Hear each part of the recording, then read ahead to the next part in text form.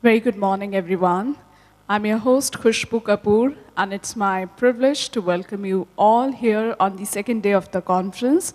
We are starting up with the scientific sessions.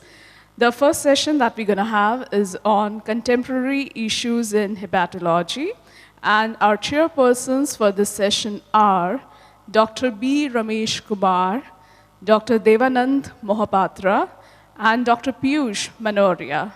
May I request our chairpersons to kindly join us on the stage and would like to request them to kindly take the session forward. Thank you. Good morning to all. Today's morning session we have contemporary issues in hepatology. For this, I'll just call on Dr. Narendra Singh Chaudhary. He'll going to speak on assessment of surgical risk in patients with cirrhosis. Dr. Narendra. Good morning all. So this is important topic we face every day. Surgery in patients with cirrhosis is associated with 8 to 25% mortality as compared to 1.1% in non-cirrhotic patients. It is obviously much higher. I will discuss following: what are mortality in different surgeries, what are causes of this high morbidity and mortality, how to predict risk, and can we decrease risk. There is some discussion about role of tips, and in some patients we can list them for liver transplantation. A 58-year-old female, she came to us last month, diabetes. There was 3 centimeter breast cancer in right breast. It was triple negative for receptors. Her workup for surgery revealed that she is suffering from cirrhosis. There was mild ascites, bilirubin is 3.4, albumin 2.7, INR okay, creatinine okay, platelets 110,000. Upper GI endoscopy showed small varices only. So numerically she is child 10, but MELD score is low, only 8. We had a discussion with breast surgery team. Obviously we are not keen for any surgery in patients with child C. They say that without surgery, she may hardly live for 1 year. Life expectancy is largely less than 1 year. They asked us what will be life expectancy if they can remove this tumor. Although she is CTP 10, but MELD is low. Platelets are largely preserved, only grade 1 varices. So we discussed with breast team and patients' attendants. I will discuss later. Breast team says that they can do surgery in local block and not in general anesthesia. That will be equally good. And she is not a candidate for rescue liver transplantation in view of recent breast cancer diagnosis. So this is 1984 study that looked at abdominal operations in patients with cirrhosis, and another study in 1997, again, abdominal operations in patients with cirrhosis. So 92 patients, mortality in child A was 10% compared to 30% in child B and 82% in child C. Although a large time difference, 1984 versus 1997, but results are similar. Patients with child C, they had high mortality rate in open abdominal surgeries. Then 2007 study, they looked at MELD score. 772 surgeries, large series. By multivariate analysis, MELD was important. MELD, American Society of Anesthesia, class and age. In patients with MELD less than 8, 30-day mortality was 5.7, and in patients with MELD more than 20, it was more than 50%. Most of this data is from child A or child B, not for child C. As discussed earlier, child C is associated with very high mortality rate. It is important that patients with child A, these rates are acceptable. Lap chole is largely acceptable, but very few patients with child C. So why these patients are more susceptible for complications after surgery? Due to portal hypertension, portal flow is already reduced, and this decreased hepatic perfusion at baseline, it makes cirrhotic liver more susceptible to hypoxemia and hypotension. General anesthesia agents, they reduce blood flow, intra-op hypertension. These patients are more prone for hemorrhage, intermittent positive pressure ventilation, pneumoperitoneum. They all further decrease hepatic blood flow, and traction on abdominal viscera also, it may cause lower hepatic blood flow.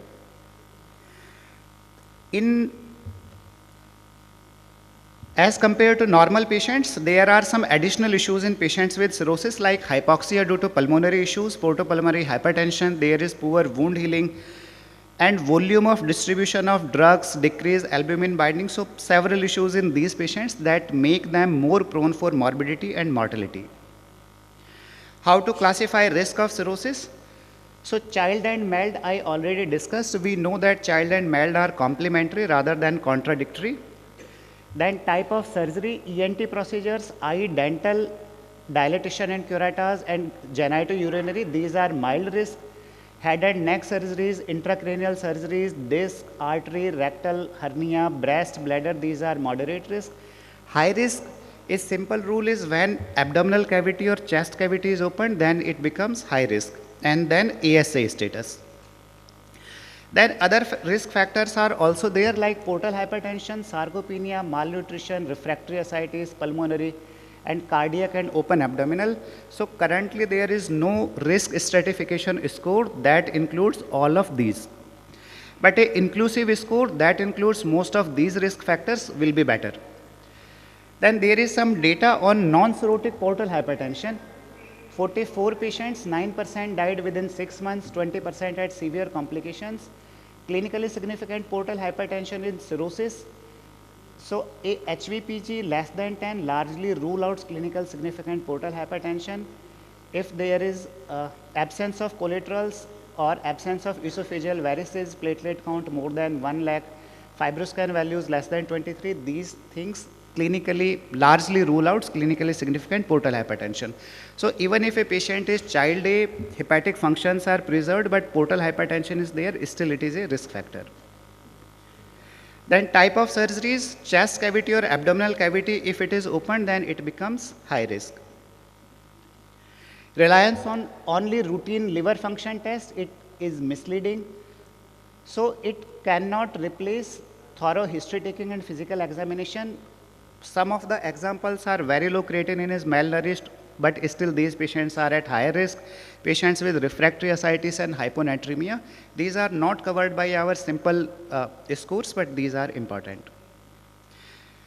So child and mild, then ASA physical status classification, Mayo postoperative mortality and vocal pain, these are currently available scores that we can study. Mild and 30-day mortality, mild less than 7, mortality is 5.7 only, mild 8 to 11, mortality is 10%, mild 12 to 15, 25% mortality. So as mild increases, mortality after surgeries increases. Mayo score, so bilirubin, creatinine and INR, these are parts of mild. Then it includes age, ASA scores, 3 for compensated cirrhosis and 4 for decompensated, and etiology. So it is more inclusive as compared to simple mild. When we put these values, so these are index patients values. It says if we do a surgery, breast cancer surgery is not covered in these. So if we do a surgery with these, 7-day mortality, 30-day mortality will be 24% and 90-day mortality will be 36%. Then vocal pain score is more inclusive than child mild or Mayo risk score because it covers more factors. In this original study, this model performed better than mild sodium, child or Mayo risk score. This is how we calculate, it is online calculator. Age, albumin, total bilirubin, platelet count, BMI less than 30 or more than 30, etiology is NAFLD, ASA score. If it is emergency or elective surgery, then it provides a drop-down menu for surgery type also. And these are drop-down, abdominal open, abdominal lap, abdominal wall, vascular, major ortho or chest or cardiac procedures. So all the procedures are not covered in this score. But it is, still it covers more areas as compared to other scores. So this is index patients parameters. It says 30-day mortality is 24, largely similar to Mayo. External validation of this score also showed that it is better than other scores. Comparison of risk scores, vocal pain performed better than Mayo, mild sodium, mild or child's. Then some medications are not safe in patients with cirrhosis. Paracetamol is relatively safe up to 2 to 3 grams. Opioids require dose modification. These drugs should not be used. Beta blockers modification is required. ACE inhibitor should not be used due to kidney functions. Protein pump inhibitors, if we can avoid, we should avoid. Otherwise, esomeprazole is better than pantoprazole. Statins, dose reduction. Aspirin is better than clopidogrel. And zolpidem half-life increases in these patients twofold. So 5 mg can be given, 10 mg should not be given. Pain management. Paracetamol or tramadol can be given, but maximum dose of tramadol is 75 mg. Opioids can be given, and for neuropathic pain, these medications can be given. So all medications are not applicable here. Then some data on pre-op tips. We know that ascites and portal hypertension is a risk factor for post-op morbidity and mortality. So this study compared 90 patients, 1:1 matched. It is retrospective data. They matched for etiology, sex, age, child class, ASA score, mild and surgery type. So TIPS was done in half of patients and there was no TIPS in 45 patients. ACLF in 3 months, it developed in 13% of patients versus 33%. And mortality was 18% versus 38%. So, but this is largely retrospective data. There is no good prospective series. TIPS is associated with cost issues. So at present, it cannot be recommended. But if TIPS is recommended other way, like a patient with refractory ascites, that is for hernia surgery, then it is better to do a TIPS and followed by surgery rather than direct surgery. Clinical practice update published in 2019. So there is no single definitive risk stratification system. We should use multiple methods. There is higher surgical risk with hepatobiliary surgeries. Other intra-abdominal procedures, thoracic surgery and cardiovascular procedures. Child more than 10 or mild more than 20, there is high risk of death and we should avoid surgery if possible, or some of surgeries can be done together with liver transplantation like bypass. TIPS is not currently recommended and we should avoid excess volume or depletion.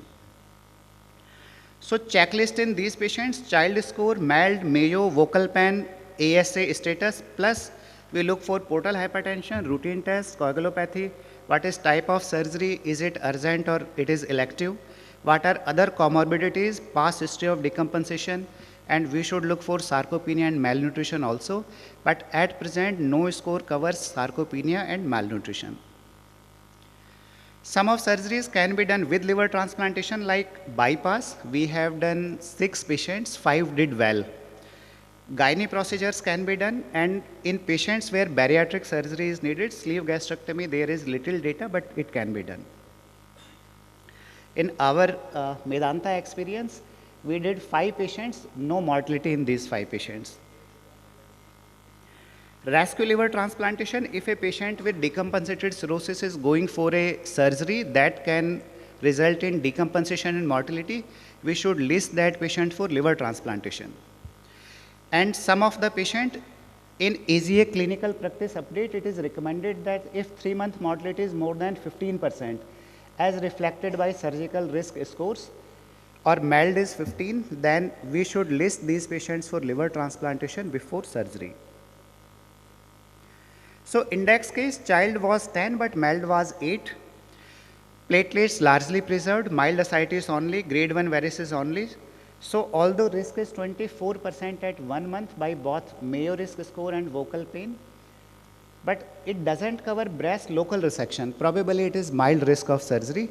So we discussed with family, surgery was done under block anesthesia, not under GA. She is doing good at 1 month, no worsening. So we can summarize. If it is elective surgery and cirrhosis is there, child A and B, mild is less than 10, low to moderate risk surgery can be performed with risk, after explaining the patient that still there is some risk of morbidity and mortality. If it is child C, mild more than 15, we should consider delay or alternative surgeries. If mild is less than 10, child A or B, but it is high risk of surgery or significant portal hypertension, then if we can postpone, we should postpone. If it is emergency life-threatening condition that requires surgery, they can go ahead with proper risk stratification. TIPS is not covered. As I said, there is largely retrospective data, but TIPS If it is otherwise indicated in refractory ascites or recurrent bleed, then it is better to do a TIPS followed by surgery.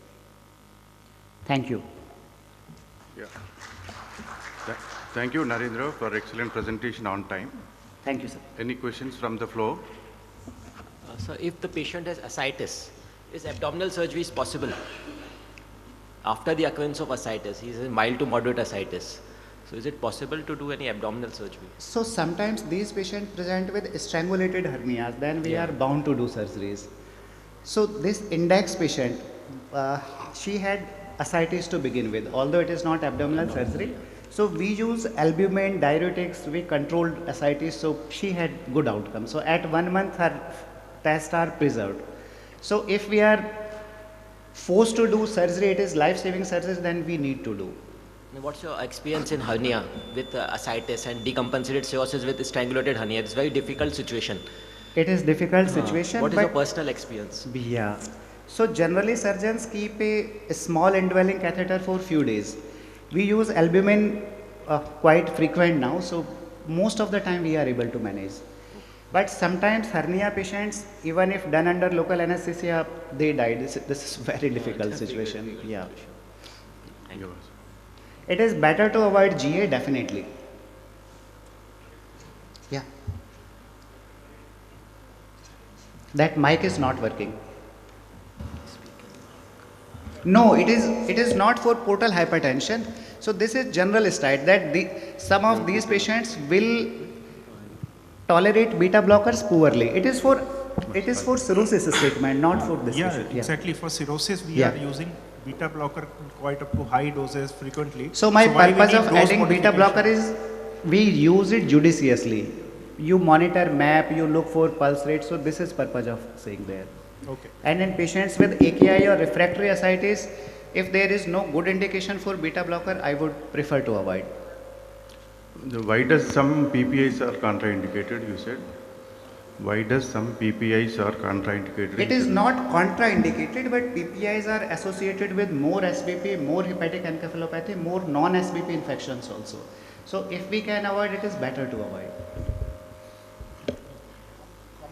Commonly, we come across acute cholecystitis and chronic cholecystitis with child C and sometimes pancreatitis. And in those cases, we admit those cases and the surgeons feel that they have to operate if it is emergency. And the anesthetist, basically, they normally don't prefer to give general anesthesia. They don't consider fit. What is your experience in that?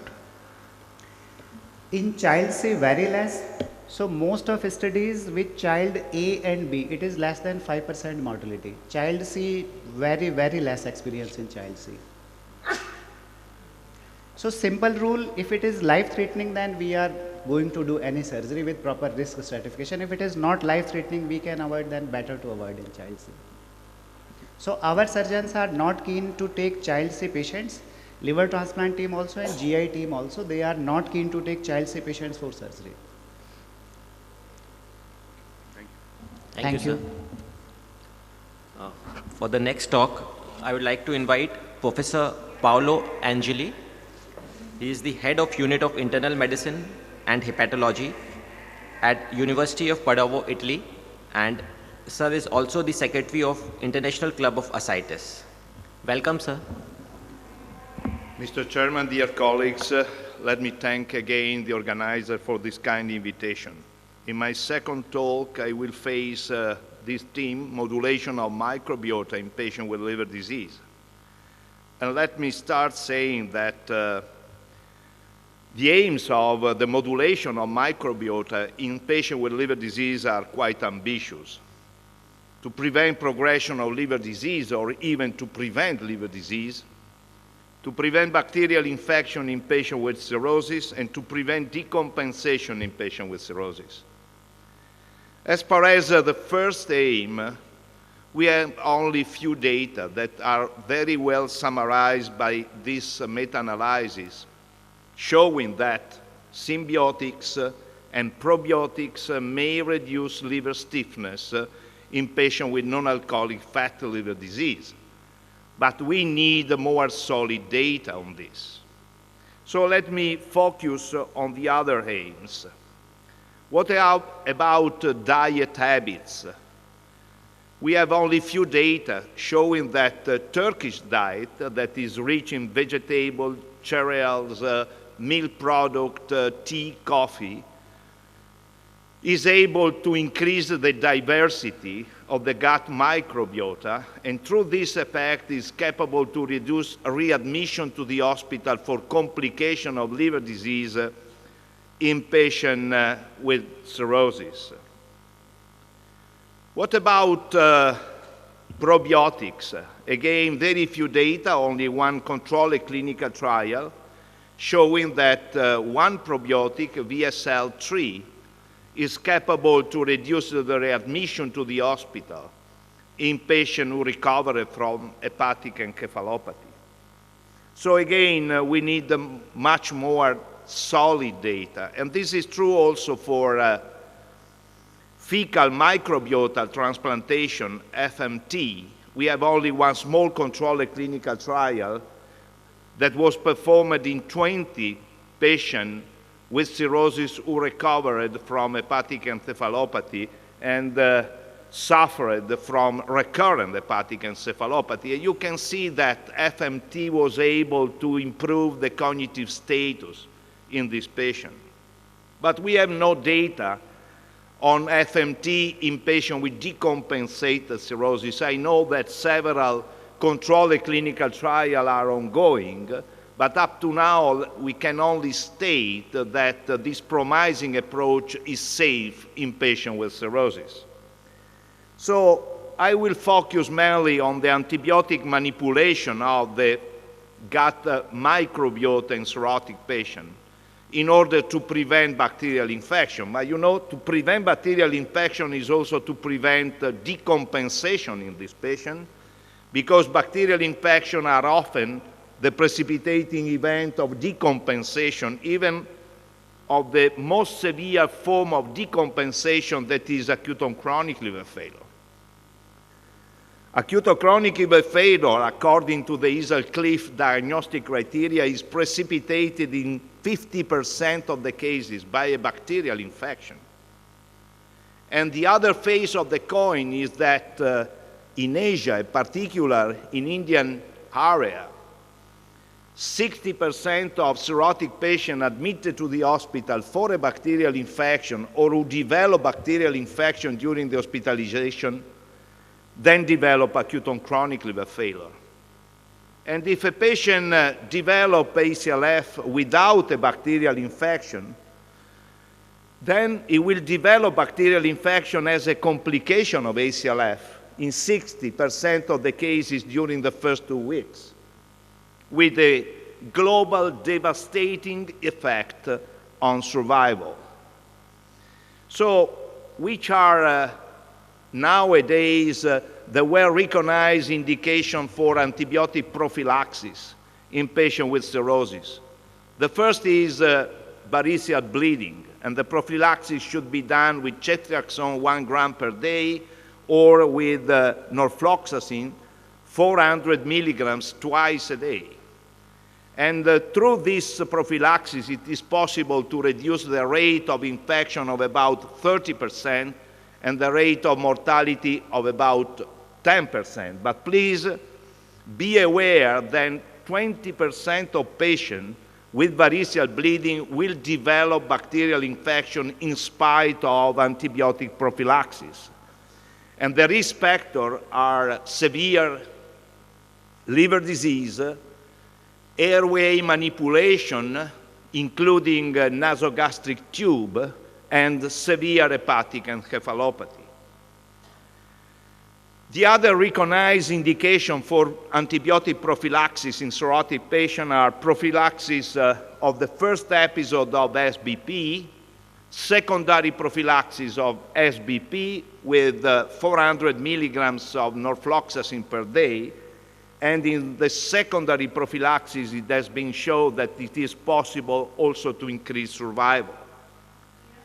You can say, oh, this guy is quoting studies that were published more than 30 years ago. You are right. But the efficacy of norfloxacin, the prevention of bacterial infection in cirrhotic patients, has been confirmed recently by this controlled clinical trial that has been performed in France. Well, there are some concerns about the long-term use of norfloxacin in cirrhotic patients. The first one is there is an high and increasing rate of bacteria resistant to quinolones around the world. The second are severe adverse effects, cardiovascular effects, I mean. And the third is concern about the selection of multi-drug resistant and extensively drug-resistant bacteria.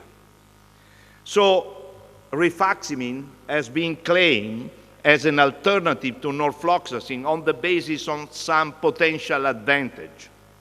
The first among them is that it is not absorbed at the intestinal level. This is not completely true in patients with advanced liver disease.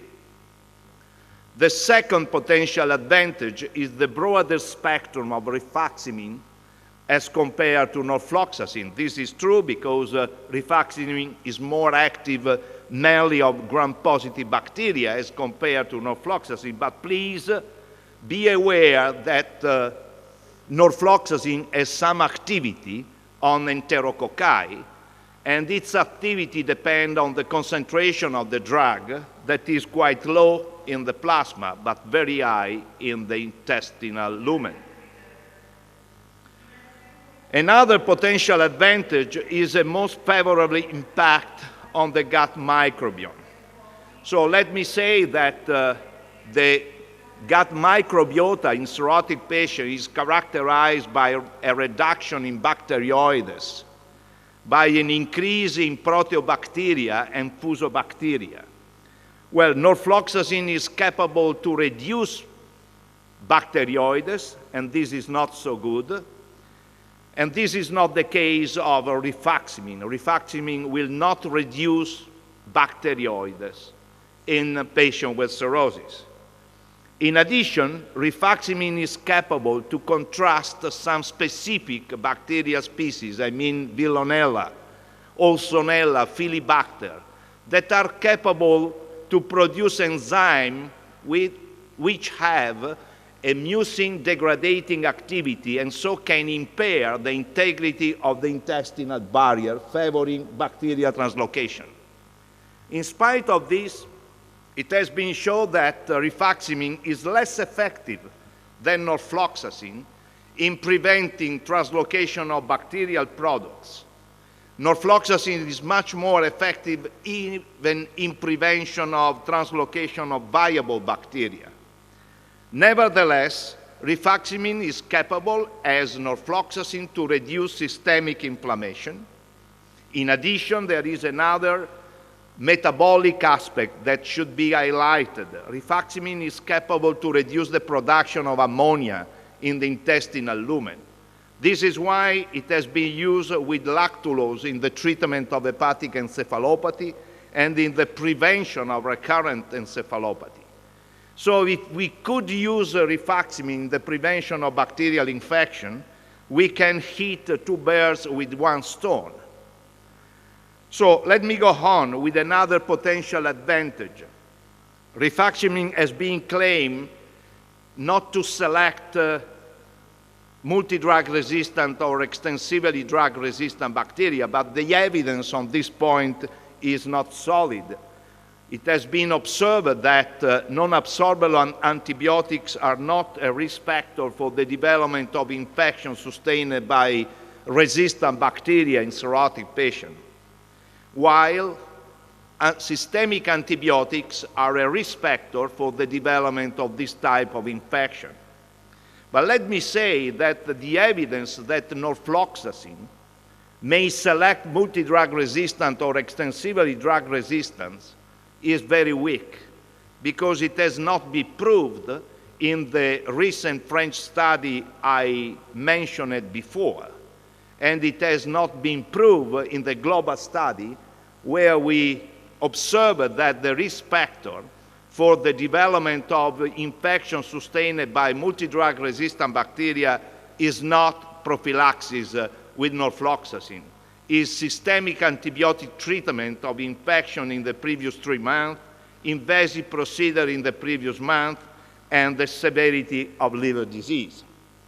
Finally, another potential advantage of rifaximin is the greater susceptibility versus multi-drug resistant bacteria.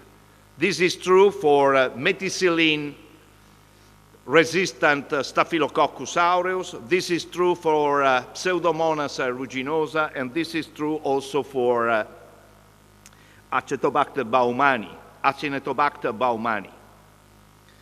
Well, these are potential advantages of rifaximin over norfloxacin. But when we look to the clinical studies comparing rifaximin versus norfloxacin, the results are controversial. There is this controlled clinical trial proving that rifaximin is much better than norfloxacin, but the trial has a low quality. Then we have a prospective study showing that norfloxacin is as effective as rifaximin. And finally, another prospective study showing that norfloxacin is much more effective as compared to rifaximin in the prevention of SBP in patients with cirrhosis. So I cannot leave you with some take-home messages. I will leave you with a note, and more specifically with the liver hope. This is a controlled clinical trial that we have handed in November last year. We will analyze the data in February this year, and we will present probably the final data that I hope could be positive during the next ILC meeting in Vienna. Thank you very much for your attention. Thank you, sir, for a wonderful lecture. The session is open for any questions or comments. How about combining rifaximin with norfloxacin? Does it help? Sorry, I didn't take... How about combining norfloxacin with rifaximin? Does it help? I don't know. I have no experience of this combination. It may be an option. Another option may be to give them in alternative time, you know. So any recommendation of giving probiotics? Means the studies are there in ACLF or cirrhotics to prevent hepatic encephalopathy. Probiotics. Sorry? Any evidence of giving probiotics? Giving? Probiotics. Probiotics. I have not direct experience of this option. Sorry, I cannot answer this question. So all along, all the publications have mentioned about giving norfloxacin as a prophylactic drug in patients with GI bleeding and infection. Nowhere in the past it has been mentioned how long it has to be given. And that's why there have been studies where, have been continuation of norfloxacin for indefinite period of time. What is your recommendation? How long should we give norfloxacin, for what duration following an episode of bleeding? In patients with variceal bleeding, well, the idea is to give the antibiotic prophylaxis for 7-10 days, because this is the time during which the risk of infection is high.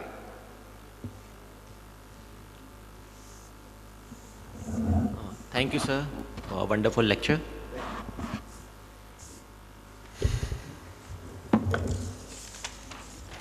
So the next topic is common musculoskeletal disorders and chronic liver disease. And I would like to invite Dr. Sunil Dadich, who is a senior professor and head Department of Gastroenterology, SN Medical College, Jodhpur. To his publications, he has more than 50 original research papers, and he has received multiple awards and best poster and presentations in ISG, INASL, PENSA. He is a governing council member of SGEI, INASL, ISG and ISGCon, Rajasthan. And he has organized midterm ISGCon, INASL. Welcome, sir. Thank you. Thank you, Mr. Chairman, for the kind introduction. And I'll thank the ISG Secretariat for giving me this opportunity to speak on this topic. The topic given to is very vast, and most of it is descriptive.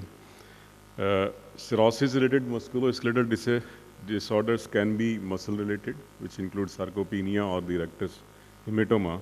It could be osseous, like hepatic osteodystrophy, fractures, osteonecrosis, or it could be infective complications like cellulitis, NF, septic arthritis, osteomyelitis, or there could be a stigmata of portal hypertension, which can present as cutaneous or musculoskeletal manifestations, like wall varices, hemorrhagic complications within the wall, tumor mats within the wall, or it could be iatrogenic with the post-paracentesis bleed and wall hernias, wall edemas, and anasarcas. So I'll discuss few of them one by one in brief. Since there's less of literature available, so I'll be, my talk is more of descriptive. Starting with hepatic osteodystrophy, it's a spectrum which includes osteopenia to osteoporosis to osteomalacia, very common in our country compared to the Western world. Again, if you go by the etiology of cirrhosis, the hepatic osteodystrophy is present in 1/3 to 50% of patients with cirrhosis, depending upon the etiology of underlying disease. The factors which leads to bone loss in cirrhosis are severity of disease. Higher the higher the MELD score, higher the CTP score, more severe is the bone disease. Very low BMI, a BMI less than 19, closely correlates with the presence of hepatic osteodystrophy. Again, alcohol has the direct and as well as the indirect effect on the bone metabolism, and it's associated with the bone changes. Physical exercise, again, these patients are mostly bedridden. Lack of exercise leads to bone changes. Muscle wasting, the sarcopenia itself exaggerates the manifestations of osteodystrophy.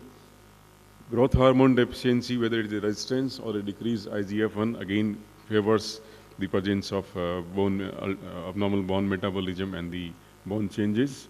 Hypogonadism, again, is associated with the bone loss because of less of estrogen, progesterone, and testosterone. Again, vitamin D abnormalities associated with cirrhosis leads to the reduced bone synthesis. Medications, especially the steroids, are commonly associated with the abnormal bone metabolism in these patients. So if you go by the vitamin D metabolism in liver cirrhosis, vitamin D undergoes two-step hydroxylation process. The first step occurs in the liver at the level of 25, and the second step occurs in the kidney, and the active form is synthesized with this 125 dihydrocholecalciferol, which is the active form. In the absence of hepatic hydroxylation, there is a reduction in the level of 25 OHDD in the blood. So in vitamin D, in cirrhosis, the vitamin D, there is a reduced blood level, there is increased degradation, as well as there is a reduced availability of active form of vitamin D in the liver, in the blood circulation. So how to diagnose this bone disease in patients with liver cirrhosis? There are many biochemical markers available, but none of these biomarkers are tested in patients with chronic liver disease, so they cannot be recommended in the routine clinical practice. So how to diagnose them? The only way to diagnose the bone abnormalities in liver cirrhotic patients is by doing bone mineral density by DEXA, and you calculate this T-score. Any T-score less than 1 minus 2.5 is osteoporosis. Or in symptomatic patients or a patient with a history of fragility fracture, you can do the spine X-ray to diagnose these abnormalities. Treatment includes the calcium and vitamin D supplementation, at least 1000 milligram of calcium and at least 800 international unit of vitamin D. So anybody who has cirrhosis or a severe cholestatic, chronic cholestatic liver disease, severe cholestasis means bilirubin more than 3 for more than 6 months, give them calcium, vitamin D, and then measure the BMD. If the T-score is normal or osteopenia, you can measure them serially, keep on treat the underlying disease, keep on supplementing the calcium, vitamin D. If they have a history of fragility fracture or a osteoporosis, which means the T-score is less than minus 2.5, you do the further diagnostic workup to rule out the other causes of bone loss, do thyroid function test, go for the blood levels of calcium, phosphorus, vitamin D if needed, look for the presence of hypogonadism, and get the X-ray spine if indicated. If the person is clinically symptomatic, get the spine X-rays done. If there is hypogonadism present, treat it.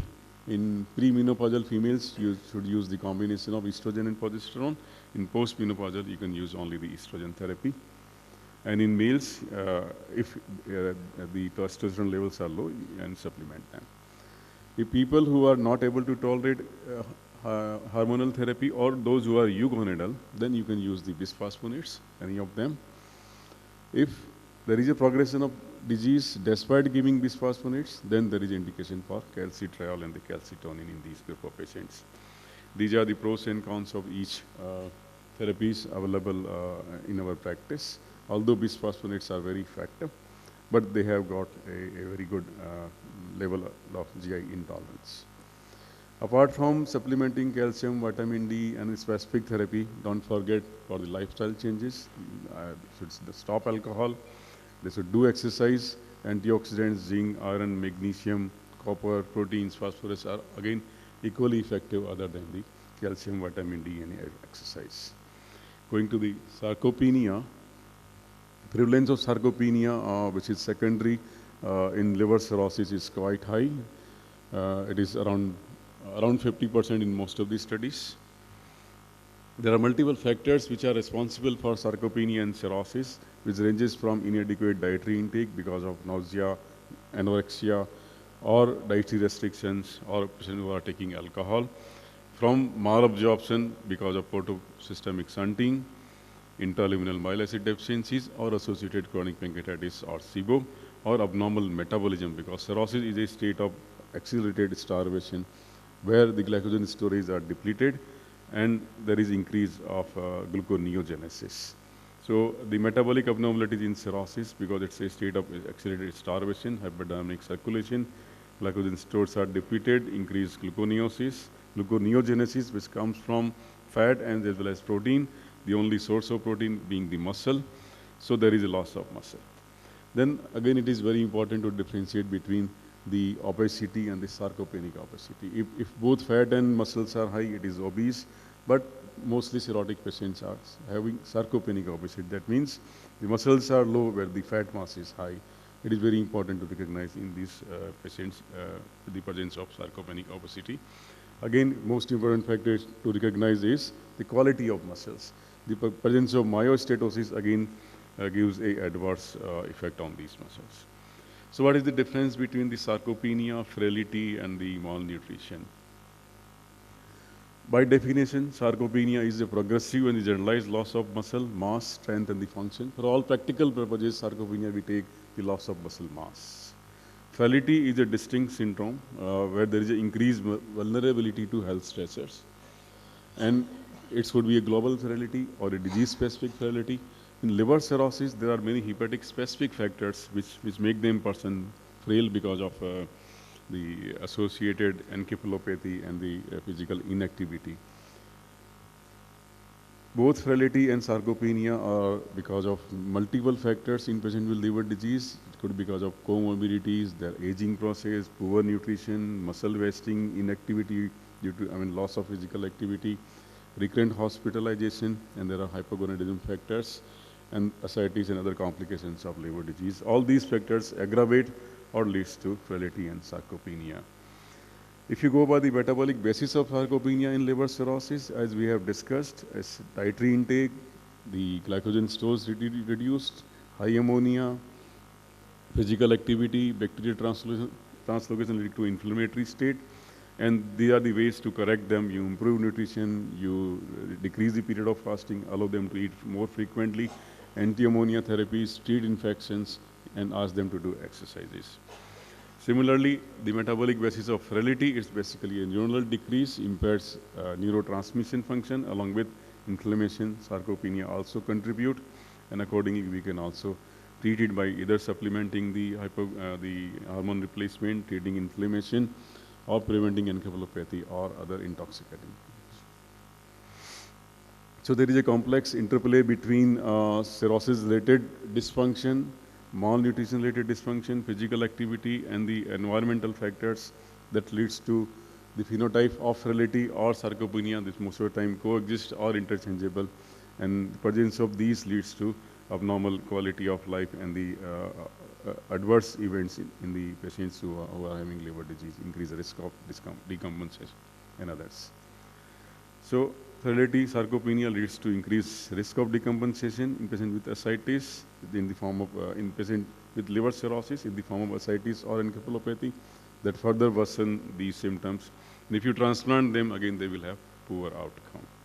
How to assess sarcopenia? You find the cases, assess them by the various tests like the grip strength or the chair strength test, and then you confirm by the quality or the quantity of muscle with the help of DEXA, biological impedance, or CT or MR. Once it is confirmed, then you look for the severity. There are various ways and means of assessing the sarcopenia, tools available, right from the screening to the confirmation. And the best way to diagnose frailty is to go for the liver frailty index. It's a simple combination of grip strength, chair strength, and the balance. And any frailty index more than 4.4 means the liver person is frail. And this is the summary of how these assessment tools can be used in clinical practice to define whether the person has got frailty or the sarcopenia. What is the effect of sarcopenia in the mortality? There is increased mortality, and sarcopenia is not included in the scoring system of liver prognosis. Again, people with sarcopenia have a higher risk and higher prevalence of minimal and the overt encephalopathy in this group. This is very important. With the same MELD, MELD less than 15 or similar MELD, if the person is having sarcopenia or no sarcopenia, there is a huge difference between the mortality and the outcome. So sarcopenia independently predicts the mortality and survival. Again, post-transplant mortality is very high and is predictable in patients who have a pre-transplant sarcopenia. Again, the quality of muscle is important. The people who have got myosteatosis along with sarcopenic obesity will have the abnormal outcome. How to treat them? Treat the liver-specific factors, physical exercise, enroll them in the FET program, then calorie intake and the treatment of other things. Coming to the infections, why these patients are prone to get infections? Because of loss of natural barrier, high reticuloendothelial system activity is reduced, serum factors are also again reduced, polymorphonuclear cells and the RES cell activity and the inflammatory markers are again abnormal. There are many iatrogenic factors which are responsible because of frequent hospitalization, invasive procedures. These could be septic arthritis, osteomyelitis, discitate, or prosthetic joint infection. Septic arthritis, very common in cirrhotics. In a study, it is found to be 2 times higher in patients with cirrhosis in those without cirrhosis. How to diagnose it?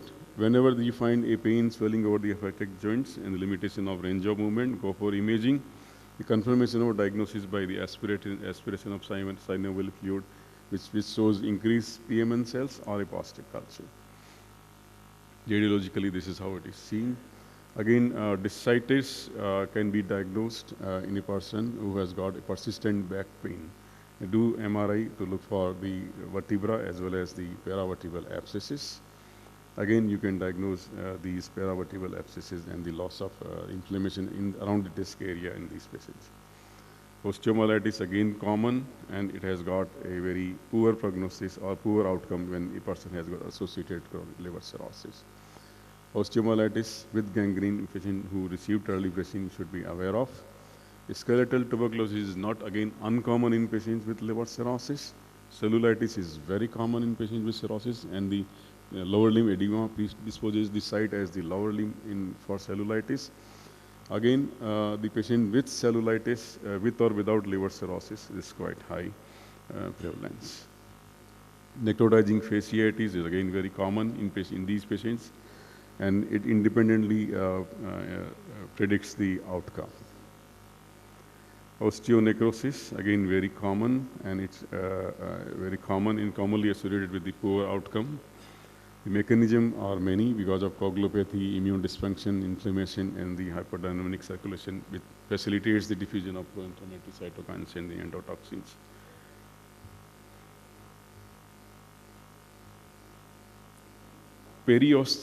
Prosthetic complications are again very common because there is increased number of patients who are undergoing total joint arthroplasty in patients with liver disease because of the bone and the joint related problems. I'll just finish. And there are these are few of the pictorial review of the musculoskeletal other complications of liver cirrhosis like fat edema, fluid retention. They are not basically complications, that's just a manifestation of. And post-paracentesis wall hematoma. Again, the tumor secondaries within the parietes. Rectus wall hematoma, again common, but it's uncommonly diagnosed.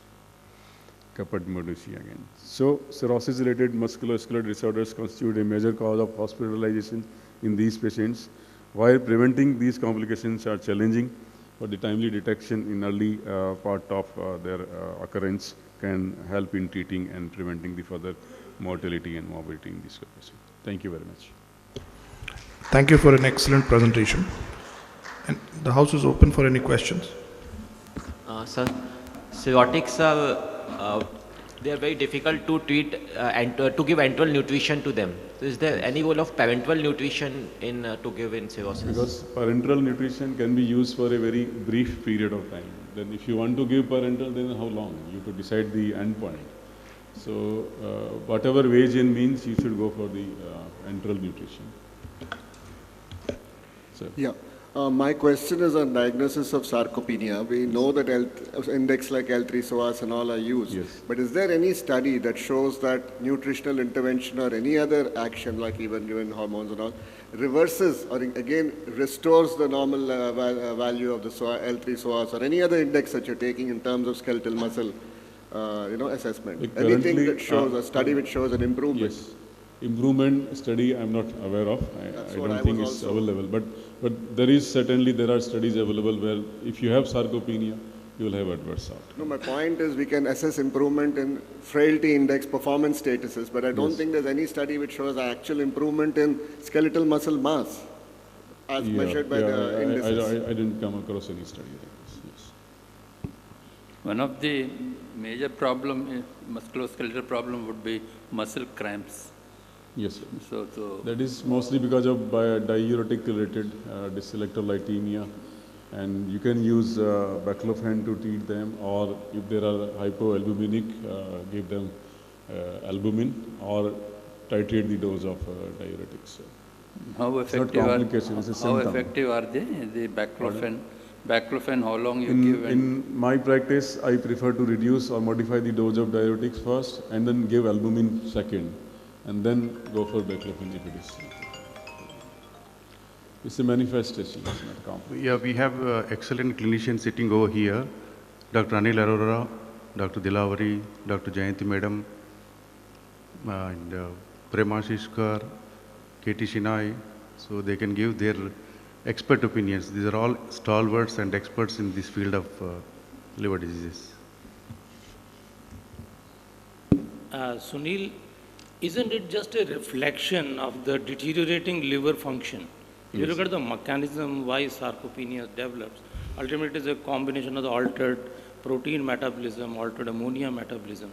So unless you take care of the liver, it is just another component of, let's say it is a S child score. You have 5 components in child, add 1 more. So I think this should just be taken as a prelude of a deteriorating liver function rather than trying to read too much in between. Because you can do nothing, as Shiva very rightly said. Whatever you may do, so far as liver is bad, it is going to be futile exercise. So these are the patients who in the early stages, maybe even if before child becomes really bad and then fit enough to be listed for liver transplantation, this may be add-on phenomena. Yes, sir. But sarcopenia is also age-related, unrelated to underlying liver disease also. So the age is again the factor which also contribute to the occurrence, apart from, as you rightly said, the underlying liver disease or liver dysfunction. Dr. Parimal, Dr. Parimal. Sunil, yes, we have established full-time hepatology units in the country, right?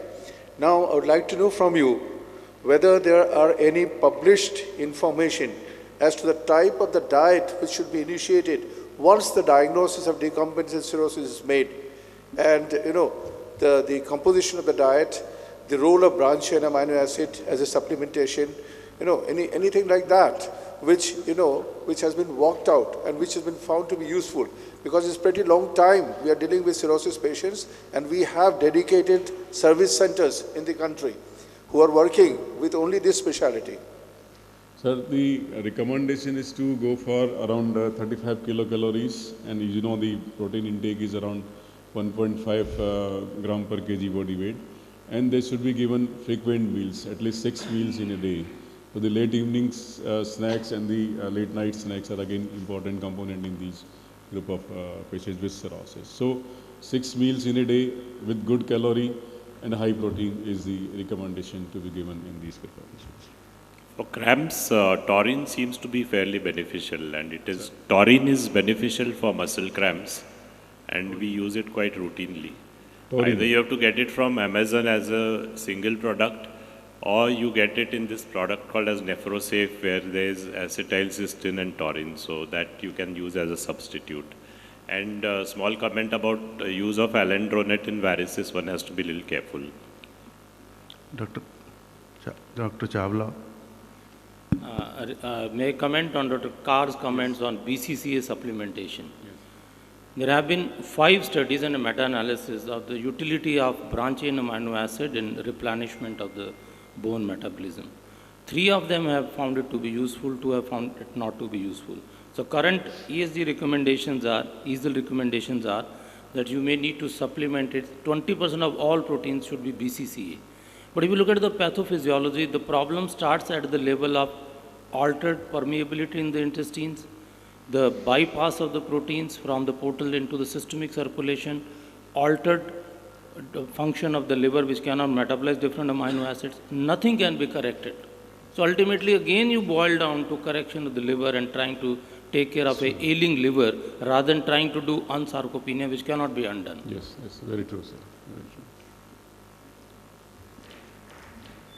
Pertinent question was asked by Dr. Shiva.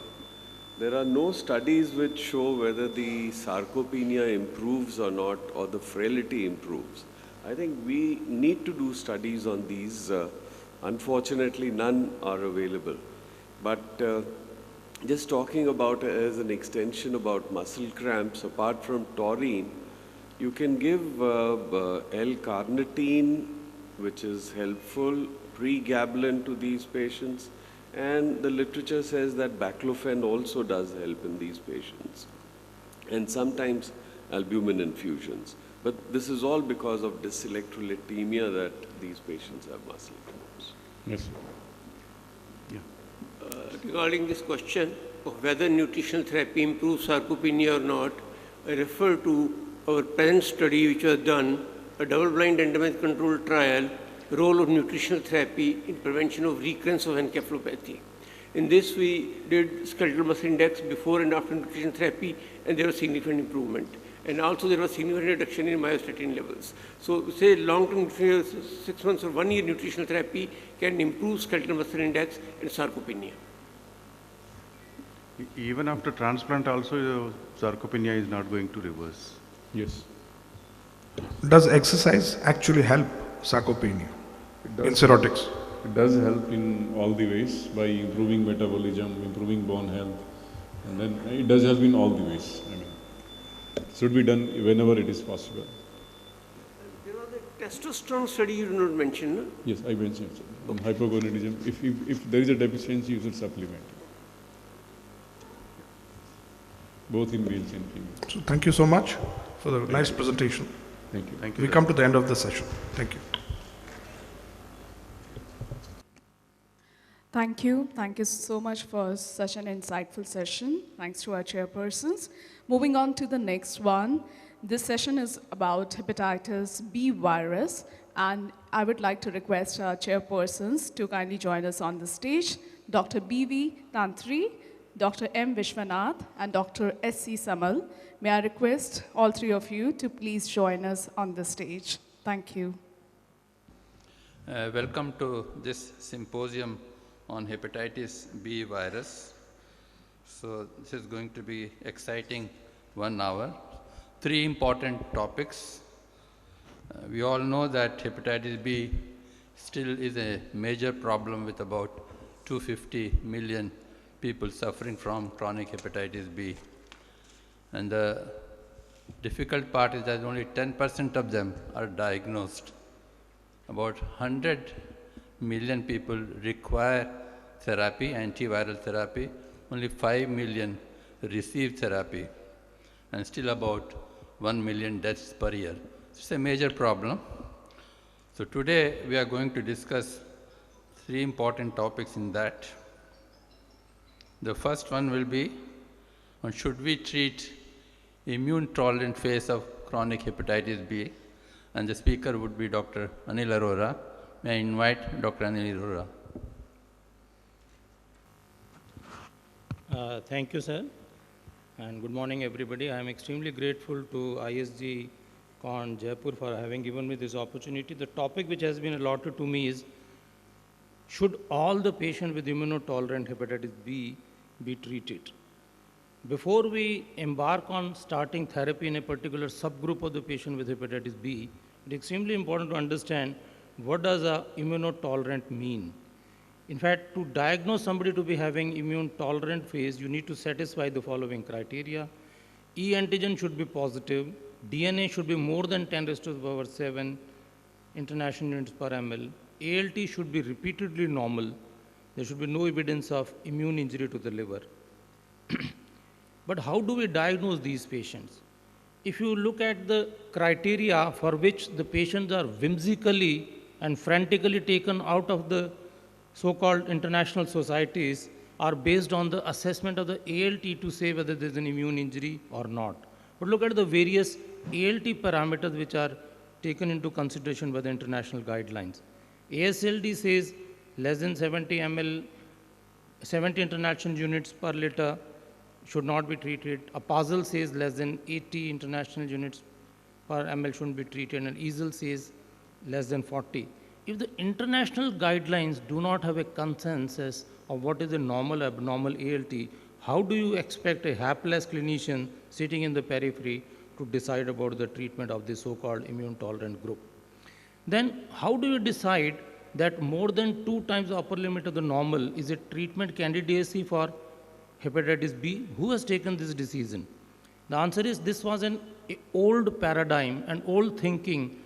I'm sure Dr. Chawla would recall that during the times of use of pegylated interferon in treatment of hepatitis B, we were taught in our wards by Dr. B.N. Tandon that if you have raised ALT more than 2 times of the upper limit of the normal, this is the subgroup of the patient who will respond to pegylated interferon. But is it true in 2023? We still do not know. Is it true in the era of orally available nucleotide NAs? We do not still know.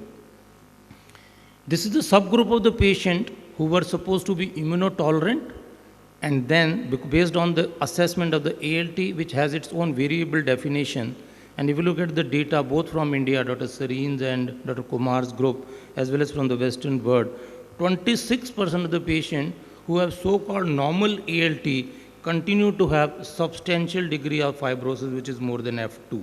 So they certainly are not having a normal liver. Then what about the possibility of progression of cirrhosis in E antigen positive with so-called normal ALT?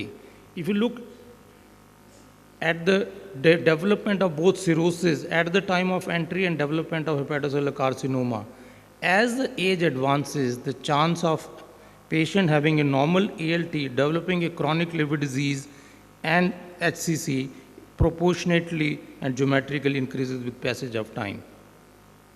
Both the risk of complication as well as the development of cirrhosis and HCC is a factor of time. As the age is increasing, you have a proportional increase in both cirrhosis and hepatocellular carcinoma. Again, this is all in patients who were not given treatment because they were supposed to have so-called normal ALT. In fact, the best argument for treating these patients come from this study from Taiwan called REVEAL study, which is a landmark study. This was a study of a large number of 23,000 patients, and mind you, this was the only study possibly which will never be repeated, which gives us a good natural history of management of hepatitis B. And look at the results they have. In fact, the cumulative incidence of cirrhosis is proportionally related to the degree of rise in HBV DNA. Higher the DNA, the higher the chance of development of cirrhosis. Moreover, the fact that you have DNA of more than 10 raised to the power 4 copies per ml, you have the highest chance of development of the cirrhosis. Not only that, if you look at the risk factors which are responsible for development of hepatocellular carcinoma in this subgroup of the patient, most important was the presence of E antigen positivity, not the ALT. ALT was not the factor which will decide whether the patient will have HCC. So the most important factor which will decide the occurrence or the development of the new HCC is a factor called DNA. The higher the DNA, you have a 14 times higher risk of development of hepatocellular carcinoma. So the implications in this study, which is one of the best and most quoted study, unlikely to be ever repeated because of the ethical reasons, is that the viral level is the most important predictor of the outcome. Minimally elevated or even normal ALT does not rule out an adverse outcome. As the chairperson rightly said, only 10% of the patients who have hepatitis B know they have hepatitis B, and of those only 15% are treated. So majority of that not even diagnosed, and even those who have diagnosed, we have international guidelines which put more impediments to treatment rather than helping it out. This is further borne by this cohort study from South Korea, which clearly shows this is the outcome of the patient who were so-called immune tolerant phase. And this is a study which has conducted over the next 10 years. Look at the results of the patients. The patients who were treated versus patients who were not treated. The cumulative incidence of death, hepatocellular carcinoma or cirrhosis after 10 years was certainly higher in patients who were not treated versus those who were treated. And look at the reasons for the development of the HCC death or the transplantation. There was no difference in the so-called immune tolerant versus immune active phase. That means if you follow them up over the next 10 years, so whether you have a minimally elevated ALT or a normal ALT, your risk of development of the complications remains. Their conclusion was that the immune tolerant phase is truly benign and considers the possibility that even during the phase may contribute to significant development of cirrhosis in HCC. In fact, 25% of the deaths were attributed to these patients who were supposed to be untreatable by the current guidelines. I am lucky that we have Dr. Nora with us. I'm sure she should be around. And she is the one who wrote this article based on these observations that is it time to revise our tolerance to so-called immunointolerance in patients with hepatitis B. Moreover, even in immune-tolerant patient, it is important to remember that there is a clonal hepatocytic expansion in intention to treat patients. And these patients are not having the immunity which is totally silent. These are the patients who are having still active inflammation, and hence this Masson's group proposed that rather than calling them immune tolerant hepatitis B, it is high time that we start calling them high replication, low inflammation phase of hepatitis B. The biggest argument against treating immunotolerant patient is, does it act? Is it effective? In fact, this is the study of tenofovir given for almost 10 years in this Taiwan. And if you look at the results of these patients who are having a HBV DNA to the tune of about 5.32 logs, it has been shown that both in terms of a reduction in the degree of fibrosis progression as well as the progression to cirrhosis was better in patients who were given tenofovir or versus TDF versus those who were not given treatment. Moreover, the mere use of tenofovir in this subgroup of the patient with minimally elevated or normal ALT led to plummeting of the DNA, and there was an excellent response of suppression of the DNA. The fact is that even in immune tolerant phase, the HBV virus does get suppressed. This is a summary of all patients treated with hepatitis B with nucleoside analog, which show there is a substantial reduction in development of hepatocellular carcinoma. Why is it that we are always after ALT to decide the candidacy for treatment? After all, hepatitis B is the virus.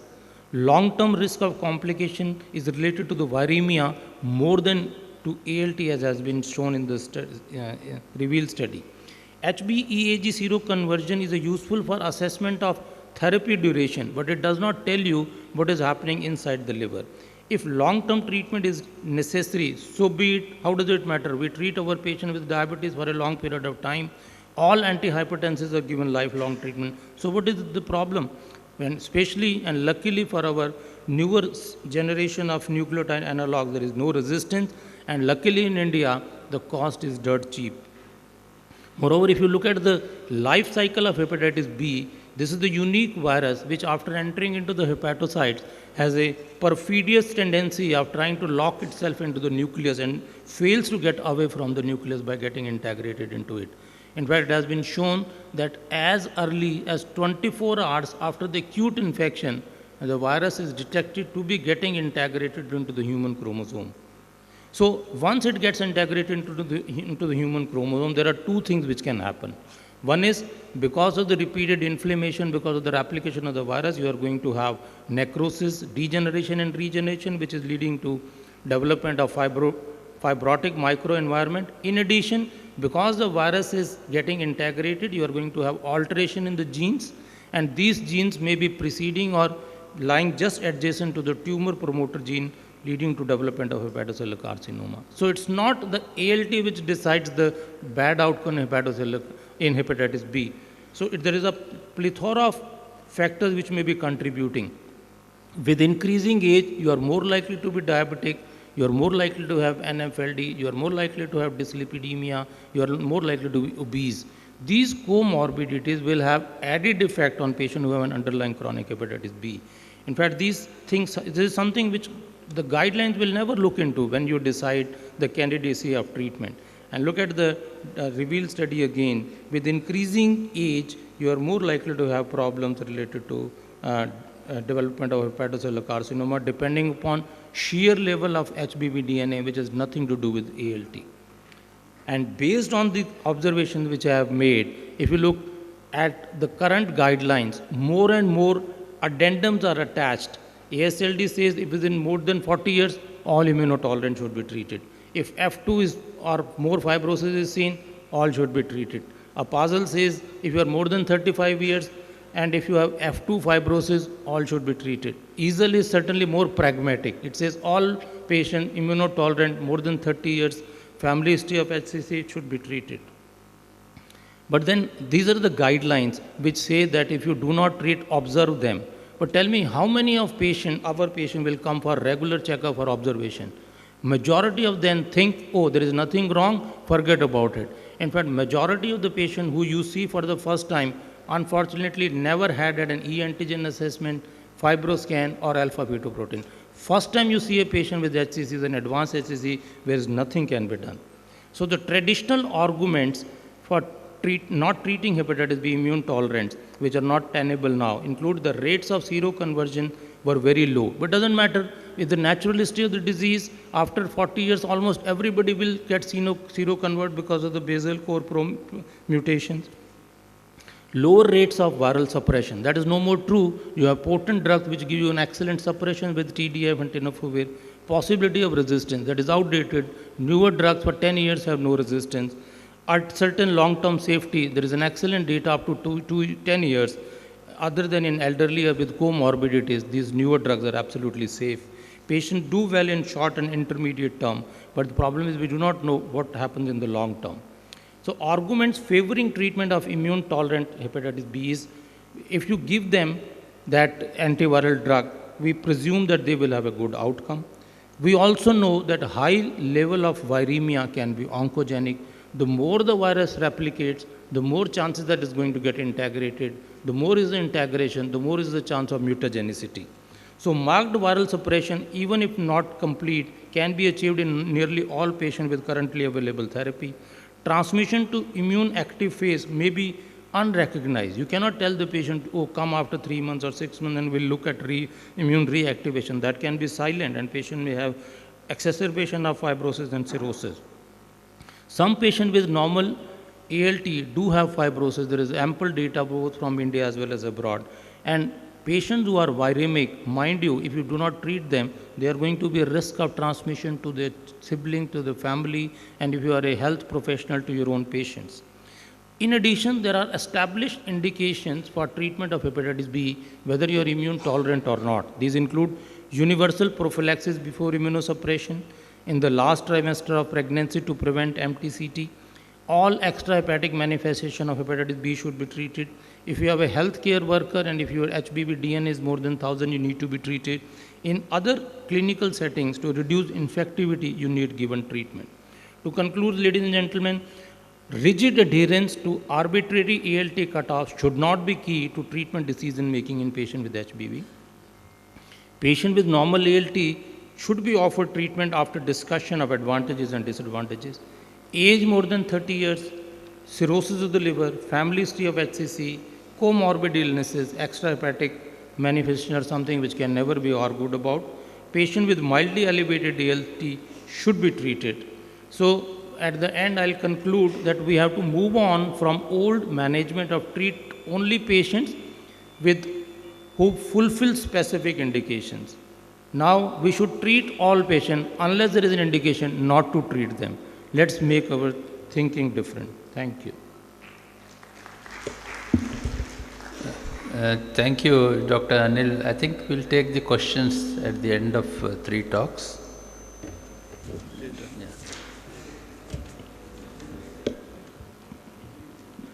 Good morning, everybody. Now I invite Dr. Rakesh Agarwal, Director in JIPMER, Puducherry. He'll be enlightening us on newer biomarkers for the diagnosis and treatment response in chronic hepatitis B. Dr. Rakesh. Thank you, Chairs. Good morning, ladies and gentlemen. Continuing with the discussion on hepatitis B virus, I have been asked to speak on newer biomarkers for diagnosis and assessment of treatment response in patients with chronic hepatitis B. May I? So, on this slide, I have listed the biomarkers, at least the viral biomarkers that we use for the diagnosis of hepatitis B virus infection and to understand the stage of disease that a patient is in. We look at some viral products. The most important of these are 2 antigens, the hepatitis B surface antigen and the hepatitis B E antigen in the blood. There is a third antigen called the hepatitis B core antigen, but that can be detected only in the liver biopsy and we don't look for it unless we are doing research. We look for viral nucleic acid, which is DNA, and we look at some analytes which are the host immune response to the virus. 3 types of antibodies. Antibodies against the core protein, where we look for total antibody as a marker of prior exposure, whether recent or past, and specifically at IgM, which is a marker of recent exposure, and we look for anti-HBs, which are protective antibodies, and for anti-HBe, with HBe, anti-HBe being measured together somewhat as an imperfect but fairly useful marker of the level of viral replication. On the right side in my slide, you see the markers that we use when we are treating patients. In addition, we do look at ALT, as we heard in the previous talk. Now, why do we what all treatment markers do we look at when we are treating a patient? So when we use nucleoside or nucleotide analogs, drugs which are very well tolerated, they reduce viral load in virtually all those who are treated. So we measure HBV DNA. In some, there is a loss of HBeAg in the blood, or there is a seroconversion from HBe to anti-HBe. So we look for these 2, HBe and anti-HBe. However, the cccDNA is not changed, and therefore we need lifelong treatment in most people. and it is also difficult to measure, as I'll also allude to later. On the other hand, when we treat patients with PEG interferon alpha, this is effective only in a subset of cases, but then this drug, when it is effective, also influences the level of cccDNA that is covalently closed circular DNA and leads to HBsAg loss, and occasionally also leads to appearance of anti-HBs. So we look for, these are the markers that we look for today when we treat patients. However, we have newer therapies on the anvil, about which you will be hearing in the next talk from Dr. Terholt, and those drugs we hope will be effective as well as well tolerated and have a finite duration of action.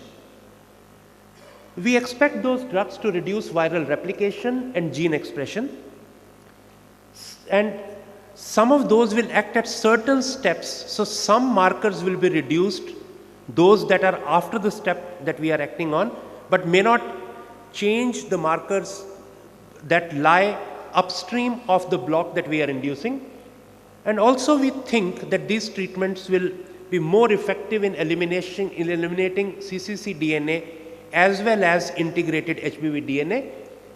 And to measure these things, elimination of cccDNA and integrated HBV DNA, we need better markers than what we have been using, and that's the focus for this talk. So what would be a good biomarker?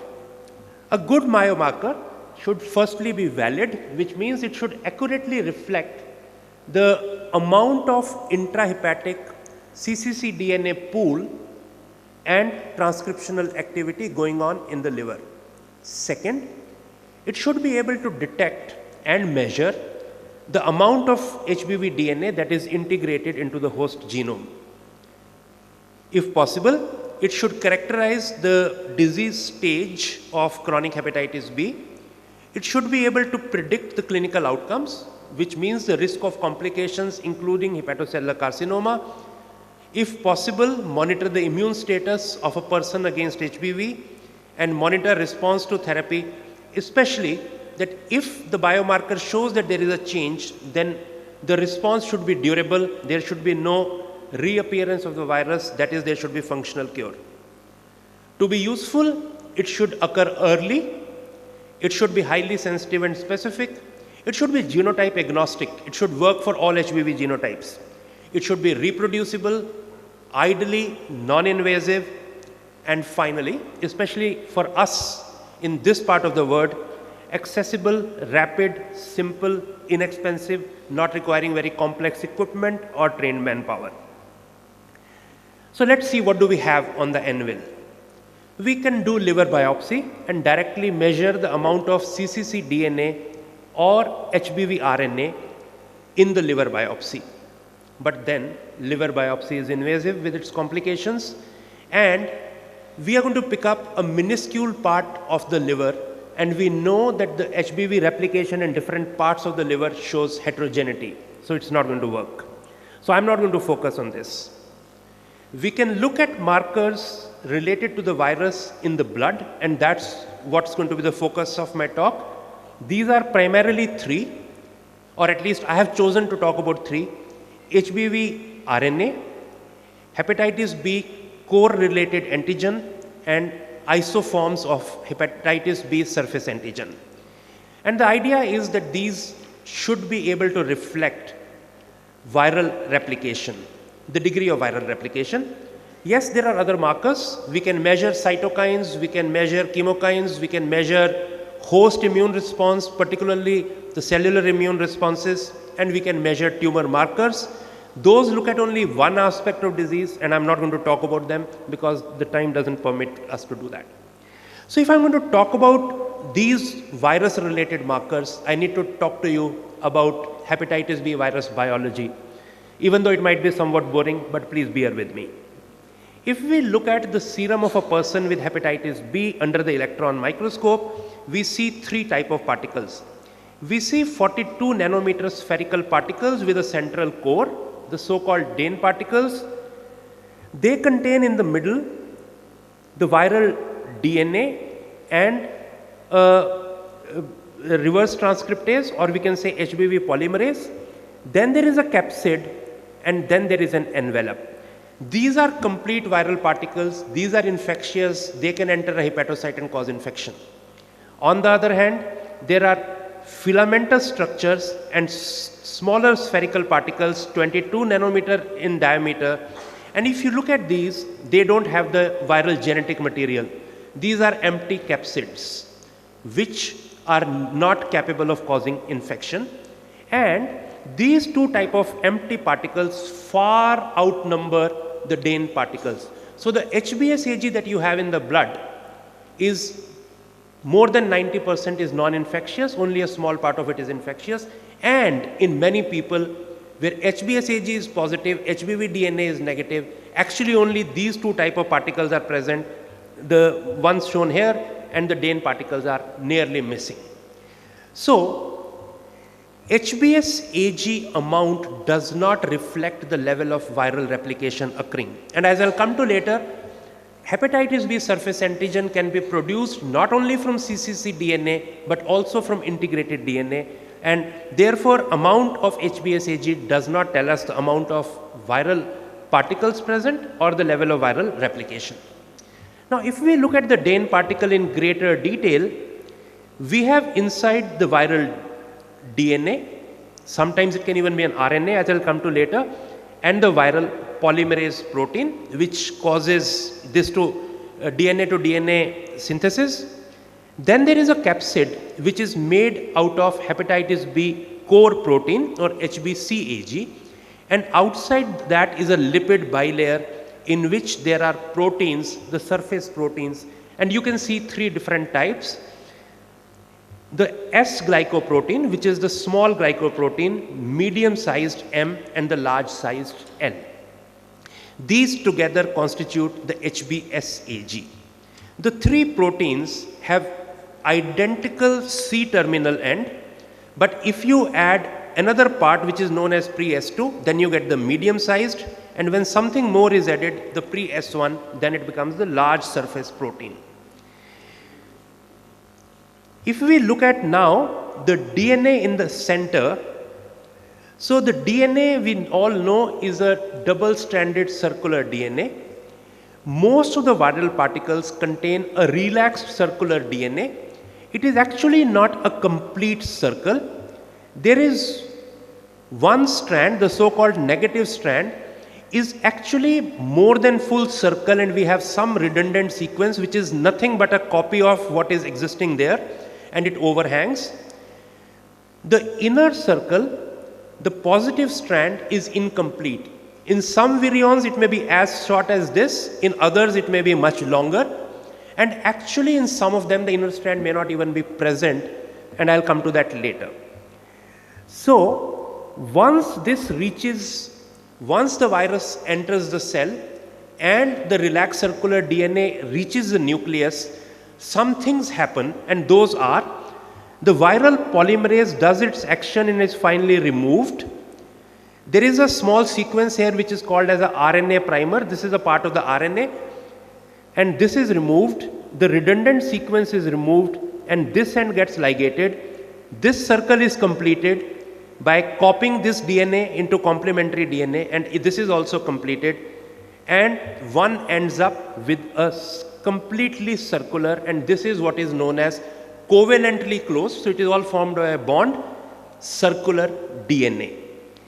During this process, remember the DNA molecules are coiled. For every 10 nucleotides there is a coil.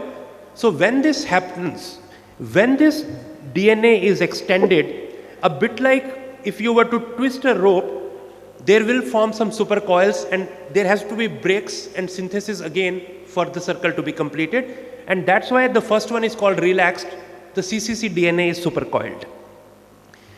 Now let's come to what is integration. So what happens is that this DNA can break somewhere, and the host DNA, which was a stretch in a chromosome, can break, and this viral DNA can go in and fit into the host cell, and this is what is HBV DNA integration. So when we look at the HBV DNA here, this DNA, once it forms a closed circular DNA, from this many mRNA molecules are produced which will go to the serum and lead to production of proteins. At least 4 mRNAs are produced. All of them end at the same place, but they start at different places. So something can start here, go all over, more than a circle. So viral genome is 3.2 kilobases, but this mRNA is 3.5 kilobases. And there are shorter mRNAs, 2.4, 2.1 and 0.7 kb. Now remember, we talked about it when the virus nucleic acid is there, it is more than a circle, there is a certain extra overhang.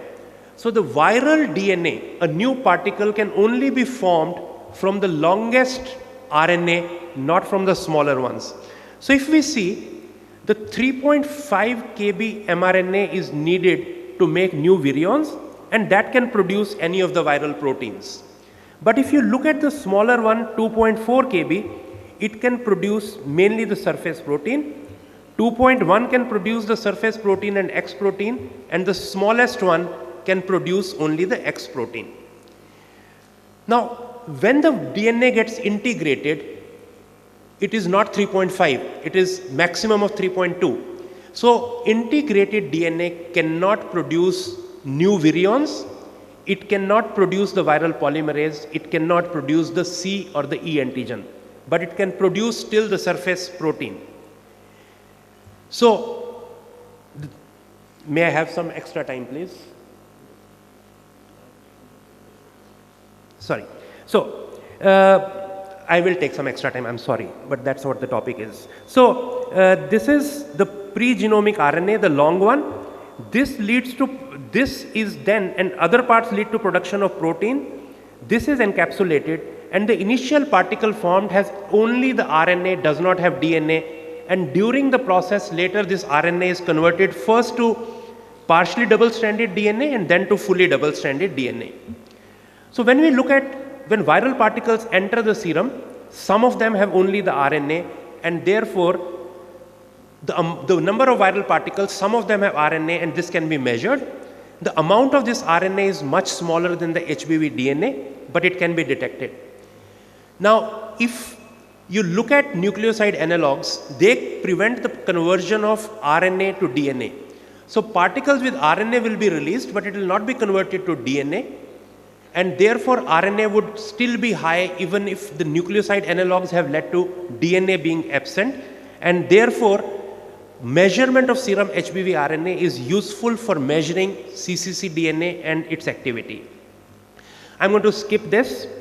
Let me skip this.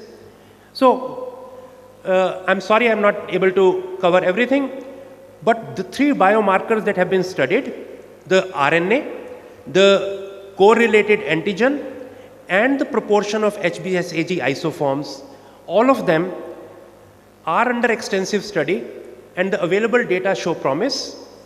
It appears that these have a good relationship with the amount of cccDNA and the replication activity. However, the methods for measuring these need to be improved further. They are very complex, they are currently at research level, and they have not become available commercially. Their clinical role also needs to be better refined. Therefore, I would say that we really need to only know that there are things that are being developed, but they have not yet reached the level at which we would like them to be for clinical practice. Some of them will have special application when we talk of newer drugs, as you would be hearing about in the next talk. And because I have not been able to complete, for those of you who may be interested, there is a beautiful review article on this in November 2022 issue of Nature Reviews of Gastroenterology and Hepatology, and I would refer you to that. Thank you. Thank you, Dr. Rakesh, for a wonderful lecture. We'll be having the questions at the end of the session.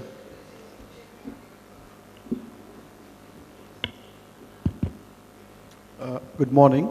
I think we'll go for the next speaker. I invite Dr. Nora. She'll be speaking on the new targets and novel therapeutic in HBV. Dr. Nora, please. Great. Thank you very much. I want to just thank Dr. Agarwal for doing a wonderful job of reminding you all about the viral life cycle. It's going to be very relevant as we go through the new targets and novel therapies for chronic hepatitis B. These are my disclosures.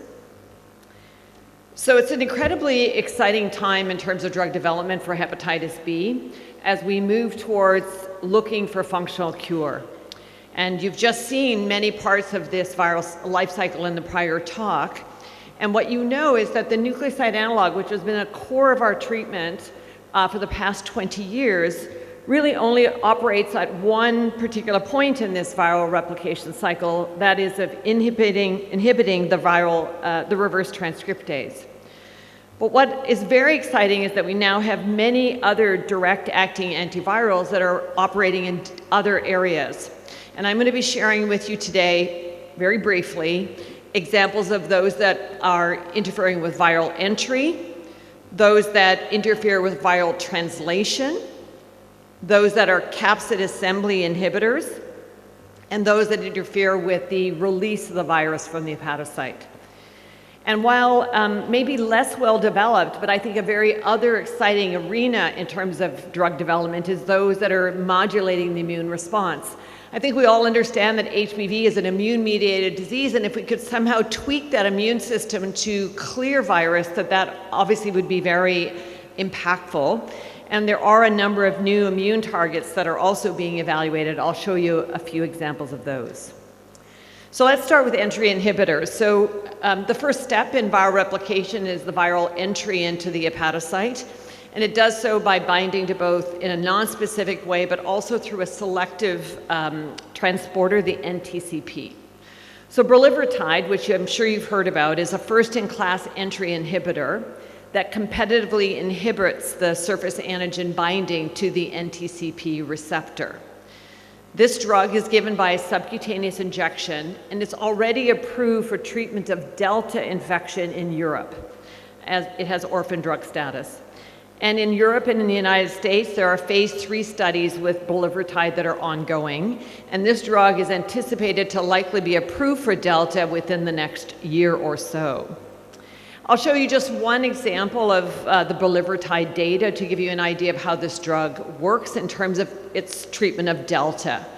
In this study, which was a phase 2 study, they treated the patients for 24 weeks with bulevirtide. All the patients were on TDF.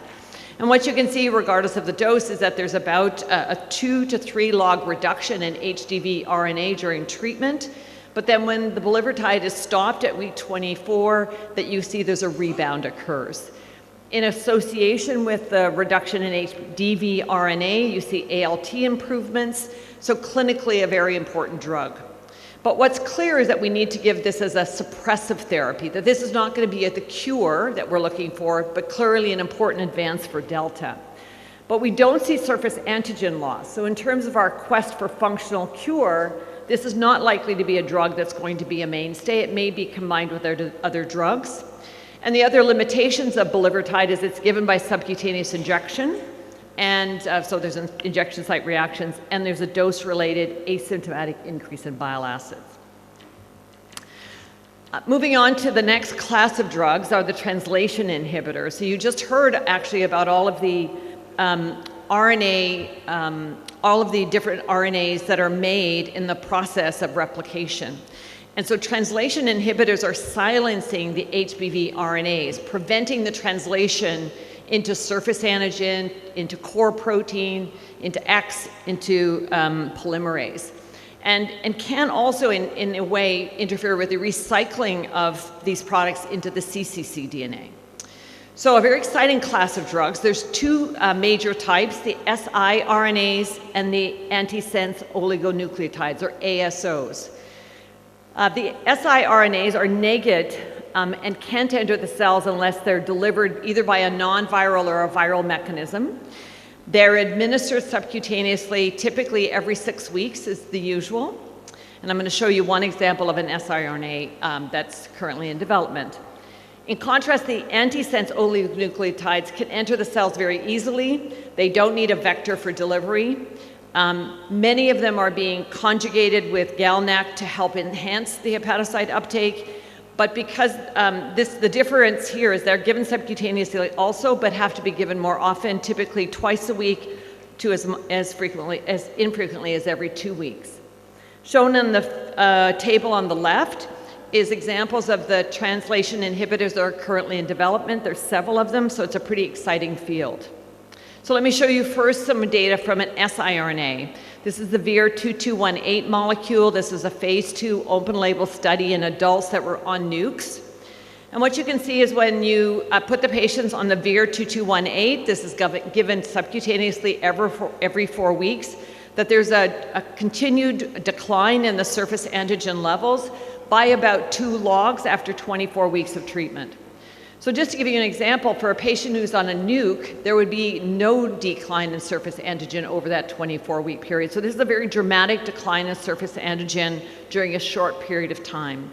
What they showed in this study is if they added PEG interferon, that they got a greater decline than with the VIR-2218 alone, suggesting some potential role for combination therapy.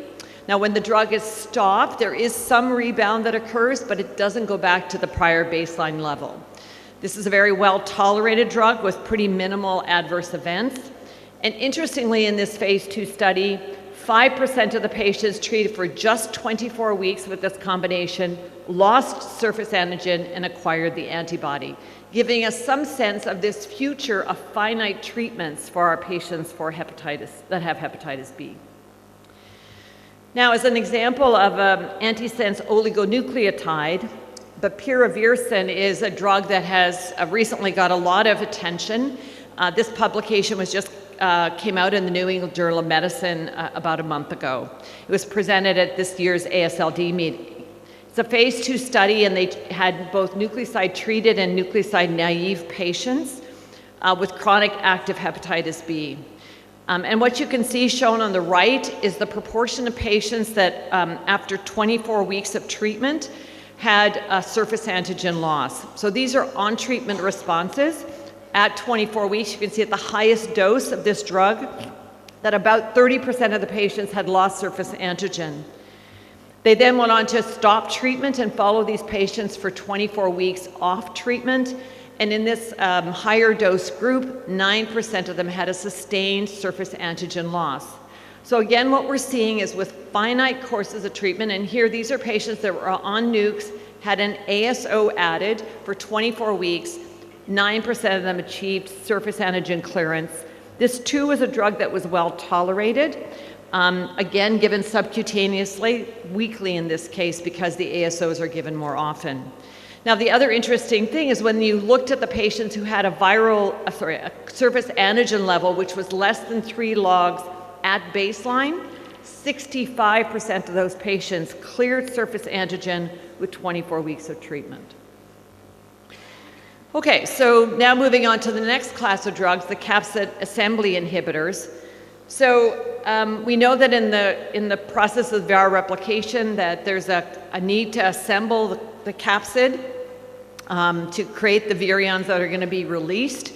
What the CAMs do is they misdirect the capsid assembly and the encapsulation of the pregenomic RNA. There's 2 types of CAMs, one that creates empty capsids and another one that creates aberrant capsids. Now, I've shown on the small table on the left that there's a great number of CAMs that are under evaluation.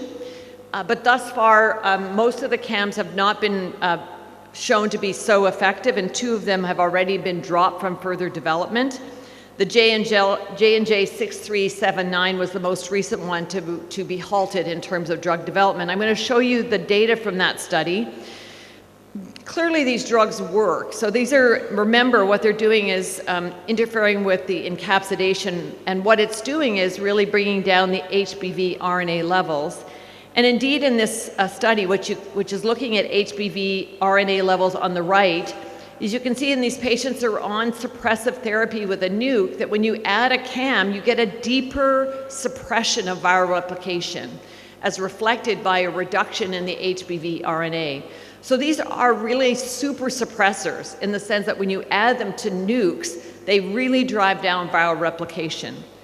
Unfortunately, it's not a sustained effect. And when you stop the drug, there's a 100% rebound in the HBV RNA when the drug is stopped. And in these studies, they've not been shown to lead to surface antigen loss. So they're not going to be drugs that by themselves will be effective in terms of getting us to functional cure, but very likely to be combined with other drugs to get a maximal suppression of HBV and HBV RNA replication. And then the final class of direct-acting antivirals that I want to touch on are the NAPs, or nucleic acid polymers.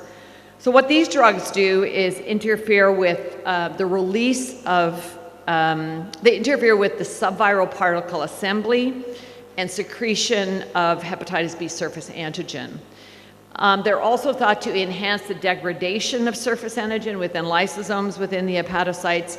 And overall, it brings down those levels of surface antigen, both the intact virions, but more importantly, those empty virions that you heard about earlier, bringing down those circulating levels in the blood.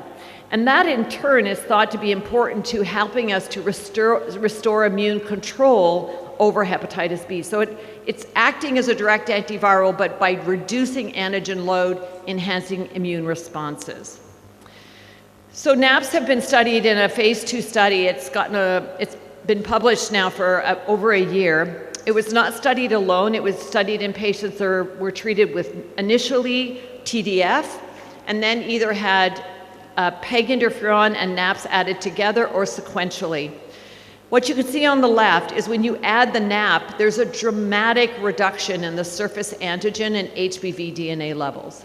These patients were treated for a full year with this combination of drugs. So it's a pretty intensive therapy because they're getting PEG interferon by subcutaneous injection weekly, and they're getting IV infusions weekly for that entire period of time.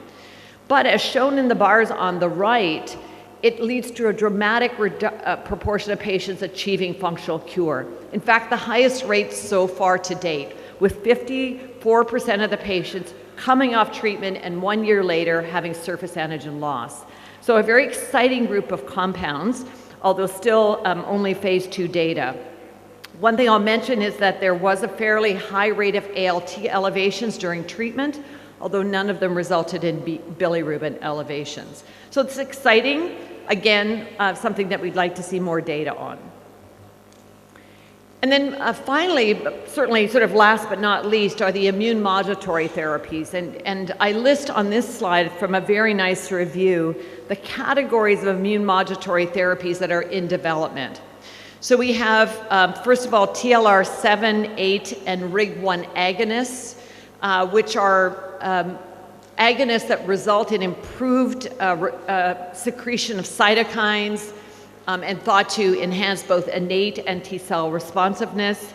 We have immune checkpoint blockade, where by blocking the immune checkpoints, we're actually seeing enhanced T-cell functionality and responsiveness. Therapeutic vaccines that are really, again, there to improve T-cell responsiveness, and then, of course, PEG interferon, which you're very familiar with.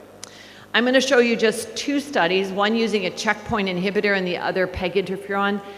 The immune checkpoint inhibitor was used as a monotherapy in patients who were NA treated. So in this phase 2 trial of 149 patients, this anti-PD-L1 molecule was given to patients subcutaneously every 2 weeks for 24 weeks. And they provided an interim analysis of 44 patients.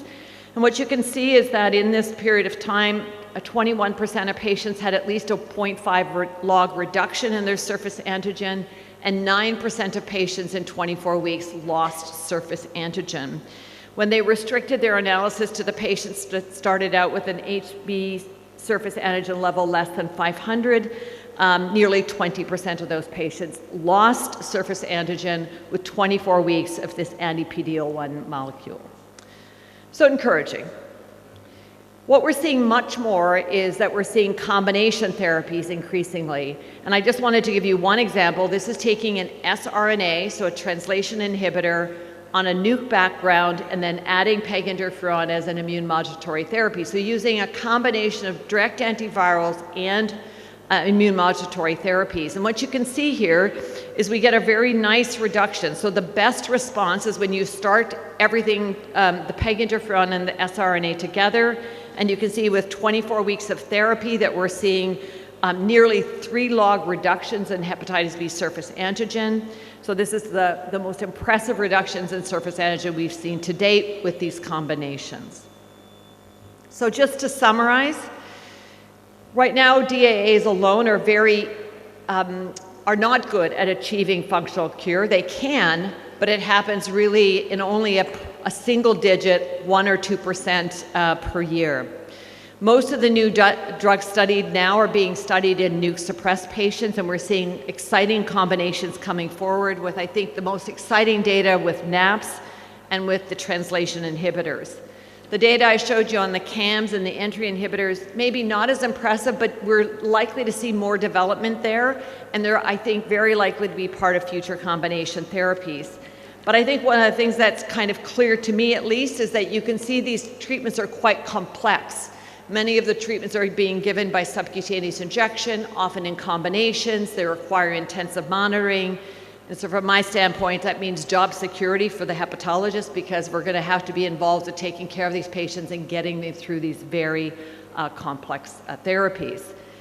I'll just leave you with just this idea, though, that there's still so much that we need to learn about how to do these, to use these new drugs. It's not a matter of like what drugs go well together and how many of them can reduce the surface antigen levels, but we need to understand which populations deserve what treatments. We need to be clear about what the endpoint should be. Is surface antigen loss the only thing we care about, or can we look at other things?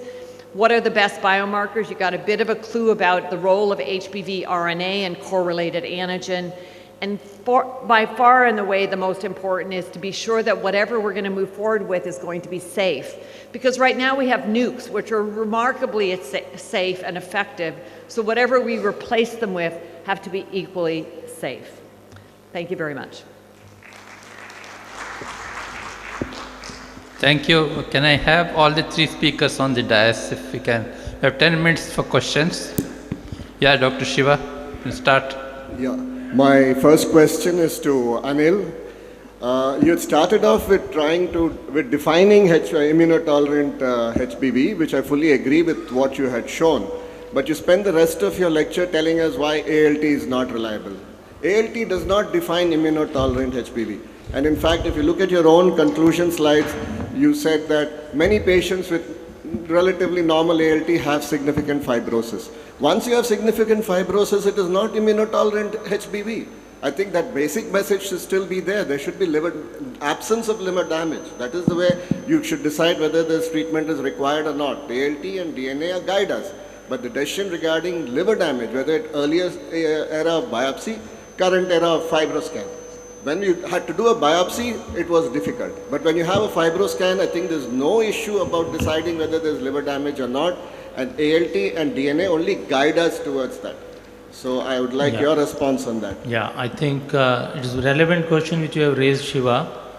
See, the problem is once you define immunotolerant, unless you have all armamentarium and the age and the comorbidities, patient thinks you have told him there is nothing wrong, you go ahead, and patient will never come back to you. No, my question is to you. If you have normal fibroscan, would you treat? Beyond 30 years, yes. If there are comorbidities, yes. If there is a family history, yes. If it is less than 30 years, if the patient is immunotolerant and on follow-up he continues to have ALT, I will not treat. More than 30 years, I will treat, because there is a direct relationship between the age of clearance of E antigen and the integration of the virus.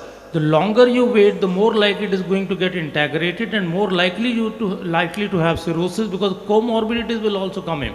There is no doubt. Beyond 30 years, I will clear. Up to 30 years, I will keep arguing with you. After that, I will stop arguing. One question to Dr. Derault. I noticed you not mentioned anything about treatments directed against cccDNA. Assume they are still experimental and really not on the horizon. Can we assume that? They're a little bit behind, but they're coming. I didn't talk about them because there isn't any phase 2 data to share with you, and I wanted to focus on ones that are a little closer to being something we'll see. But we will definitely have therapies that are targeting cccDNA. They're going to be there.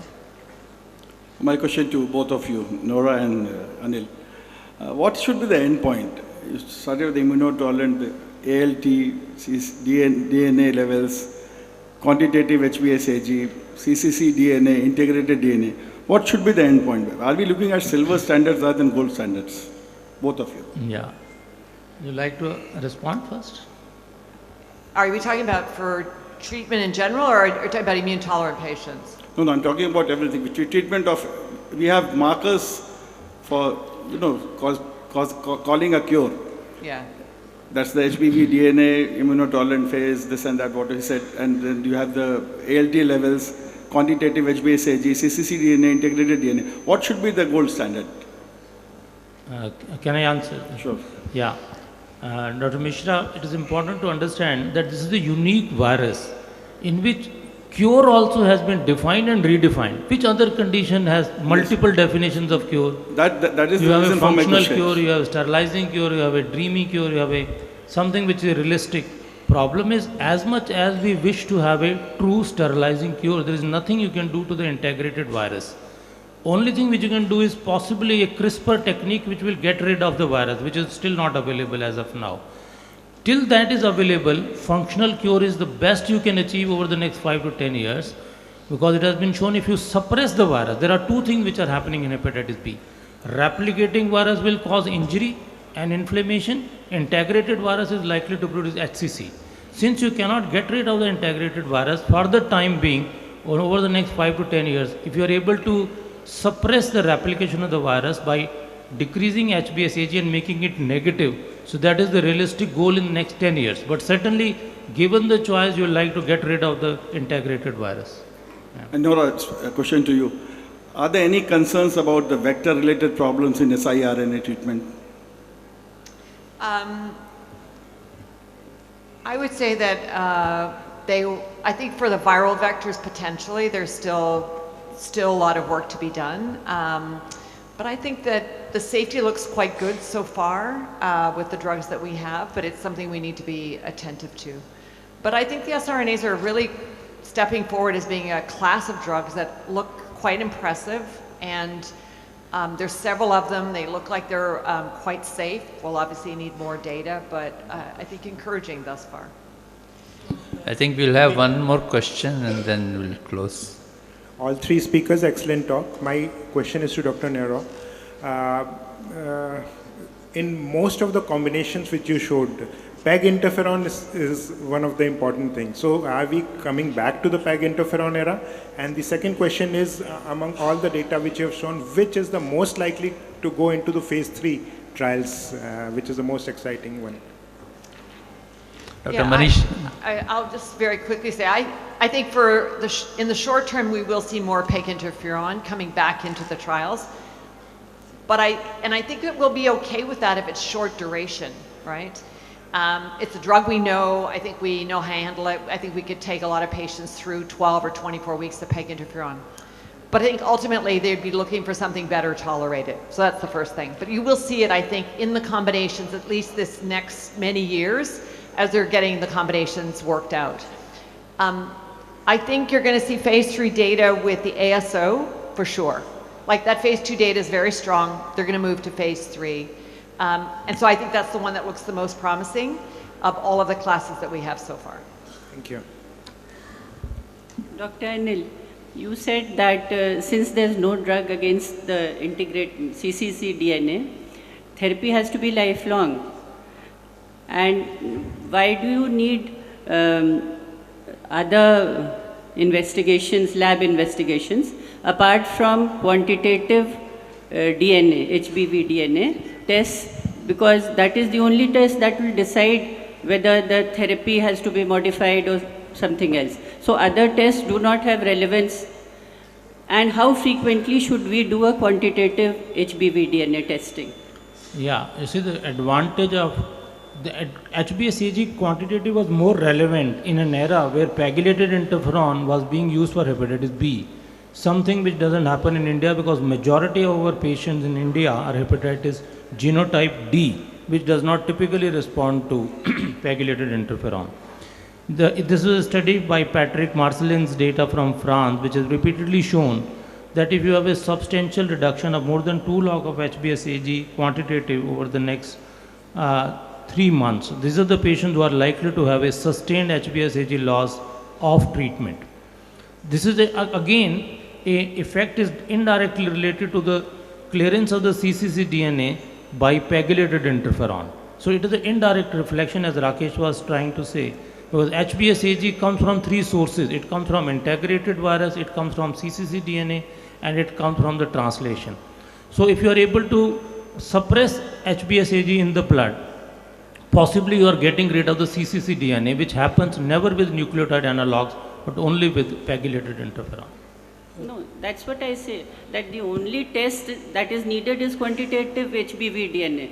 No other test has any relevance. And how frequently would you like to do this test? You see, if you look at the current indication for using and quantitating HBV DNA on patients who are on nucleoside therapy are not more than every year. Initially, you do it every 3 months for the first 6 months, then every 6 months, and if it is stable, you don't need to do it more frequently than every year unless there is a unexpected alt change in the ALT. Short of that, you don't need to repeat it more frequently than every year.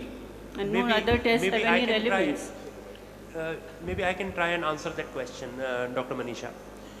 So, with the nucleoside analogs that we have available today, HBV DNA is fine. However, the question is, when do we stop treatment? And can we stop treatment in a person? And that's why the markers that I was trying to go through, which I could not complete, such as HBV RNA or HBV core-related antigen, is being looked at. However, all of them have problems. With core-related antigen, if a person has a mutation in the pre-core region or the basal core promoter region, it becomes ineffective. For RNA, it works but has limited sensitivity and specificity. So, as of today, these are being claimed to have some improvement, but they are really not proven that they are better. We are still in the research setting. For the newer drugs, where it seems that stopping drugs in a larger proportion is going to be possible, there it would become more critical to measure whether cccDNA and is still persisting and whether there is inhibition of replication sufficiently for us to be able to stop treatment. And then their role will become more important. As of today, you are right. Now coming to frequency. Most international agencies want us to continue measuring for lifelong HBV DNA levels at a certain frequency. And it is being realized that in countries such as ours, that measurement costs much more than the cost of treatment per se. It's very unlikely that in those countries where, in richer countries, there is going to be any attempt towards reducing this frequency of testing. But most of us who work in India realize that once they achieve inhibition, viral replication is very low, continued nucleotide analogs don't really lead to reappearance very often if the patient continues to be on treatment. We are really using it only as a marker of continued adherence. So there is possibly a role for reducing this, but we will have to do these studies in our country. It's not going to come from anywhere else. That's what I feel. But unfortunately, we are not doing that. We are just blindly following those guidelines. Thank you, Dr. Rakesh. And I know it's a very interesting topic. Many more questions. I myself had prepared 5 questions, and I have not asked even one. Thank you, and we close the session now. Thank you.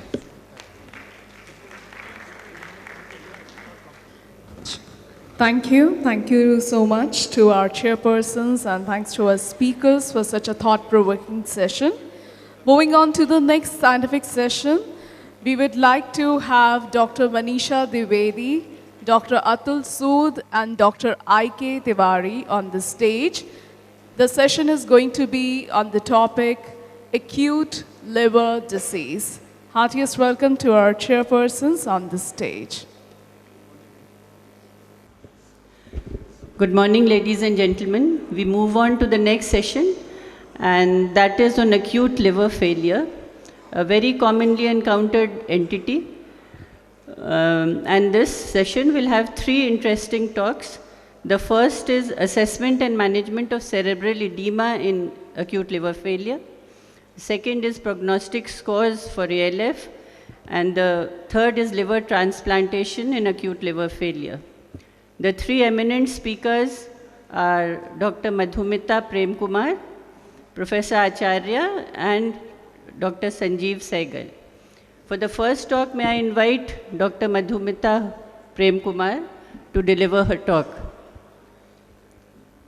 She's an associate professor of hepatology at PGI Chandigarh and has a host of awards and publications to her credit. Dr. Madhumita. Good morning to all, and I thank the organizers for giving me this opportunity to speak on the critical care assessment on patients with acute liver failure.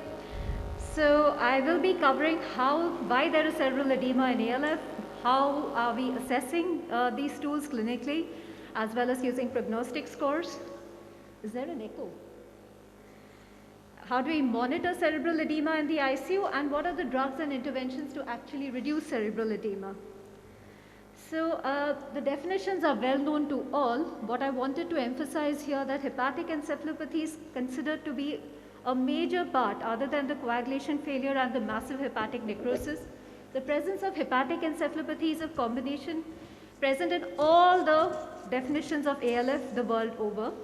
Even though we have exceptions in those who have cirrhosis, in which there might be some variation thereof, who might have ALF but underlying chronic liver disease, but the presence of massive hepatic necrosis leading to systemic inflammation, leading to cytotoxic cerebral edema is a sine qua non of ALF, and that is actually what causes death in these patients. So what is the mechanism of the development of cerebral edema? Cerebral edema in this patient would be distinct or interconnected in some way to the presence of hepatic encephalopathy, as would be there in chronic liver disease. So what makes the hepatic encephalopathy in ALF far more deleterious or affecting survival outcomes, be it through conservative management or even transplant, is the presence of raised intracranial pressure. So the kind of raised intracranial pressure is the most marked in ALF. There is some amount of cytotoxic or astrocyte edema in acute and chronic liver failure, whereas in chronic liver disease, the neurons in the brain are adapted to the chronic availability of ammonia in the bloodstream. So those patients tend to deal with the same amount of ammonia much better than a patient who has never had any liver disease. So that is why acute liver failure leading to sudden hepatic necrosis, massive amounts of cytokines in the blood, causes a fulminant cerebral edema. So the way to manage these patients is not just to look at ammonia reduction and not just to look at hepatic encephalopathy the way we look at a chronic liver failure patients. So we have to target the pro-inflammatory cytokines that are there in the blood. We have to improve the possibility of hepatocyte regeneration. We have to reduce ammonia. And most importantly, we have to maintain cerebral perfusion so that the brain gets adequate oxygen supply. If it doesn't and the cerebral perfusion pressure reduces, there will be hypoxic damage, which is what finally leads to death in these patients. So this is how there will be a multiple hit hypothesis in ALF, which triggers cerebral edema, not just the ammonia leading to hepatic encephalopathy. So after there is massive liver injury, whatever be the inciting agent in ALF, we have a lot of inflammatory cytokines. These will go into the systemic circulation. There's systemic endotoxemia. There might also be elevation of the von Willebrand factor, ADAMTS13, so this can be monitored clinically. It leads to inflammation of the brain, blood-brain barrier. There is decreased cerebral perfusion pressure, and because of the increased ammonia which gets trapped as glutamine, this results in astrocyte edema and raised intracranial pressure. So among the other complications that are there with ALF, we will also have this. Another point I like to make here is the INR, which is very elevated in patients with ALF, but it's not going to lead to bleeds. In fact, a patient with acute liver failure is procoagulant, which is why a raised ICP, raised INR, people are very worried about doing any interventions in these patients, when in fact they need to be more worried about thrombosis. Just a side point over there. So the scores that actually incorporate these factors will affect, because ICP is going to affect the prognosis in these patients. So the ALFED score is going to use hepatic encephalopathy and the arterial ammonia. And the CPI score uses not only in hepatic encephalopathy, but actually distinguishes the presence of the two factors. So cerebral edema is judged separately as a prognostic factor, and we'll come to that in the later talks. So what has changed over the last few years is our understanding of the pathophysiology and also how we monitor these patients clinically. So the first way these idea about cerebral edema was actually defined was using invasive intracerebral catheters, because this was extrapolated from trauma patients, neurosurgery ICUs. People are very comfortable putting the catheters into the brain to actually measure the intracranial pressures. So there have been several studies from a couple of decades ago where they have been using intracranial monitoring devices and continuous ICP monitoring in patients who are undergoing transplantation. But there's a variable use in many centers, and you will notice that once the procedure starts, the transplant procedure starts, there's a marked change in not only cerebral perfusion, but gradually the intracranial pressure would reduce. With a reduction in the ICP, you will notice that the cerebral perfusion improves. So this has been documented that it does work once you remove the necrotic liver. So does it actually help to monitor the patients so invasively?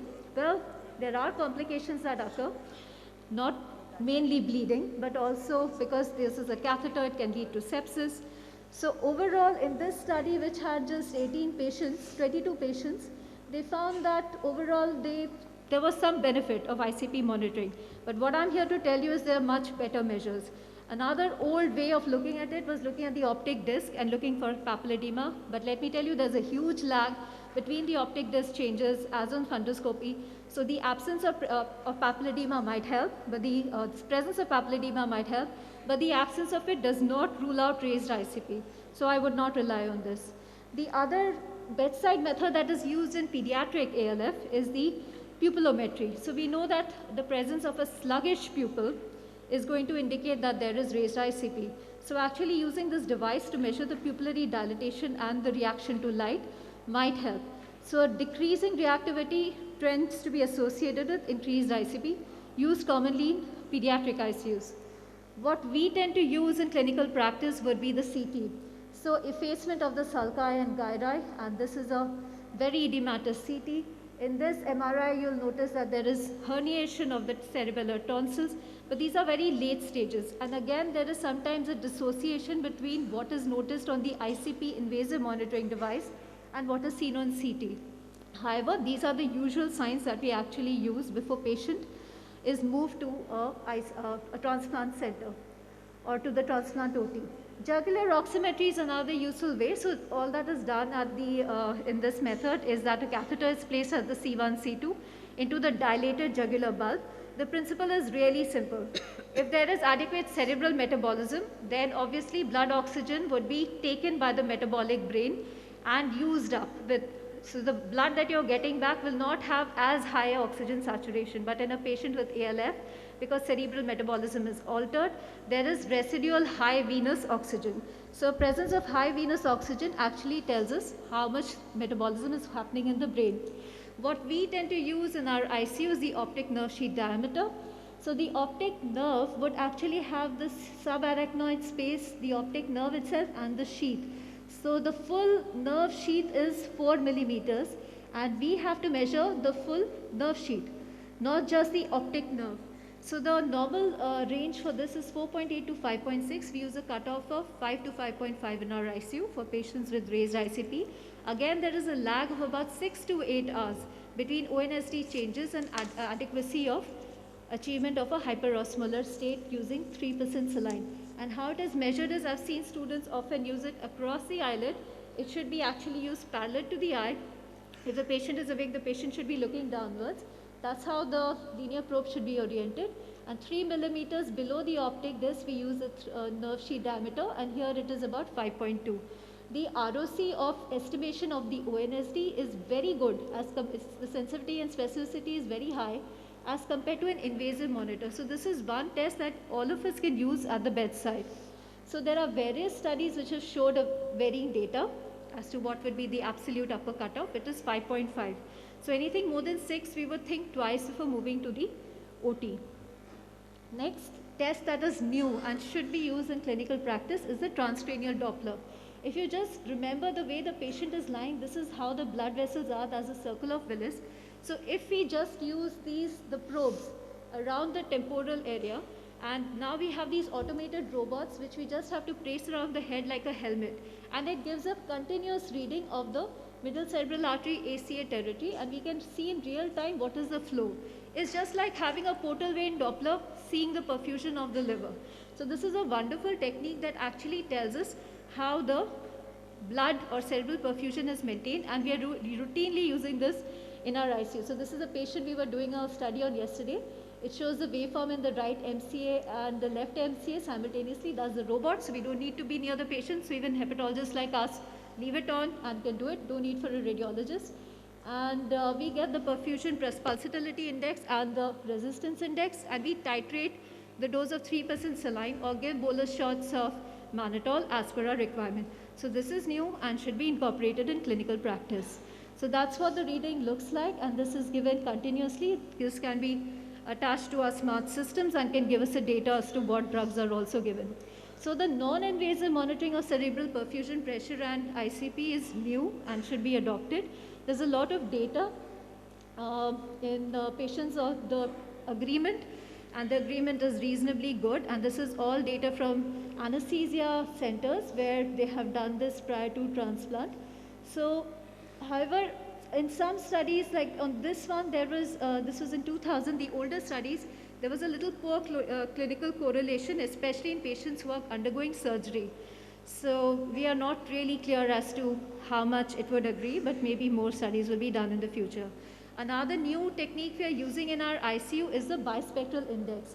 Now this gives us a consciousness level and the nociception level, and we are using this to titrate sedation in our ICU. So a conscious person will have absolutely 100 consciousness level, and we don't want too much of nociception. So we give a very low dose of propofol, or if we are using a paralytic agent, just to ensure that the patient is, it also tells us when the patient is awakening. So the patient who was in ALF, this monitor is left on. We actually get to know when the patient is getting conscious or waking up. It uses a combination of EMG, the EEG, and it is used by non-invasively putting a probe on the forehead of the patient. So how do we manage cerebral edema now that we know how to monitor it? Please note, most of these are continuous monitoring devices. So my later speakers would actually come to how we should not unnecessarily correct the INRs in these procoagulant patients. We should prevent and control sepsis. Hemodynamics need to be maintained by adequate fluids and vasopressors if needed. Neurological cerebral edema we are going to manage. No, there should be no pulmonary complications, so the ventilator settings, prevention of acidemia, prevention of AKI, and correction of any electrolyte abnormalities. So most importantly, ammonia reduction should not really be the target. It may help, it is prognostic, and can be used especially in patients who are having raised ICP, but the idea should be actually managing the raised intracranial pressure. The risk of ICH is more in patients who are having AKI, so we should be at an alert if the patient is having secondary sepsis or the patient has AKI. And of course, if the arterial ammonia is very high, more than 400, 600, then we have to be very active in management. The most important thing is if these patients are at risk of seizures, anyone with more than grade 2 HE by West Haven scale should be intubated. If seizures are there, we tend to use levetiracetam. Mannitol we are using because it's only an acute edema reducer. We only give it as a bolus in case the patient is having raised ICP, pupils become little sluggish. Otherwise, the most comfortable and smooth way to manage cerebral edema is to use hypertonic saline, either 3% or 10%. We start at 10 to 15 ml, and we manage to maintain a sodium of 145 to 152. Hyperventilation should be done so that the PCO2 is reduced. This improves cerebral perfusion. Hypothermia has been proven in some studies, equivocal in other, to reduce raised ICP by reducing the cerebral hyperemia.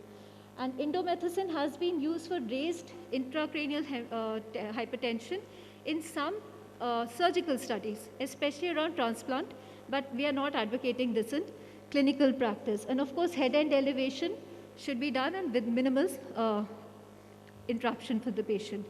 The management of AKI is really important. It's not just an idea that renal replacement therapy needs to be given on time. This is because hyperosmolar shifts of the brain and the movement of fluids across the blood-brain barrier needs to be regulated. So the maintenance of electrolytes is critical in these patients. The maintenance of hemodynamics and renal perfusion is critical in these patients. So they all need to be corrected.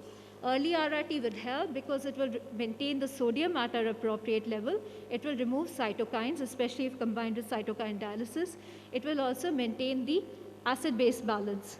So CRRT is of course preferred versus hemodialysis. ICP changes, if you notice, once CRRT is put in, the ICP reduces much further. I will just take a minute more. And of course, we need to be correcting other electrolyte disturbances. Last word is on plasma exchange. So in 2016, Finn-Todd Larson has shown a good quality evidence that plasma exchange works. 2020, it has come down to standard volume, and Dr. Apin has shown even with low volume plasma exchange in ACLF, it works, and there's no reason to suspect why this low-cost solution in Indian ICUs with good ICU care can actually prevent or allow transplant-free survival in our patients with ALF. So this needs to be looked at. This is Dr. Larson's study, which showed an improve in survival. And this is Dr. Mewal's study, where again, there was an improvement in survival in the standard volume plasma exchange.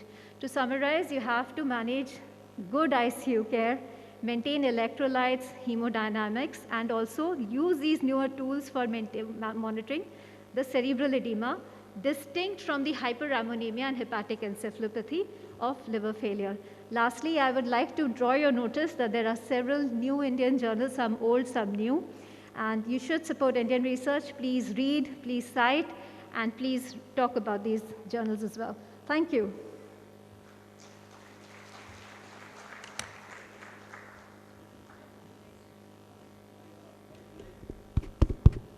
That was an excellent talk, and you told us about the new modalities of measuring intracerebral pressures non-invasively and how to newer trends in management. Please join us on the dais, please. There's a change in order of the next speaker.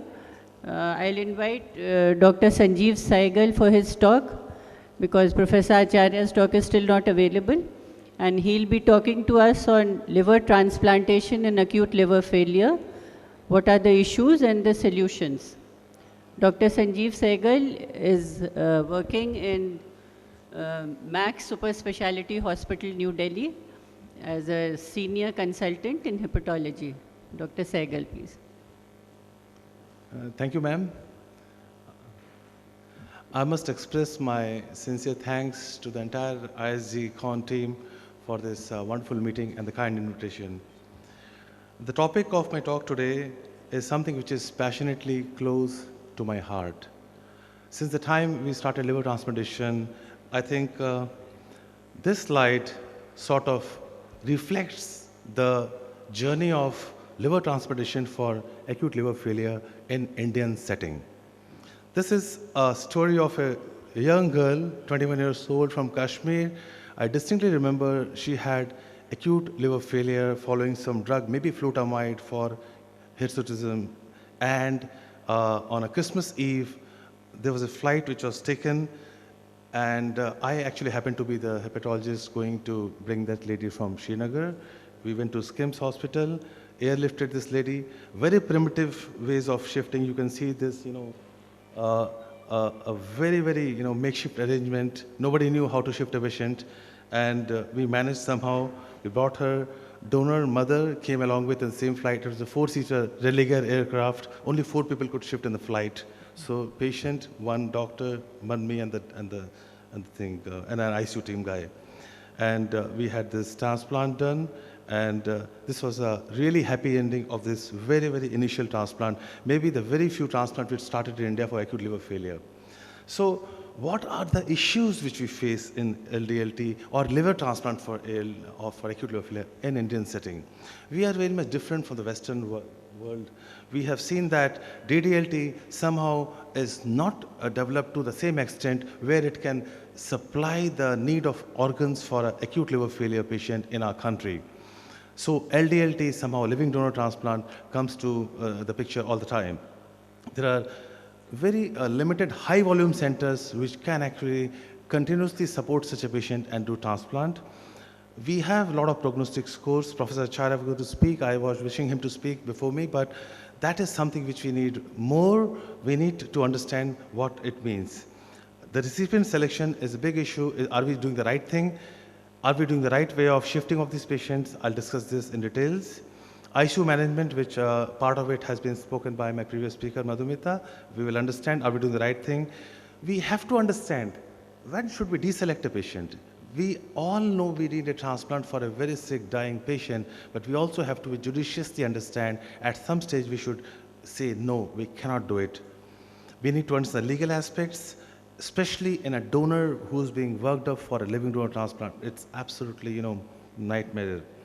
The exceedingly high cost in liver transplant in Indian setting, especially in acute setting, and also that briefly touch about the Indian experience in my next 10 minutes of my talk.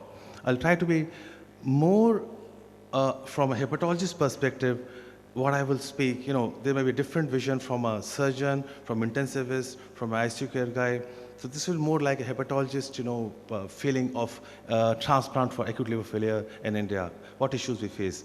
So we all know the causes of ALF in India, we all know that. But I'm showing this slide just to say that when we do transplant, the people who come to us, this is, something which we had a couple of years back.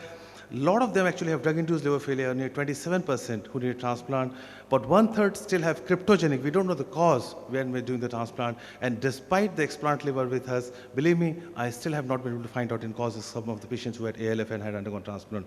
Then we have typical hepatitis E, A and all. So the problem is we don't have a good prognostic score. This is an issue in our practice. We know if we do transplant too early, we may take away the chance of spontaneous recovery of the patient. And if it is too late, then the patient may develop permanent neurological damage, sepsis. So we need to have good scores which can prognosticate a patient. In our setting, in our country, we still follow the King's College criteria. We have this French criteria. We have Alfred model from Professor Acharya's team and something from PGI as well. Now we know that King's College criteria has a very good positive predictive value, but very, very I would say low and negative predictive value. Therefore, fulfillment of this criteria is useful in predicting death, but lack of, when somebody is not fulfilling, so lack of criteria does not predict survival. But most centers I have been speaking to are still following this criteria for the selection, although now in a different way. Many of them have actually evolved, and are trying to use what we have our own understanding. People are using dynamic, model also.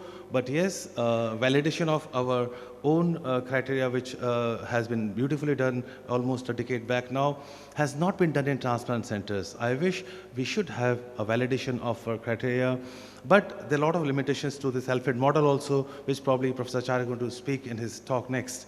So I'll not go into the details of this, but my summary is that we need a better prognostic model which should suit our patients. Our patients are different. They have viral hepatitis, not paracetamol, and we should not then follow a criteria which is developed in West and which is not suitable for our own patients. Now, this is very important aspect. I think people often underestimate that. I get calls that I have a patient in ALF, Dr. Sehgal, can we shift this patient? So what's happening? Shifting means surface shifting, it means airlifting. Now, surface shifting, we have ambulances which are sometimes not fully equipped, and by the time patient arrives, for example, 5 hours journey from somewhere in Punjab to Delhi, he has actually coned, he has really developed terrible cerebral edema, and he's really almost lost. I will show you this slide, which is again almost 13 years back. It was a patient in Raipur. My dear friend Dr. Sandeep Pandey was the person who was involved in local care. We airlifted this patient. Actually, we had then evolved. We knew what we are going to do. Although we did not have the best of equipments, but we were able to continuously monitor the patient doing air shifting, and his wife who donated, and this patient did very well. He had excellent recovery. So we need to develop excellent surface transport and excellent air ambulances, which are not cost prohibitive. I'm sure there are certain excellent air ambulance shifting, but they're too costly, and that I think limits the patient's arrival to a hospital. So how do I plan my transplant in an ALF patient? Patient's referral is there. Patient's basic evaluation and indications for transplant or treatment are done at site. Family is discussed straight away that this might happen if you come. You should have prospective donor, you should have logistics, finances, and when we have the patient, we evaluate him in careful attention, look for medical fitness in that very quick evaluation, and very quickly we evaluate the donor, the psychiatric aspect and all. I'll tell you in the next slide. There's an emergency legal committee which is done as and when the patient is there, may it be night as well, and then there's an emergency transplantation. If you have got a DDLT liver deceased donor, then I think things are simpler, but getting a DDLT patient superurgent listing does not exist in our country in that way, what I have experienced in my practice in UK, in King's. So we really have to rely on LDLT and go through this exercise. So what are the decisive factors for living donor transplant in India? I'll just come to LDLT at this stage. So decisive factors are, which is true for DDLT also, shifting. Shifting, patient must arrive the center of transplantation or the ICU care. I don't say, okay, when I shift a patient, I'm not telling that we are going to do transplant. I always tell the patient's family that we will see the patient's clinical status dynamically over the next 12, 24 hours, 36 hours. And if the patient shows sign of recovery, we will only continue to have the medical measures. We are now aware that, in fact, 30–40% of patients actually with excellent management in ICU can actually recover medically as well. Then we have to plan the logistics, look at the cost and all those things.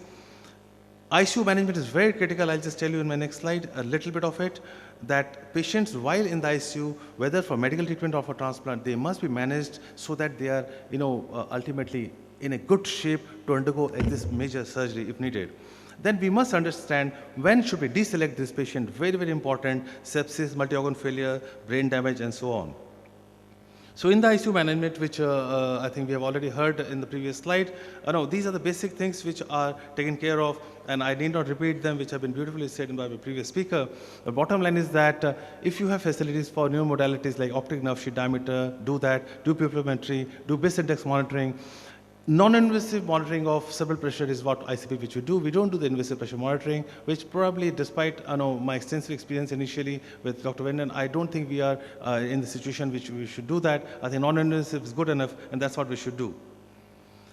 Now, deselection of patient is very important. This is an issue which is always there in our setting. There is a pressure from the patient's family to actually save the patient in whichever way possible. And if you tell them that patient is not going to survive, they say, "Sir, transplant kar do, iska kaise bhi ho." So we must understand, we should actually put a line at some stage.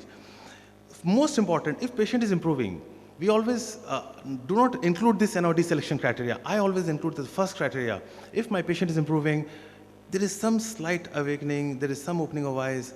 Believe me, this is a one-way traffic. Either patient goes down or patient improves. If from grade 4 coma without sedation patient comes or starts opening eyes, he's going to survive. We all know that. INR which was 5 or 6, you say evening is 3 and next day is 2.1, patient is going to survive. I would not do any surgery in that. So we must understand, any improving patient, we should deselect the patient and not proceed further for transplantation. Then these are obvious things: uncontrolled sepsis, advanced multi-organ failure, high inotropic requirement, double dose, triple dose inotropes, advanced cardiopulmonary disease, PO to FiO2 ratio, which is 200 is a cutoff, some keep 150, and advanced neurological damage. We don't do invasive monitoring, but still, if you have this patient, somebody who's got a classically, anisocoria, non-dilated pupil, brainstem differences are not there, probably you will not do good for these patients.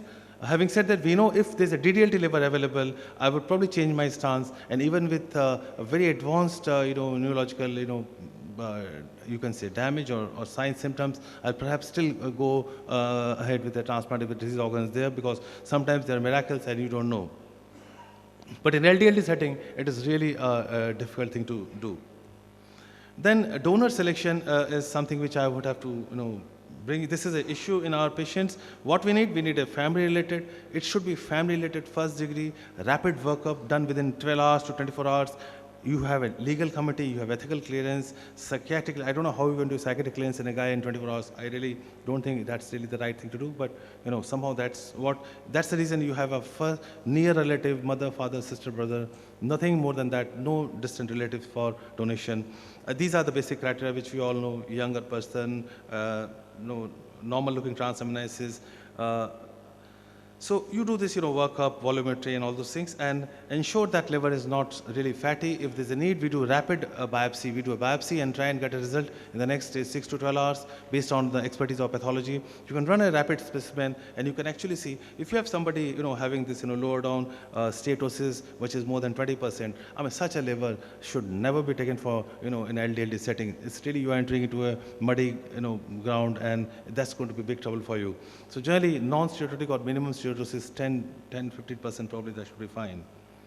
And then briefly talk about Indian experience. Yes, we have some data, but it is still evolving. If you look at the world, the living donor transplant, various centers have done published data on this, but mostly the numbers are not so big, except one from Japanese study. Overall, if you see, the survival rate is from 59 to 90%, 1 year survival following a transplant in these patients. What's happening in our own country?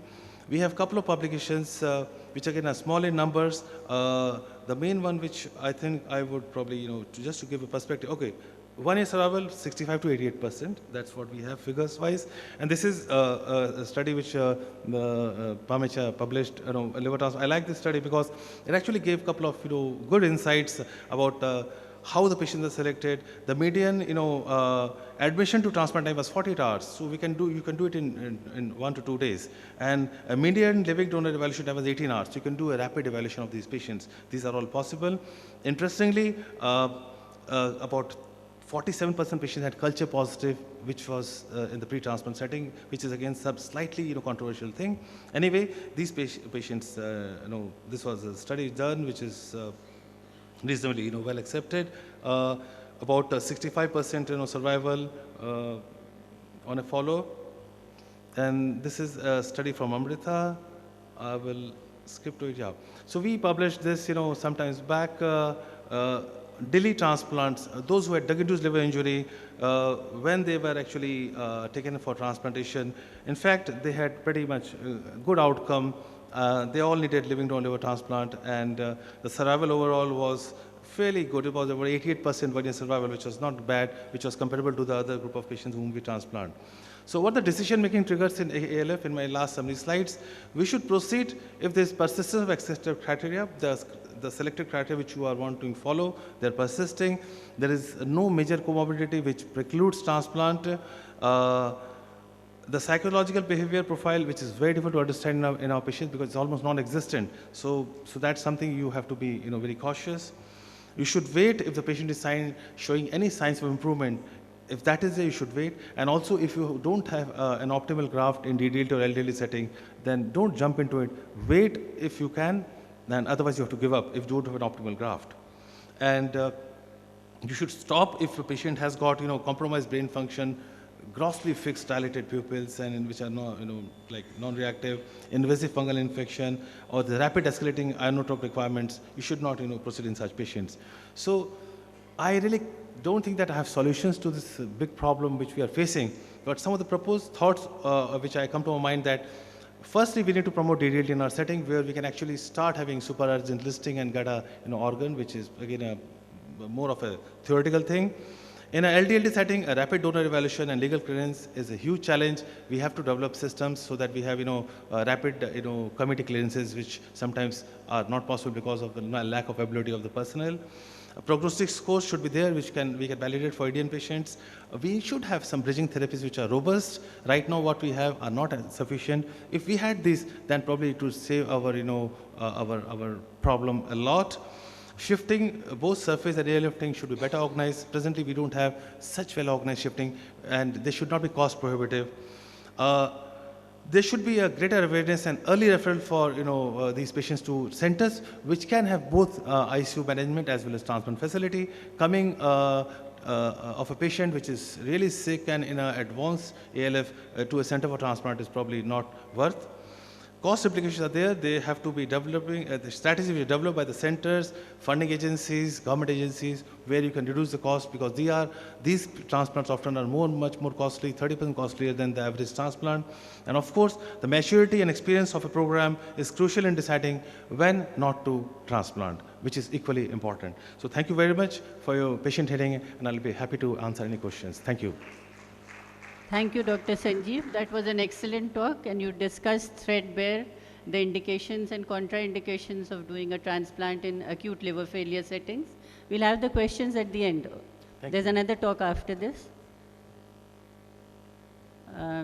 Dr. Acharya's talk is available now, and he'll be talking about the prognostic scores of acute liver failure, which one is relevant for India. Dr. Acharya is all well known to us. He's the Executive Director of Gastroenterology and Hepatology at Fortis Escorts Hospital, Okhla, New Delhi. He's a Padma Shri awardee and has a host of publications and awards. He is also the ex-head of the Department of Gastroenterology at AIIMS, New Delhi, and he was also the Dean of Research at AIIMS. At present, he is the President of AIIMS, Bhubaneswar too.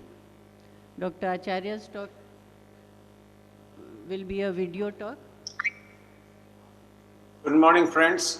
Thank you, ISG, for inviting me.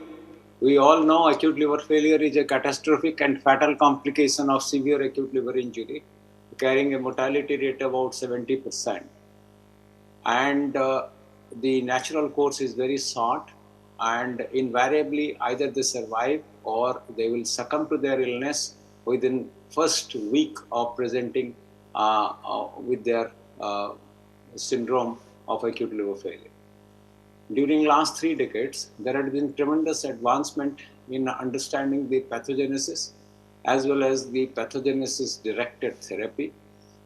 And the management has improved, particularly with ICU care, organ support, plasma exchange, and various other medical therapies, with which the survival has improved tremendously. And the survival, in fact, has improved with medical therapy up to a tune of 50%. But remaining 50% do succumb to their illness. And they are, remember, the various series has described acute liver failure globally, and their median age varies between 25 to 30 years of life. And young people with a 50% mortality due to acute liver failure is unacceptable. And therefore, liver transplant is a definitive option. And if you see, the liver transplant has been refined, and post-transplant management has improved, resulting in a 5-year survival of more than 75 to 80%. And hence, if with the ideal prognostic model, which will decide who will survive or who will die, can be used to at least patient for transplant, with which we can achieve about 90% survival in such patients. And without fail, in those who had ominous prognostic signs of mortality, the transplant provide excellent result, and hence it is very important to devise prognostic model. Various prognostic model over decades has been described, and unfortunately, since the etiology of acute liver failure is different regionally, and etiology influences the natural course tremendously, hence these models are not reproducible and do not carry high sensitivity and specificity at various other centers, but well, they are used in other centers, particularly King's College criteria. If you see King's College criteria, for non-paracetamol induced acute liver failure, because we don't see paracetamol induced acute liver failure, so paracetamol induced acute liver failure criteria by King's College probably is not relevant for present discussion. If you see non-paracetamol induced acute liver failure, prothrombin time more than 100 seconds, or any 3 of these 5 parameters, that is age less than 10 or more than 40, etiology non-A non-B halogen or idiosyncratic drug reaction, icterus insufficiency interval more than 7 days, prothrombin time prolongation more than 50 seconds, or bilirubin more than 18 milligrams. Any 3 of them, if positive, they have a mortality of 80% and should be listed for transplant, which is followed in quite a lot of centers globally. Paracetamol-induced acute liver failure criteria described by King's is not very relevant. And I actually evaluated King's College criteria in our center over a long period of time in a large number of consecutive patients, about 1,500 patients. And if you see age less than 10 and 40, which is the first criteria, occurs in about 12% of patients, and 90% patients do not fulfill, so I cannot use it. And etiology non-A non-B halogen or radiosynthetic drug reaction cannot be used because none of our patients had this. And if you see icterus encephalopathy interval less than 7 or more than 7 days didn't influence our survival, and two-thirds of our patients has icterus encephalopathy interval less than 7 days, and hence this is not useful in our patient as well. Only bilirubin and INR values can be used, and you need 3 criteria. Only 2 criteria you can use. So probably it is not a very relevant model in our patients.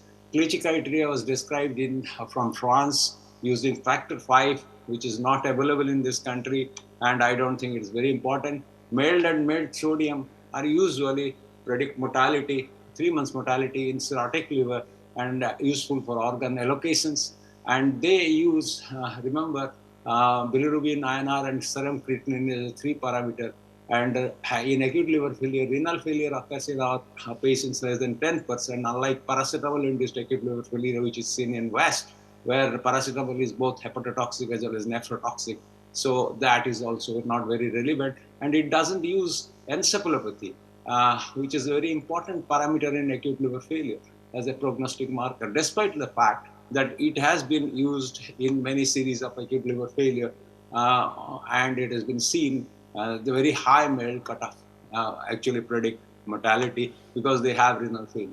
From India, prognostic marker in our patients of viral hepatitis-induced acute liver failure has been described, and Dr. Dhiman described it from PGI Chandigarh in 144 patients with acute liver failure.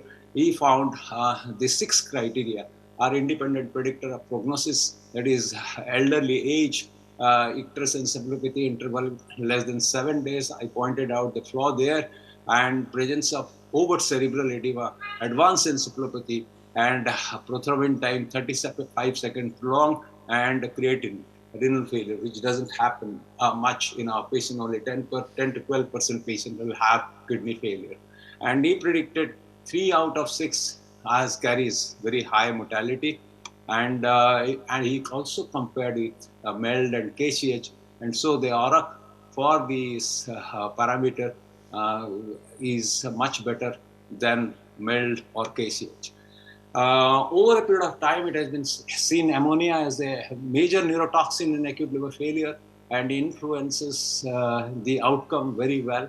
And various studies have shown that ammonia is an important predictor of outcome in acute liver failure. In one of our early study published in 2006 in Gut, we showed that the median arterial ammonia level at baseline is important predictor, and the ammonia level between non-survivors and survivor is significantly different at baseline. Similar study has been also been described from UK, from King's College, and later on.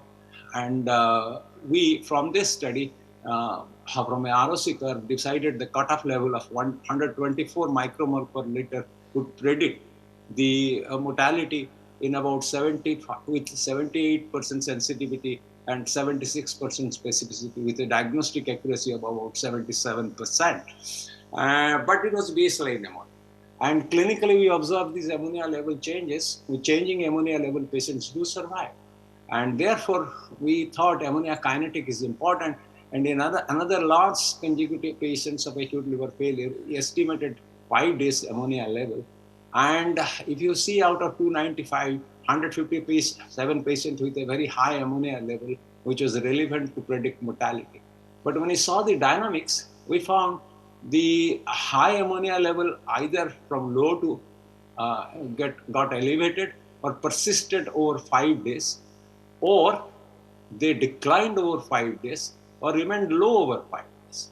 And we saw the mortality is markedly different amongst those where ammonia level persisted more than 122 micromole per liter. About 80% of them died. And in those, it came down progressively. About 72% survived. So we know the ammonia changes, and with ammonia change, the survival improves, and probably it is a surrogate marker for regeneration. And we thought this should be used for the prognostic model. But over a period of time, clinically, in such patients, we also saw the bilirubin the INR degree of encephalopathy changes. And when we did a dynamic model evaluation of these patients of acute liver failure, we took 380 consecutive patients of acute liver failure and derived this dynamic model in a derivation cohort and validated it another cohort. At baseline in the derivation cohort, we found ammonia, advanced hepatic encephalopathy, INR, and bilirubin are independent predictor of outcome. Ammonia more than, and from ROC-COR, we found out the cutoff level of 123 microvol per liter of ammonia. Advance is grade 2, more than grade 2. INR is more than 5, and bilirubin is more than 15. And there are 3 columns. And the column A indicates baseline parameter.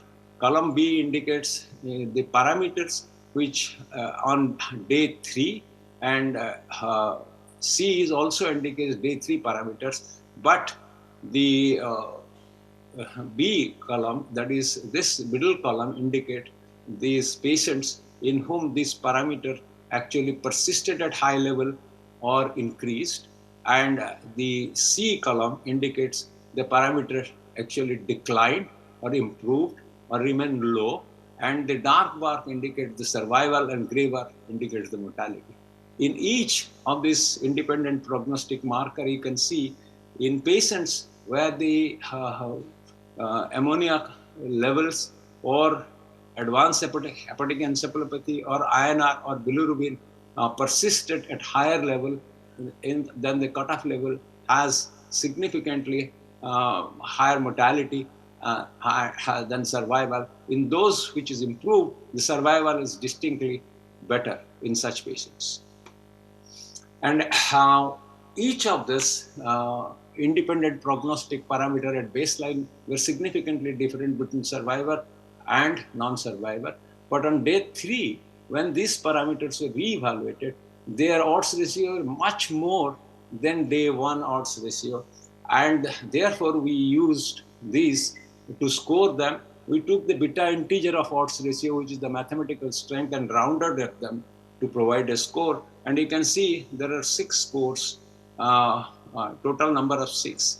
And if you see how on day 3, a score 4 is associated with 90% mortality, whereas score 1 was associated with 5% mortality. And therefore, score 4 was very important in such patient. And every day you can provide these scores to each patient of acute liver failure and stratify them as a good prognostic or bad prognostic outcome. And we also saw that it is similar in the validation model. The green bar is validation and blue bar is the derivation model. And you can see the mortality with Alfred score of more than 4 is about more than 80% in these groups, and hence should be listed for transplant.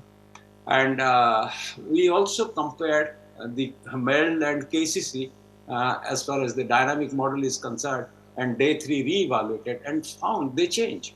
But the diagnostic accuracy of the dynamic model, that is Alfred model, is much better. And this was compared in another study from AIIMS by Dr. Salimar, where he showed that indeed the dynamic model, that is Alfred model, has the best error in comparison to all other prognostic model of liver failure that has been described in the literature. So International Association of Study of Liver, in a consensus meeting, thought the dynamic models are the best predictor of mortality and then at baseline, and hence they should be used as a preferable prognostic model in our patients with acute liver failure. If you see, I have done a cartoon here where I have shown those who have very high score at baseline do improve, right? So the baseline parameters is dynamic, and hence they should be assessed every 6 to 12 hours, at least up to 72 hours to decide that. And if you see the people with a moderate score who you don't know whether to transplant or not to transplant, actually will have become clearer on day 3, because those who will deteriorate and fulfill the Alfred criteria, right, they can be transplanted, and those who have less than Alfred 4 can be treated medically. And if you see those who have low scores, they can deteriorate. And hence the dynamicity is so important to assess the better prognostic model. So in conclusion, I will see acute liver failure can have variable course, and close monitoring every 6 to 12 hours is necessary, particularly in transplant center. On admission, however, the family should be counseled in each patient with acute liver failure for a transplant, and donor evaluation should be started. I don't deny that. And patient clinical course over next 20 to 48 hours can allow the transplanted to decide whether this patient should be transplanted or not. And the clinical course allow, the decision to transplant using a ALFET model will be probably best. Thank you very much. Thank you, Professor Acharya, for a very informative and a useful talk. And now the session is open for questions or comments. Dr. Sanjeev, kindly join us. Questions, Dr. Acharya? I think he is available. Sir, is Dr. Acharya online? I don't know whether he is hearing us or not. Is he? Can he hear us? No. No, Dr. Acharya can't hear you. Yes, Dr. Anil, please. Yeah, my question is to Dr. Madhumita. Why the dichotomy? Dr. Acharya's lecture says everything boils down to ammonia. You say ammonia cannot be taken care of. Even if you take care of it, it doesn't matter. Why the dichotomy? Is it important in initiation of the problem, in perpetuation, or is just a diagnostic or a prognostic marker? Thanks for the question. So I'd like to clarify here. So ammonia is a prognostic marker, no doubt, because it has to be detoxified in the liver. So a failing liver which is not able to catabolize, naturally ammonia is going to rise. And it is one of the osmoles that's going to sit in the brain and cause the astrocyte edema. So it is a bearer of the hyperosmolarity or the cerebral edema that is going to cause raised intracranial pressure. What is a treatment for this? Do we just give drugs to reduce ammonia? That's what I meant to say. No. The idea is to allow the native liver to regenerate. How do we do that? By ensuring there's no sepsis, ensuring the liver is well perfused, ensuring that there are no toxins or the cytokines are not too much. So that is the way it has to be managed, and maintaining perfusion of all the organs of the body. So if the native liver regenerates, ammonia will take care of itself. We don't really need to give any additional drugs to reduce it. That's the point I meant to make. Or if we remove the entire necrotic liver, put in a new one, ammonia will reduce. Again, cerebral perfusion will be maintained and ICP will come down. So ammonia is a prognostic marker at the outset. Drugs to reduce it may help because it will reduce the load of ammonia that goes to the brain and causes the glutamine to sit in the brain and worsen the vicious cycle of cerebral edema. But the idea is to allow the liver to regenerate. So we should focus on that.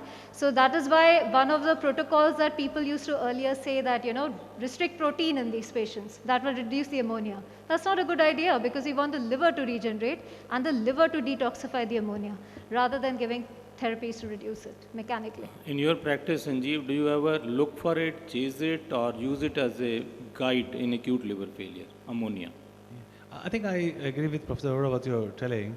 I mean, we don't chase it, I'm very honest, right? What we do is, of course, if patient comes and ammonia is very high, 200-300, we know this is like a bad marker and this is not good.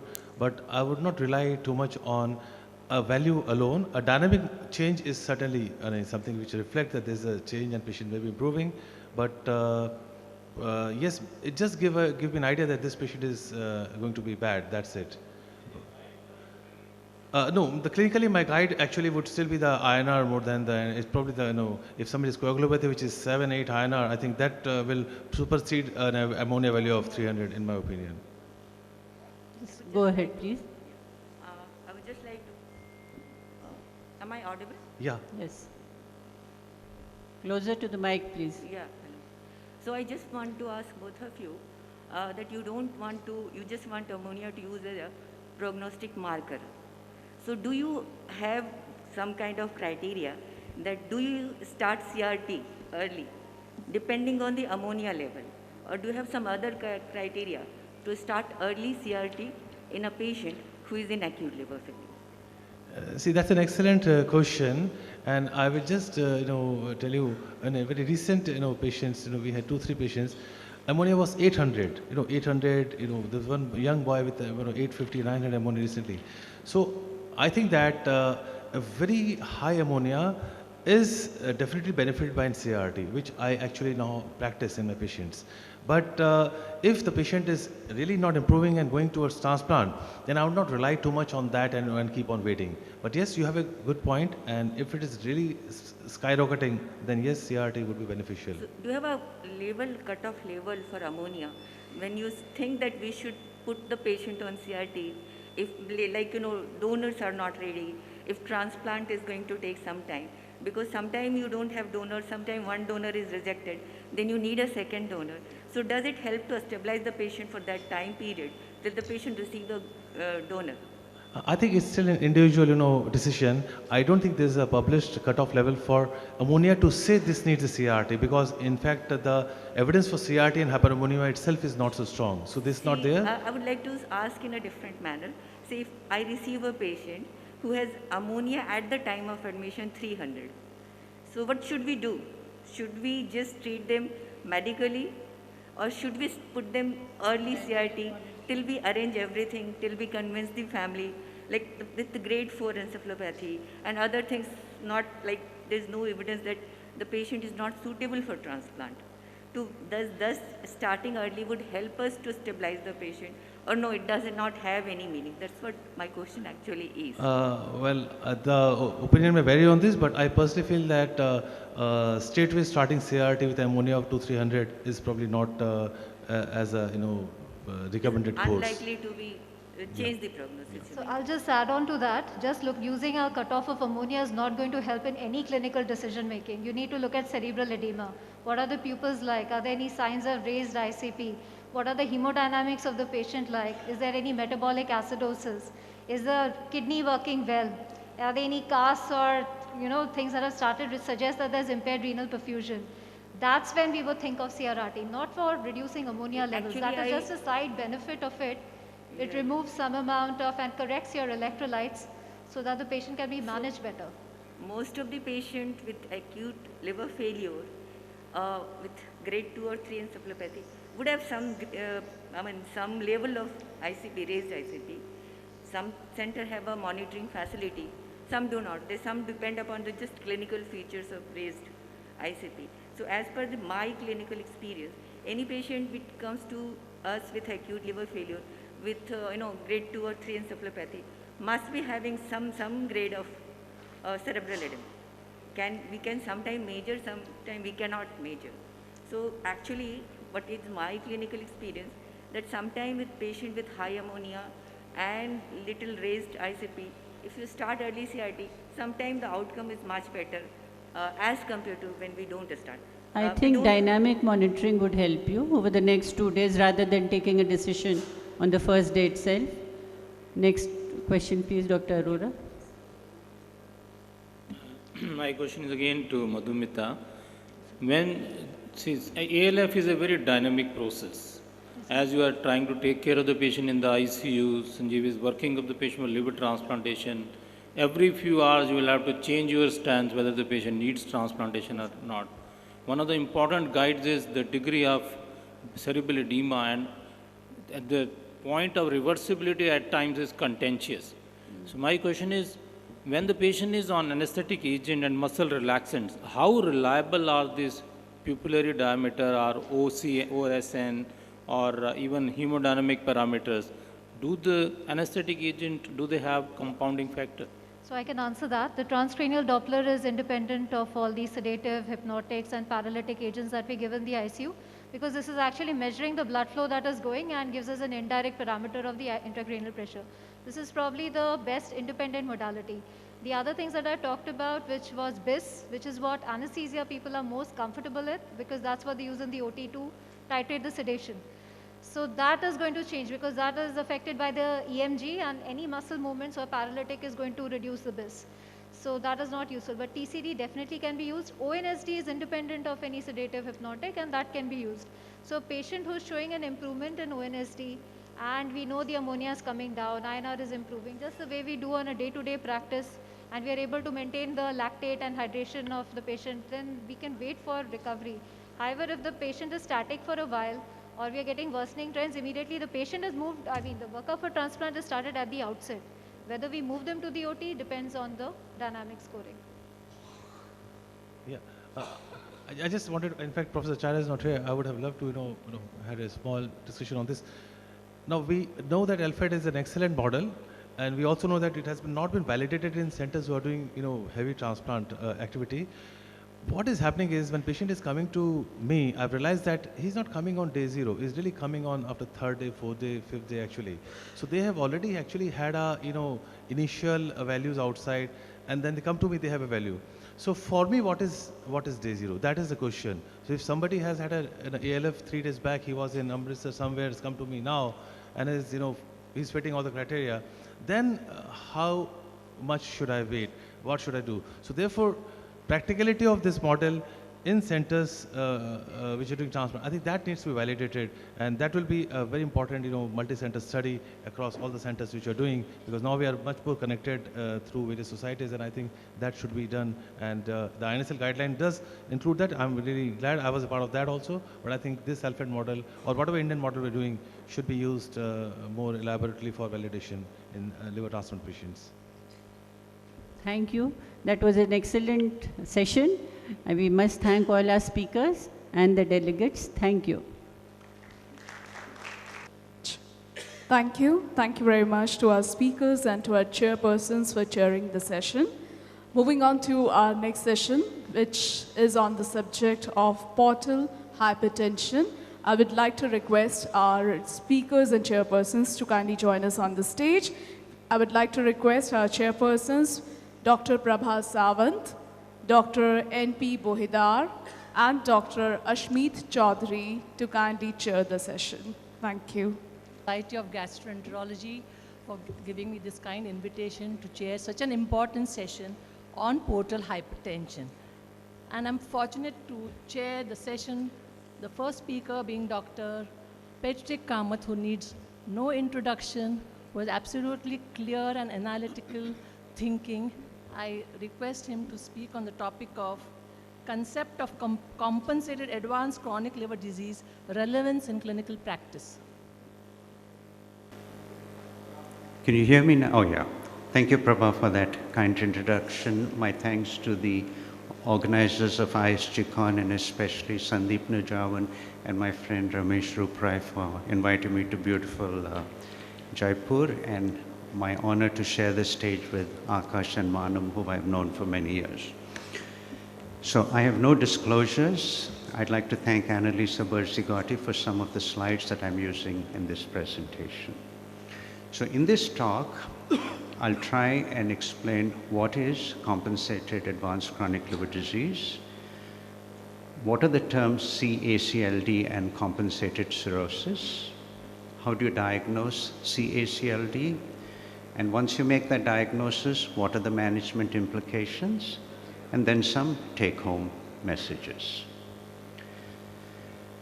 Now, with liver damage, you get chronic hepatitis, and it takes about 20 to 25 years to develop cirrhosis. And then in another further 10 years, there is hepatic decompensation and possibly development of hepatocellular carcinoma. So traditionally, it was thought that patients with cirrhosis are the ones who get hepatic decompensation. However, other studies have showed that you don't have to have cirrhosis to get hepatic decompensation, that even patients with stage 3 hepatic fibrosis would also get hepatic decompensation. And we'll talk about the problems in the staging later.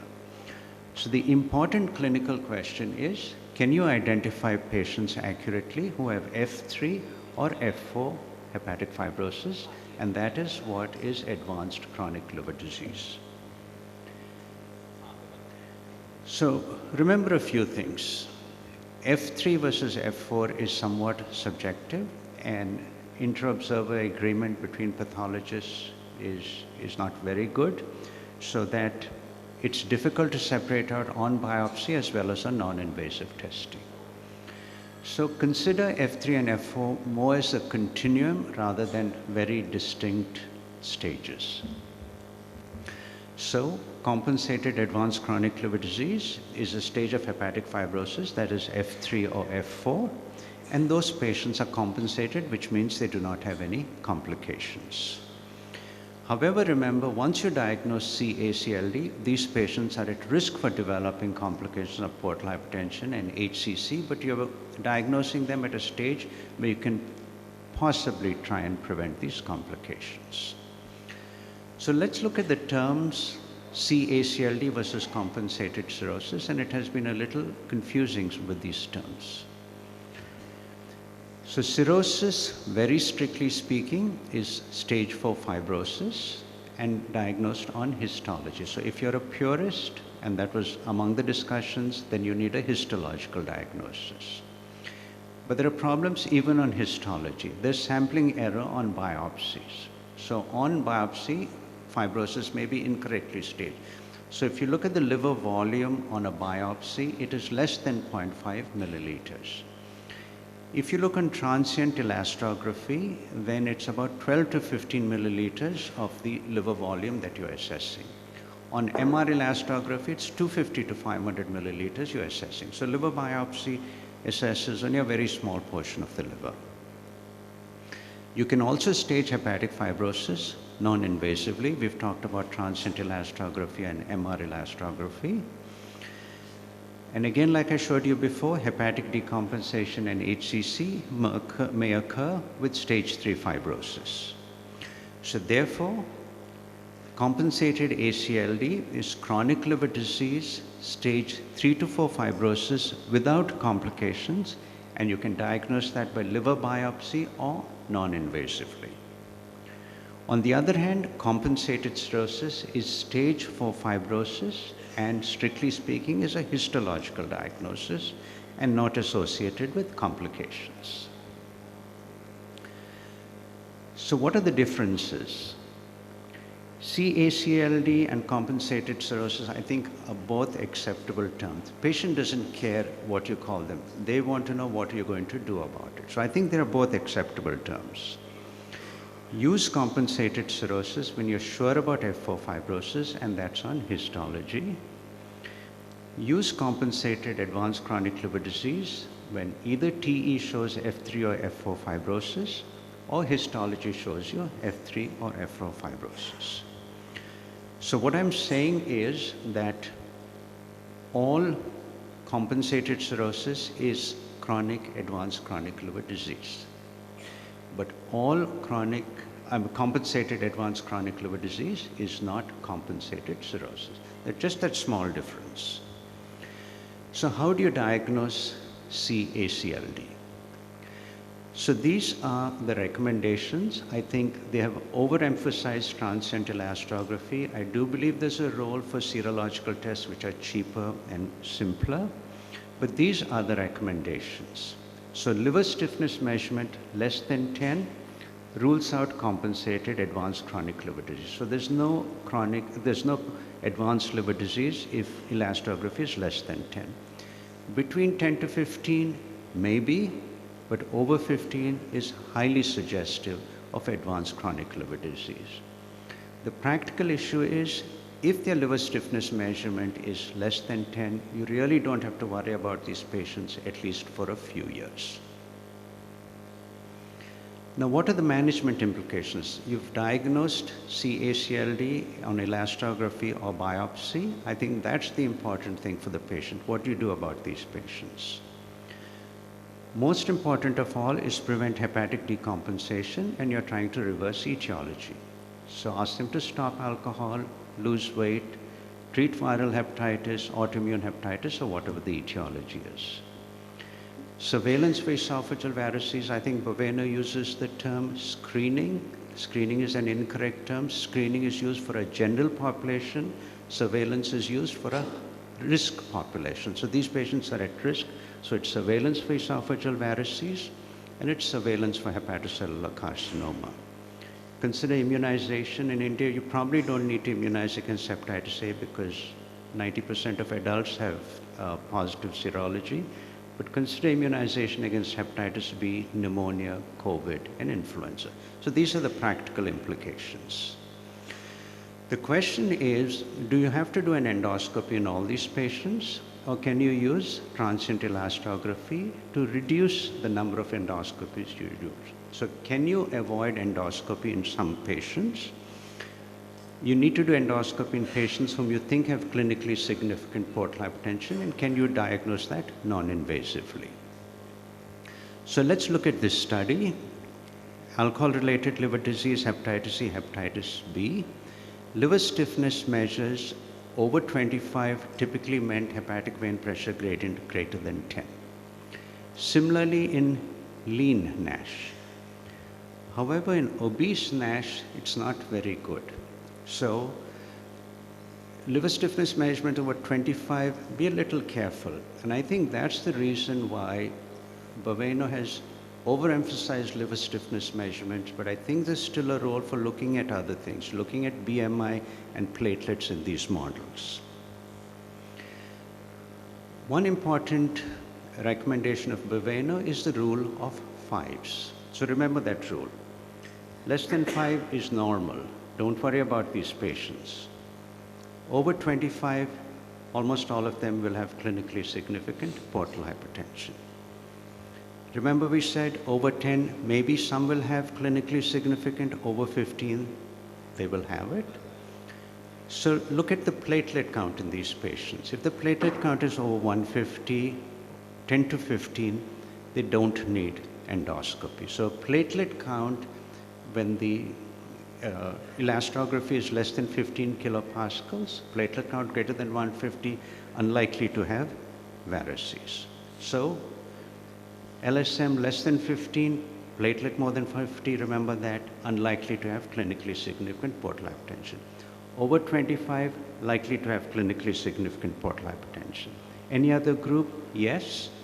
Liver stiffness measurement over 20 and platelet less than 50, again clinically significant portal hypertension. So these are the two extremes, but there's a gray area in between. As you can see, what about 15 to 20? What if the platelets are low? Do they have clinically significant portal hypertension? And we go into the next slide where you use splenic stiffness. So this is a paper which is still in press. These are the recommendations of the Baveno model, like I said before. Liver stiffness greater than 10, but less than 15 and platelets more than 150, you've ruled out clinically significant portal hypertension, no need of treatment. Over 25, you've ruled in clinically significant portal hypertension, consider beta blockers. But the gray zone is about 55 to 60% of patients are in between. So can you narrow the gray zone using splenic stiffness? So use 2 out of the 3 criteria. So the 3 criteria we already spoke about: liver stiffness measurement, platelet count. Now we are adding splenic stiffness, 40. So stiffness less than 15, platelets more than 150, splenic stiffness less than 40. 2 out of the 3, you have ruled out clinically significant portal hypertension, so don't worry. On the other hand, if you have 2 out of 3, liver stiffness measurement greater than 25, platelets less than 150, splenic stiffness greater than 40, very likely they have clinically significant portal hypertension, and consider treatment with beta blockers. So what are the implications once you diagnose clinically significant portal hypertension? Consider beta blockers. I'm saying consider. So treatment with non-selective beta blockers, you should consider to prevent decompensation in these patients. Carvedilol is the preferred non-selective beta blocker, and I know Akash is going to talk about that later. It's more effective in reducing hepatic vein pressure gradient, may have a benefit in preventing decompensation, better tolerance in the young. Older patients don't tolerate carvedilol so well. They tend to get hypotension, so be careful in the older patient. And there's probably an improvement in survival compared with no active treatment. But cautions, always look at guidelines cautiously. So the recommendations come largely from European studies. So it's not clear whether the recommendations are valid in patients from Asia and the Americas. Certainly our population, when we have a large number of non-alcoholic fatty liver disease in the same year, we know stiffness measurements are not that good, so be careful about these recommendations.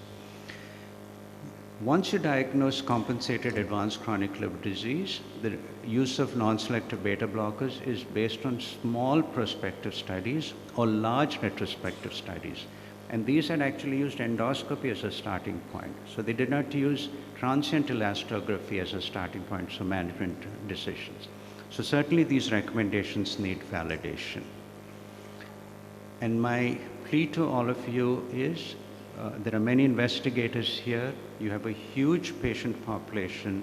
So I think you have to do some studies here. Remember, everything is Eurocentric in terms of these recommendations. So you can do studies here that can either validate these or it can invalidate these recommendations. My guess is they'll invalidate some of these recommendations. So my take-home message is, compensated advanced chronic liver disease is the absence of hepatic complications. That's why you call it compensated in patients with advanced chronic liver disease, which is F3 or F4 fibrosis. You can make a diagnosis of CACLD non-invasively by serological tests, which I did not discuss, transient elastography, and better still, combining transient elastography and serological tests, for instance, even just simple platelets. Once you make that diagnosis, you should trigger measures to reverse disease and initiate surveillance for varices and hepatocellular carcinoma. Transient elastography, platelets, and spleen stiffness may be used to stratify patients at risk for clinically significant portal hypertension and varices surveillance. Remember the numbers: 150 for platelets, 15 and above for elastography, 25 and above clear, and splenic stiffness of 40, that's the cutoff. Remember these numbers. And certainly, I believe Baveno recommendations need validations in patients in India, so please do some more studies here. Thank you. Thank you, Dr. Patrick. I think take a seat. We can have the question answer later. Thank you very much. We move ahead to the second topic. The next talk will be by Dr. Manav Wadhwan.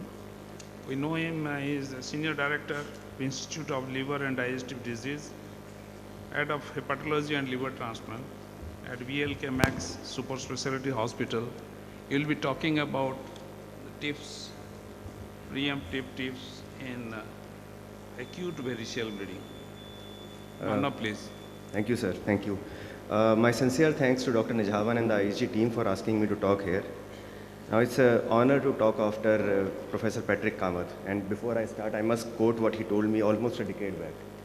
He told me, your presentation should be so simple that an 8th grader should be able to understand it. Let me try to do that. So my brief today is talk about preemptive tips. We all know what a tips is. You put a metallic stent from the right hepatic vein into the portal vein with the aim of decompressing the portal system. You aim to get down the portal hypertension. It is primarily used for acute variceal bleeds, to prevent variceal bleeds, and for refractory ascites. Of course, there are other indications, but these are two main indications. So let's first see the definition of preemptive tips. There are 3 parts to it. First is, it is after an acute variceal bleed. It is not for primary prophylaxis. So you don't do preemptive tips in a patient who has not bled. The patient comes to you with bleeding. You do a tips after initial endoscopic procedure. So every patient who comes to you, you do endotherapy and then decide whether he needs a tips or not. And then there's a third criteria within 72 hours, which I'm not very sure about. I'll talk about this subsequently. The important question to answer is, why do a preemptive tips? We are all endoscopists here. We understand that banding is a very effective procedure. We are able to control bleeding in almost all the patients. So why do we need to do tips in a set of patients? So let's see what is the risk of rebleeding after control of acute variceal bleeding. Varies from 15 to 25% across all studies which have been published. More importantly, a person who rebleeds after initial hemostasis has a higher mortality. So you have a 26% mortality in patients who rebleed compared to only 7% mortality in patients who don't have a rebleed after initial bedding. And we also understand that salvage tips, once a patient starts rebleeding, has high mortality. So it makes sense to identify a subset of patients who have a high risk of rebleeding. If we can identify the set of patients clinically, it would be great. These are the patients who would benefit with the tips after the initial endotherapy so that the subsequent rebleeds don't occur, and hence you will be able to improve mortality also in this set of patients. So that's a concept of preemptive tips. Now, how do we identify the high risk group? There are at least 4 randomized controlled trials and I think 10 cohort studies which talk about identification of risk factor and performance of preemptive tips. I will only discuss the 4 randomized controlled trials here and try to give you the evidence how do we identify that set of patients. Now this was the first trial published way back in 2004. This was a Spanish trial. What they did was took 116 cirrhotics with acute variceal bleed, did EST in most of them, not EVL, EST, and then did HVPG for all the patients. They categorized the patients into low risk if they had a HVPG less than 20 and high risk group if the HVPG was more than or equal to 20. They could randomize 52 patients, 26 in each arms. One arm got tips within 72 hours, the other arm did not get tips, and standard of care, that means 3 weekly or 2 weekly EVL was done in these patients. Look at the rebleeding rates. 12% in patients who underwent tips versus 50% in the patients who did not undergo tips. So there was a significant reduction in rebleed rate over a period of 1 year in these patients. So does it affect survival? So this study showed us the first line which you see is the low risk group. That means the group which had HVPG less than 20 and were put on beta blocker and EVL protocol, which we usually follow, has the best survival. In the high risk group, the lower line shows you the non-TIPS group survival, which is less than 40% at the end of 12 months. The TIPS group is somewhere midway, almost 70%, but significantly better than the non-TIPS group. So in a high-risk patient who has a HVPG more than 20, doing a preemptive TIPS after initial hemostasis improves rebleeding rate and improves the survival also according to this paper. Now there are 2 critiques in this paper. Let's also try to understand the flip side of it. One, they did EST, I told you that. So banding is better than EST. So the paper was criticized that if they had done banding, the results in the EST group would have been better. So that's one critique. The second is, how can you do a HVPG for all the patients? So let's say a person is sitting in a tier 2 city, does not have HVPG facility. He will not be able to identify which people to do, which person to refer for a preemptive tips and which not. So you have to have some clinical parameters on the basis of which a clinician who's in a tier 2, tier 3 city can identify which set of patients can be referred for tips or should be referred for preemptive tips. So that was taken care by the next paper, the landmark paper published in NEJM in 2010. This was a European multi-center study. The first author was Garcia Pagan. So they tried to take care of both the critiques of the previous paper. What they did was, to 63 patients with acute variceal bleed, 2 clinical categories they defined as high risk. One was child score C, that means 10 to 13. They excluded 14 and 15 child status patients because of the reason that these patients may do poorly because of liver failure after TIPS. So either child score C, that means C 10 to 13, or child score B with the active bleeding on initial endoscopy. These were 2 clinical criteria on the basis of which they randomized the patient, they categorized the patient into a high risk group. The primary endpoint in this paper was failure to control bleeding or prevent rebleeding at 1 year, and the secondary endpoint was survival. The demographies were well even matched. Equal number of child B and C patients, bilirubin scores almost similar, MEL scores similar. The HVPG, obviously when you do a TIPS, you do a HVPG. So you identify the patients on the clinical criteria and then you go ahead and do a TIPS.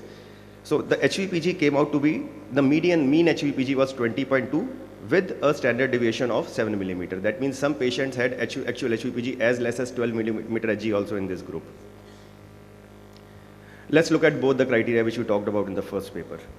Freedom from uncontrolled bleeding or rebleeding. In the early TIPS group, at 24 months, there was not even a single rebleed out of a total of 32 patients. So no rebleeding in TIPS group out of 32 patients who underwent preemptive TIPS versus almost 50% rate of rebleeding in the standard beta blocker plus EVL arm. Similar thing you see in the survival also. There is a significant difference.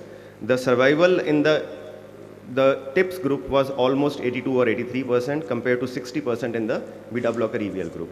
So that study underlines, now this study underlines the fact that even if you're doing a beta blocker, EVL over EST, preemptive TIPS still scores over it.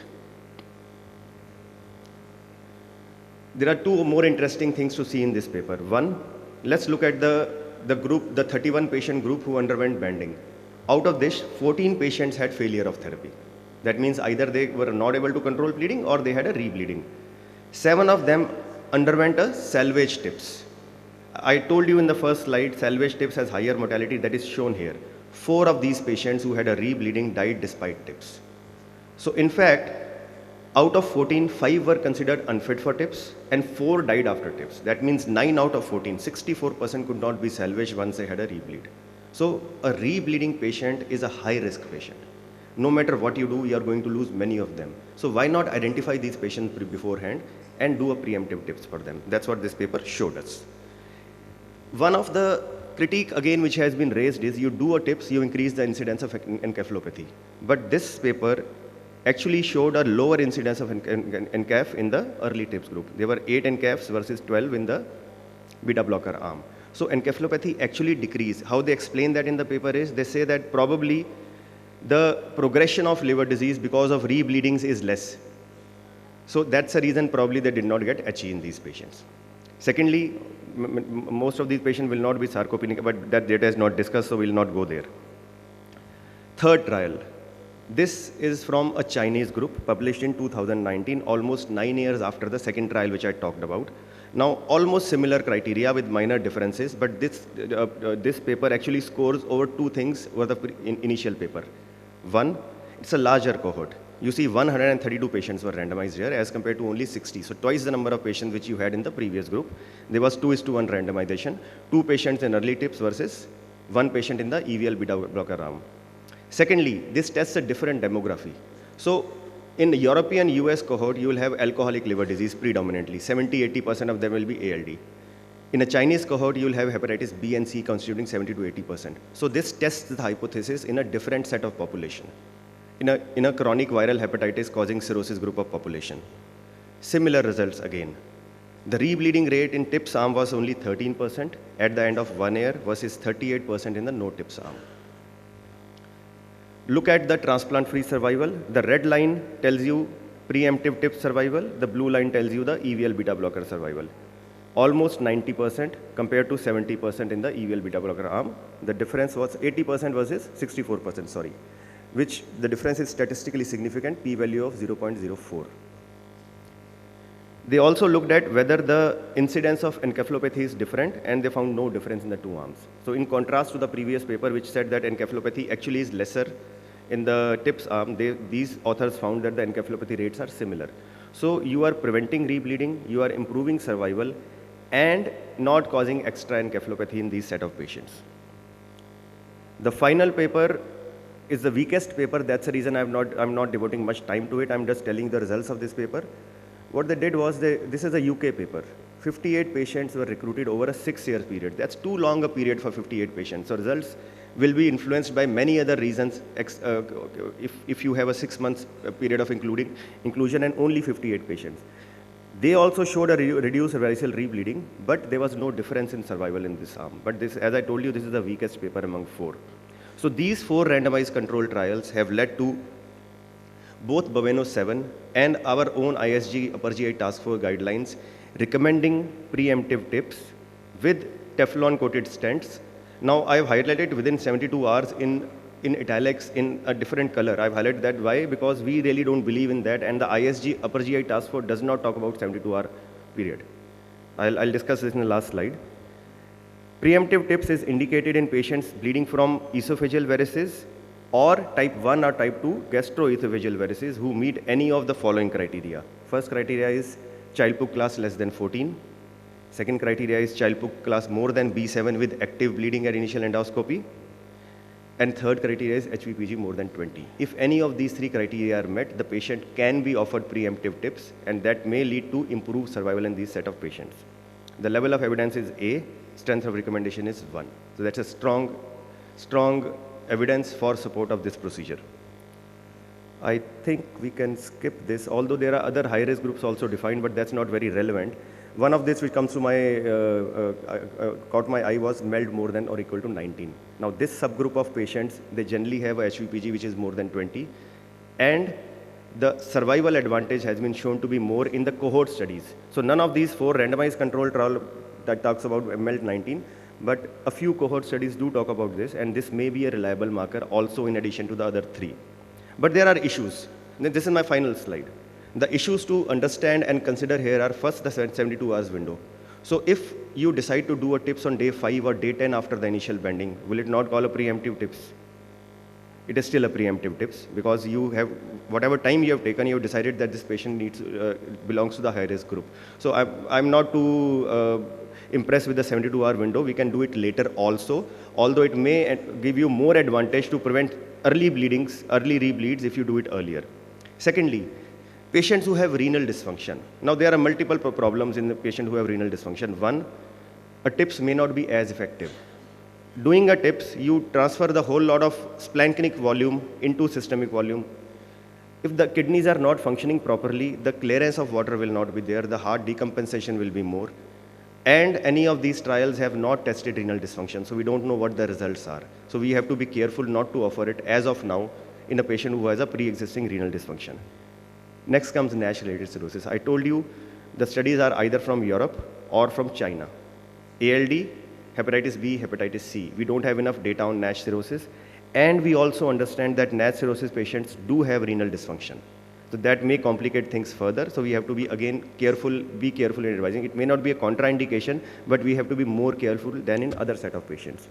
Thirdly, hardly any data on acute and chronic liver failure patients. So preemptive TIPS for ACLF, I'm not too sure. I've never tried it.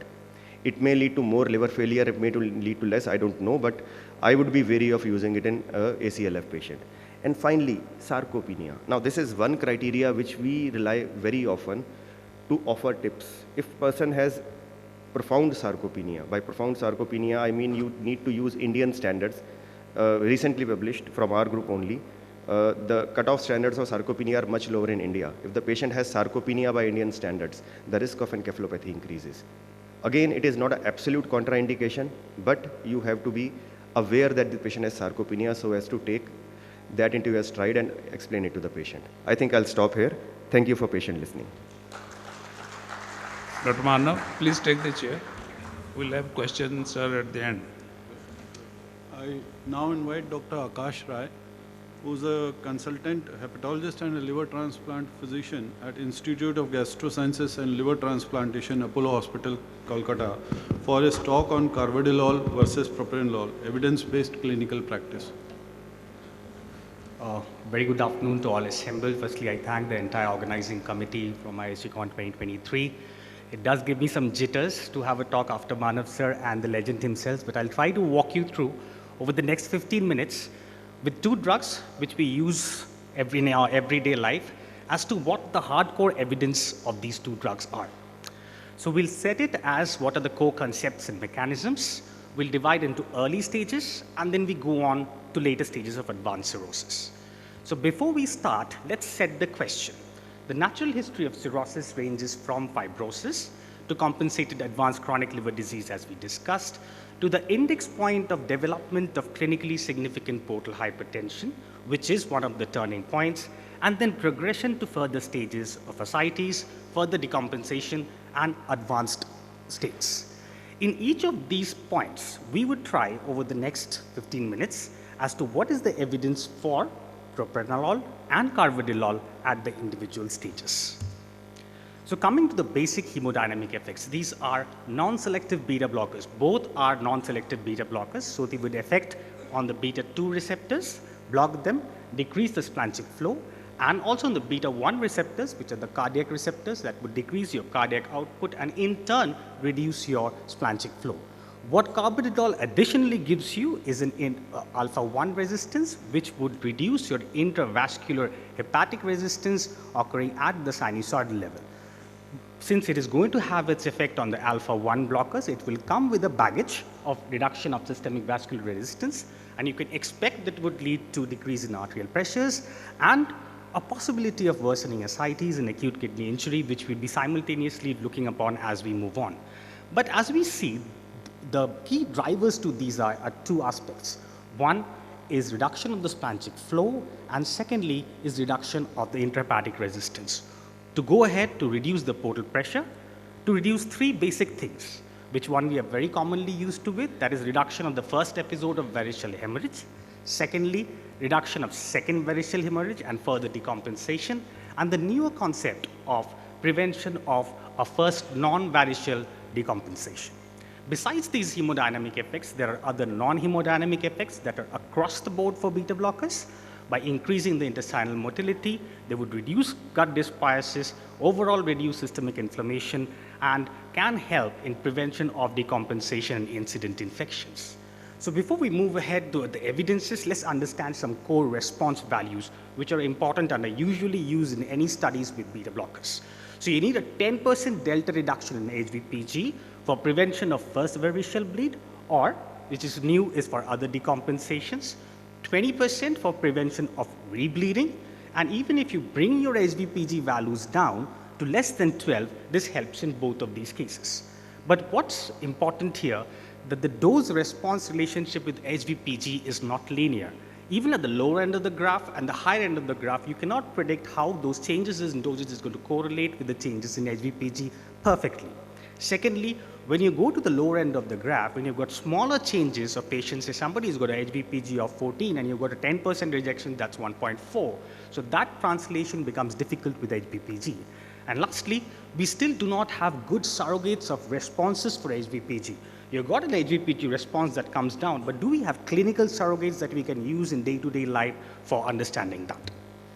So this is how the drugs are. Both of them have got hepatic metabolism, and which is important that as your liver disease progresses, either due to liver disease itself, or when you have age, as was discussed, or other factors that are there, the tendency of these drugs to cause their effects at lower doses becomes higher, which is more pronounced with carvedilol than propranolol.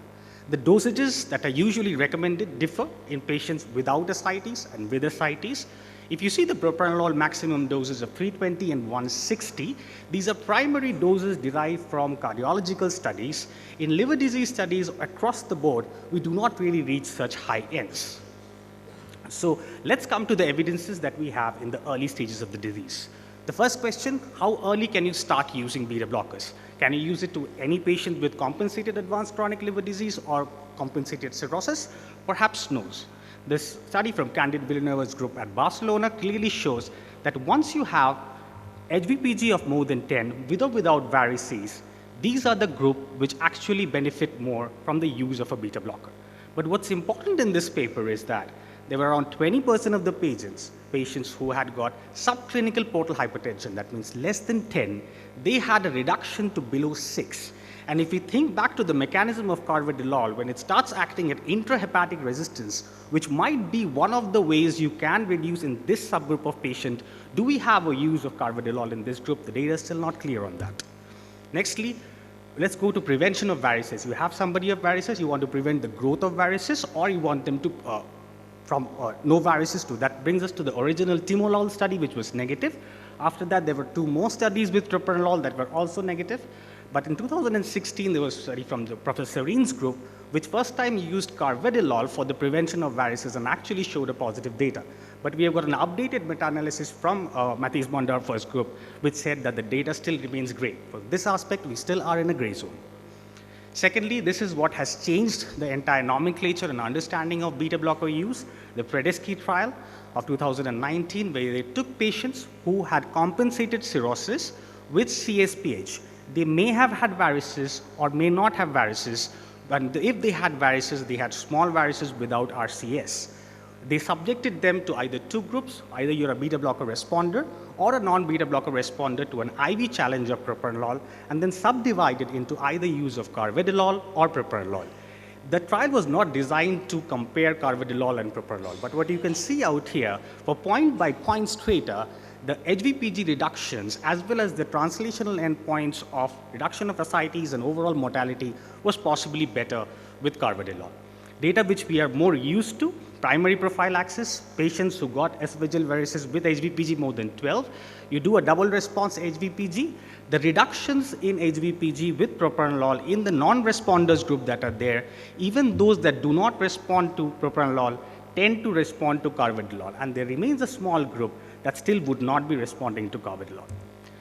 In primary prophylaxis, do we have non-HVPG mediated data, which again shows that for the incidence of the first bleed, there is possibly not much of a difference, and even for portal hypertensive gastropathy, there is not much of a difference. So based upon this, the first summary of evidence that came out with the Cochrane database review, that if you want to reduce HVPG per se, carvedilol is better. But if your primary prevention of first episode of variceal hemorrhage, there is still today no differences between these two.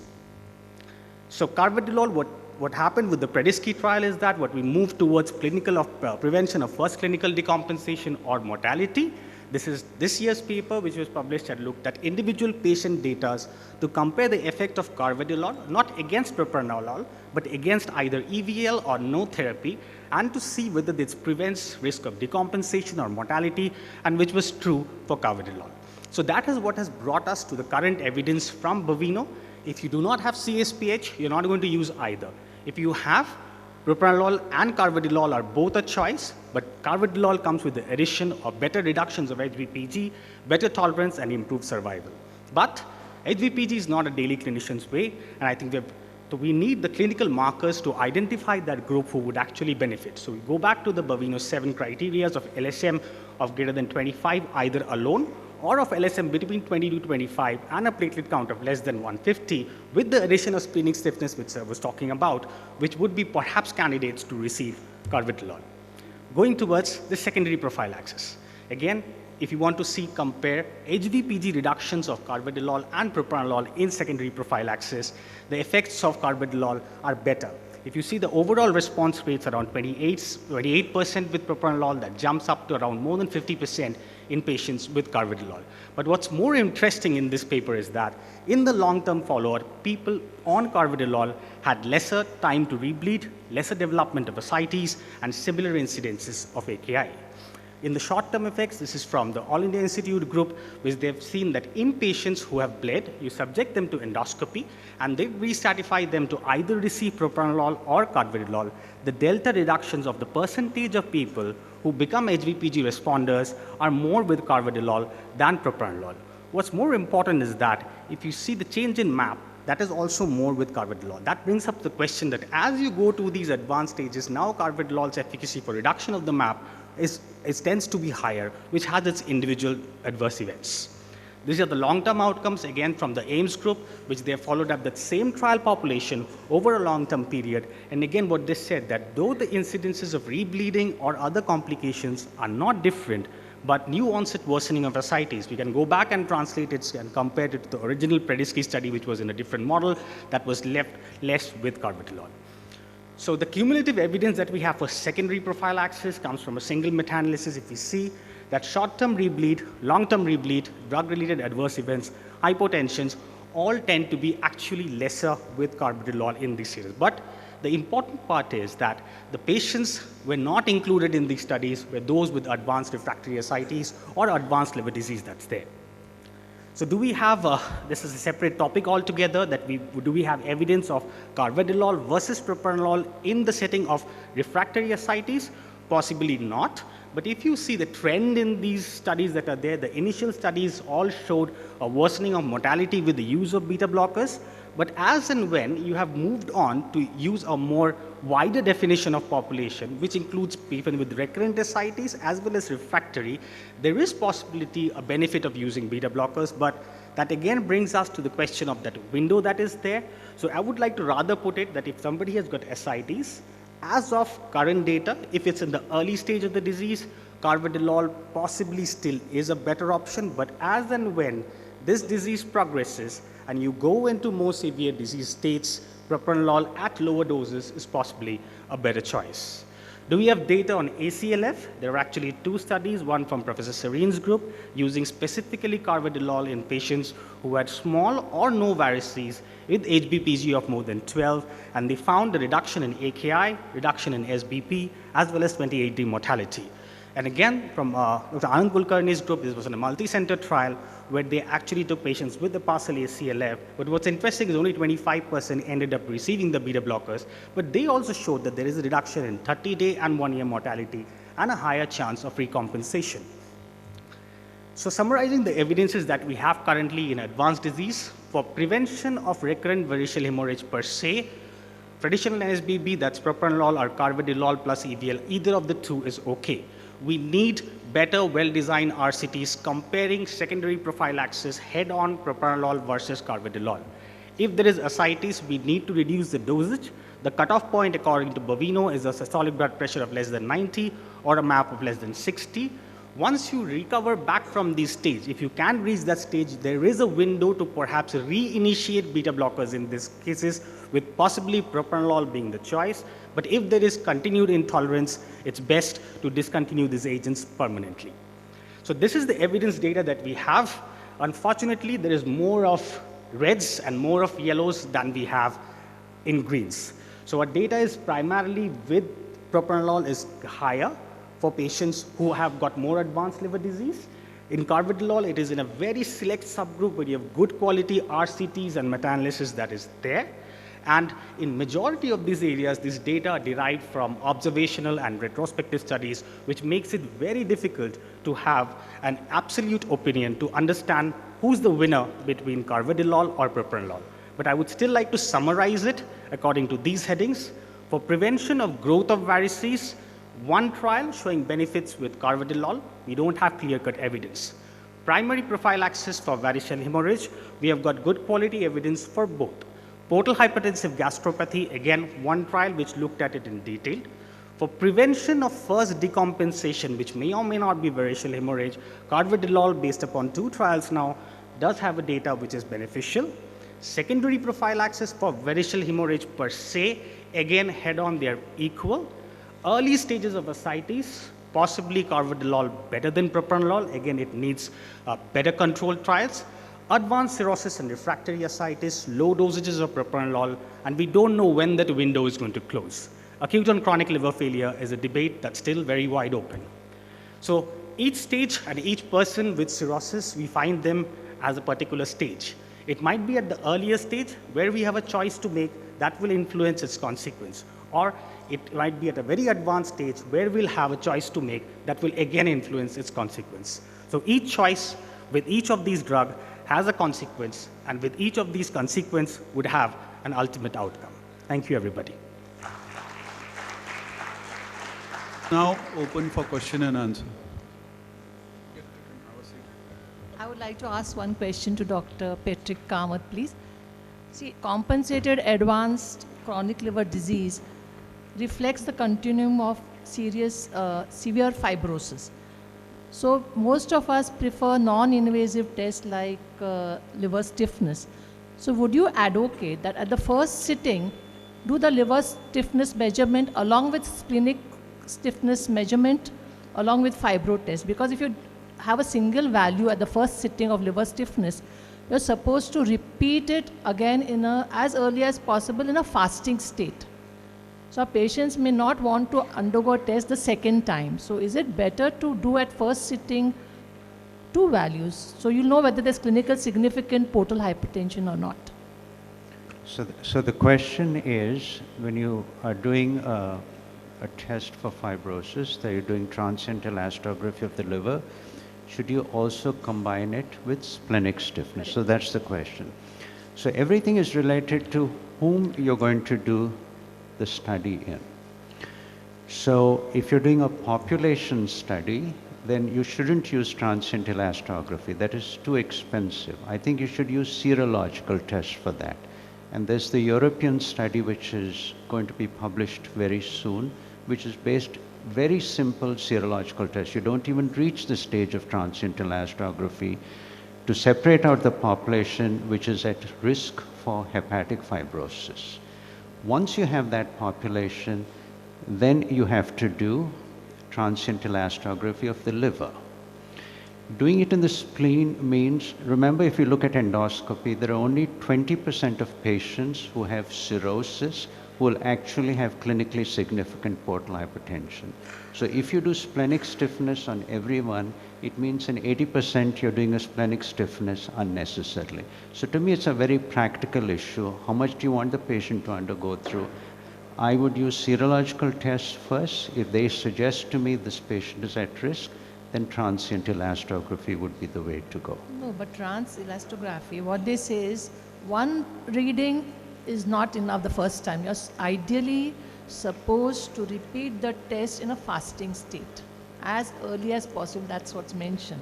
Yeah. So again, the issue is the need to repeat the test. We always know that if it's done correctly the first time, so that is fasting for at least 3 hours, no alcohol use, then the second time is going to be accurate. So the problem to me is doing the first time. And maybe before the next question, just want to make a comment. I think the future of portal hypertension is very bright in India. I see 2 young people who've given super talks. So Akash and Manav, really good. I think the future is bright. Yeah, I have 2 questions. One question to Dr. Kamath and one question to Dr. Manav. A question more of a comment. Dr. Kamath, you mentioned compensatory advanced chronic liver disease, liver stiffness more than 20 kPa with platelet count less than 1.5 lakh. And take-home message was this denotes clinically significant portal hypertension and we should do surveillance endoscopy in these patients.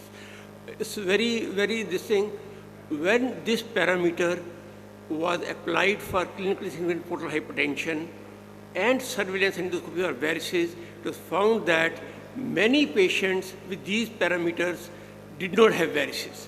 So they felt a need to revise this criteria for diagnosis of compensatory advanced chronic liver disease. Then by Baveno only it was revised and they say liver stiffness more than 25 kPa and platelet count in combination less than 1 lakh should be the criteria for compensatory advanced chronic liver disease and not 20 and 1.5 lakhs. That was the one change in this. And second, you said compensatory advanced chronic liver disease more prone to develop HCC. I mean, they can develop HCC also like compensatory chronic liver disease. Does Baveno recommend surveillance for hepatocellular carcinoma in patients with compensatory advanced chronic liver disease? These 2. So if I understand the question right, the first is the criteria. Yes. And I think, like you said, I think the criteria are better to rule out than rather to rule in.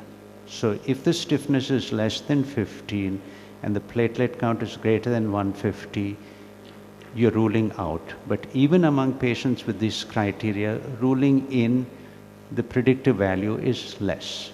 But again, I must emphasize, these are smaller studies. I think we're making a lot of small studies. I do not know of a single, maybe you can tell me, is there a single study from India? I'd like to see those. I haven't seen those, no, but I think that's what we need to see. Baveno's recommendation, I differ from your opinion that this definition of compensatory advanced chronic liver disease, identifying clinically significant portal hypertension, was for ruling out the presence of varices, not for ruling in, because they wanted to avoid unnecessary endoscopies in large number of patients. But then they felt by keeping 20 and 1.5 criteria, they could not avoid unnecessary endoscopies. So they went on to 25 and 1 lakh so that between 20 to 25, between 1.5 to 1 lakh, they could avoid the many endoscopies. That was the basis of this compensatory advanced chronic liver disease. And second question to Dr. Manav. Dr. Manav, these preemptive tips became popular after NEJM 2010 study. Many deficiencies in studies, only 52 patients were randomized, small sample size, and this study too was conducted over a long period of time. And most important thing I felt was the multi-center, 15 centers, and only 2 or 3 patients per center were randomized. So many centers, only 2 or 3 patients studied per center or 2 to 3 years makes it very difficult to trust this, difficult to accept this. And second thing is, you see, HVPG more than 20, HVPG less than 20. However, their baseline MELD and child score was same, which is not acceptable to me. HVPG more than 20, I expect the baseline child and MELD score should also be high, as in HVPG less than 20. And third thing, you see overall survival, not survival due to rebleed. So overall survival was higher in early TIPS group and lower in EVL plus beta blocker groups. And if child score and MELD score was same, then why the survival should be different? It was not due to rebleed or due to other causes. And another thing is that rebleed was high in EVL plus beta blocker group, but not in early TIPS group. I agree with TIPS, this group.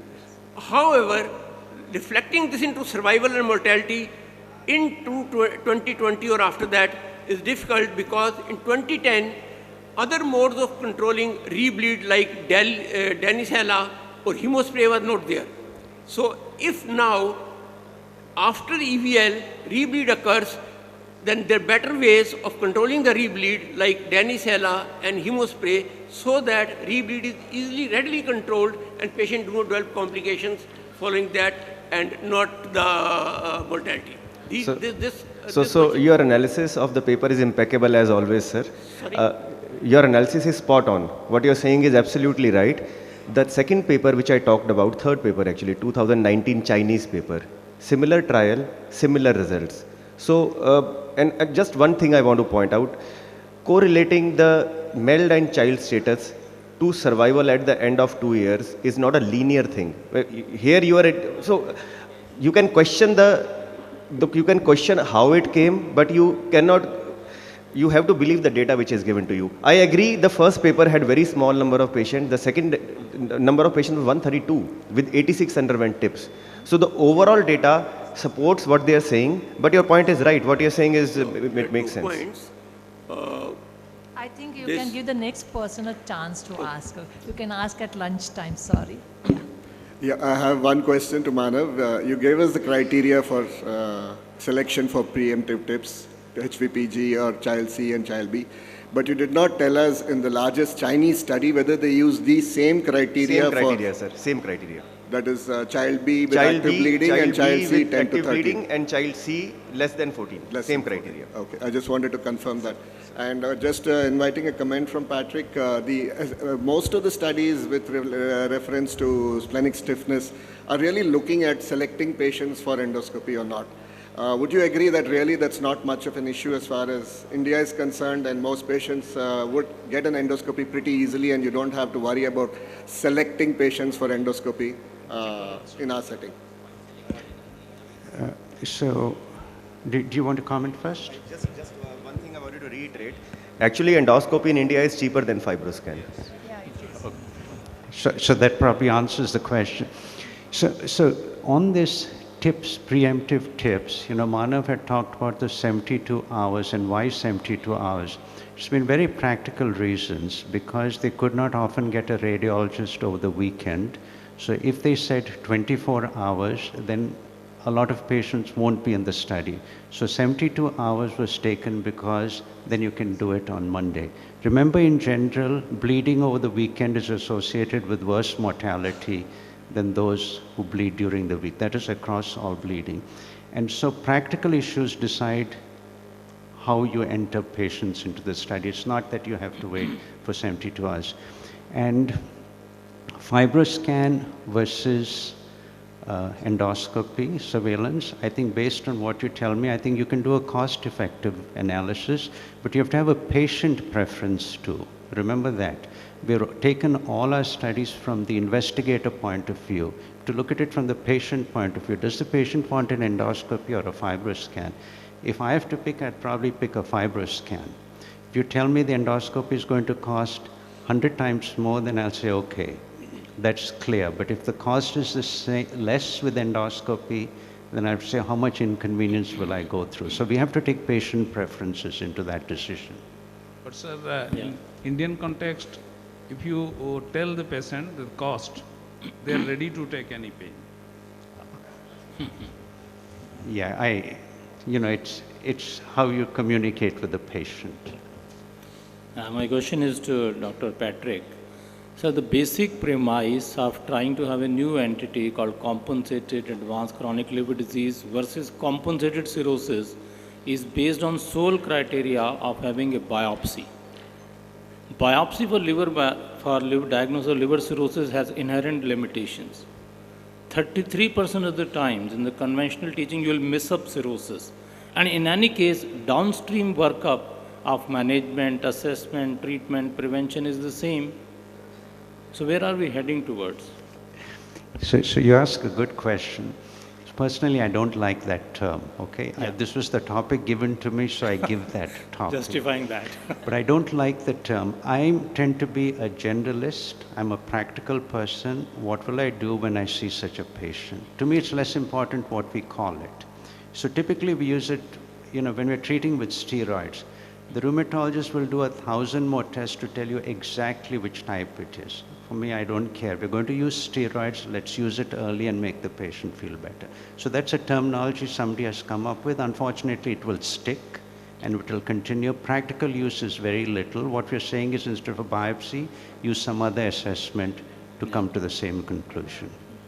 And Manav, you said that early tips in selected group of the patient. Now, if you are working in tier 2 or tier 3 city, HVPG is not available. And active bleeding during endoscopy is not a common finding. So which patient would you recommend? What is your assessment? See, the criteria which have been propounded, which I very clearly said, one is child status C less than 14. They are high risk, they generally have very high HVPG, right?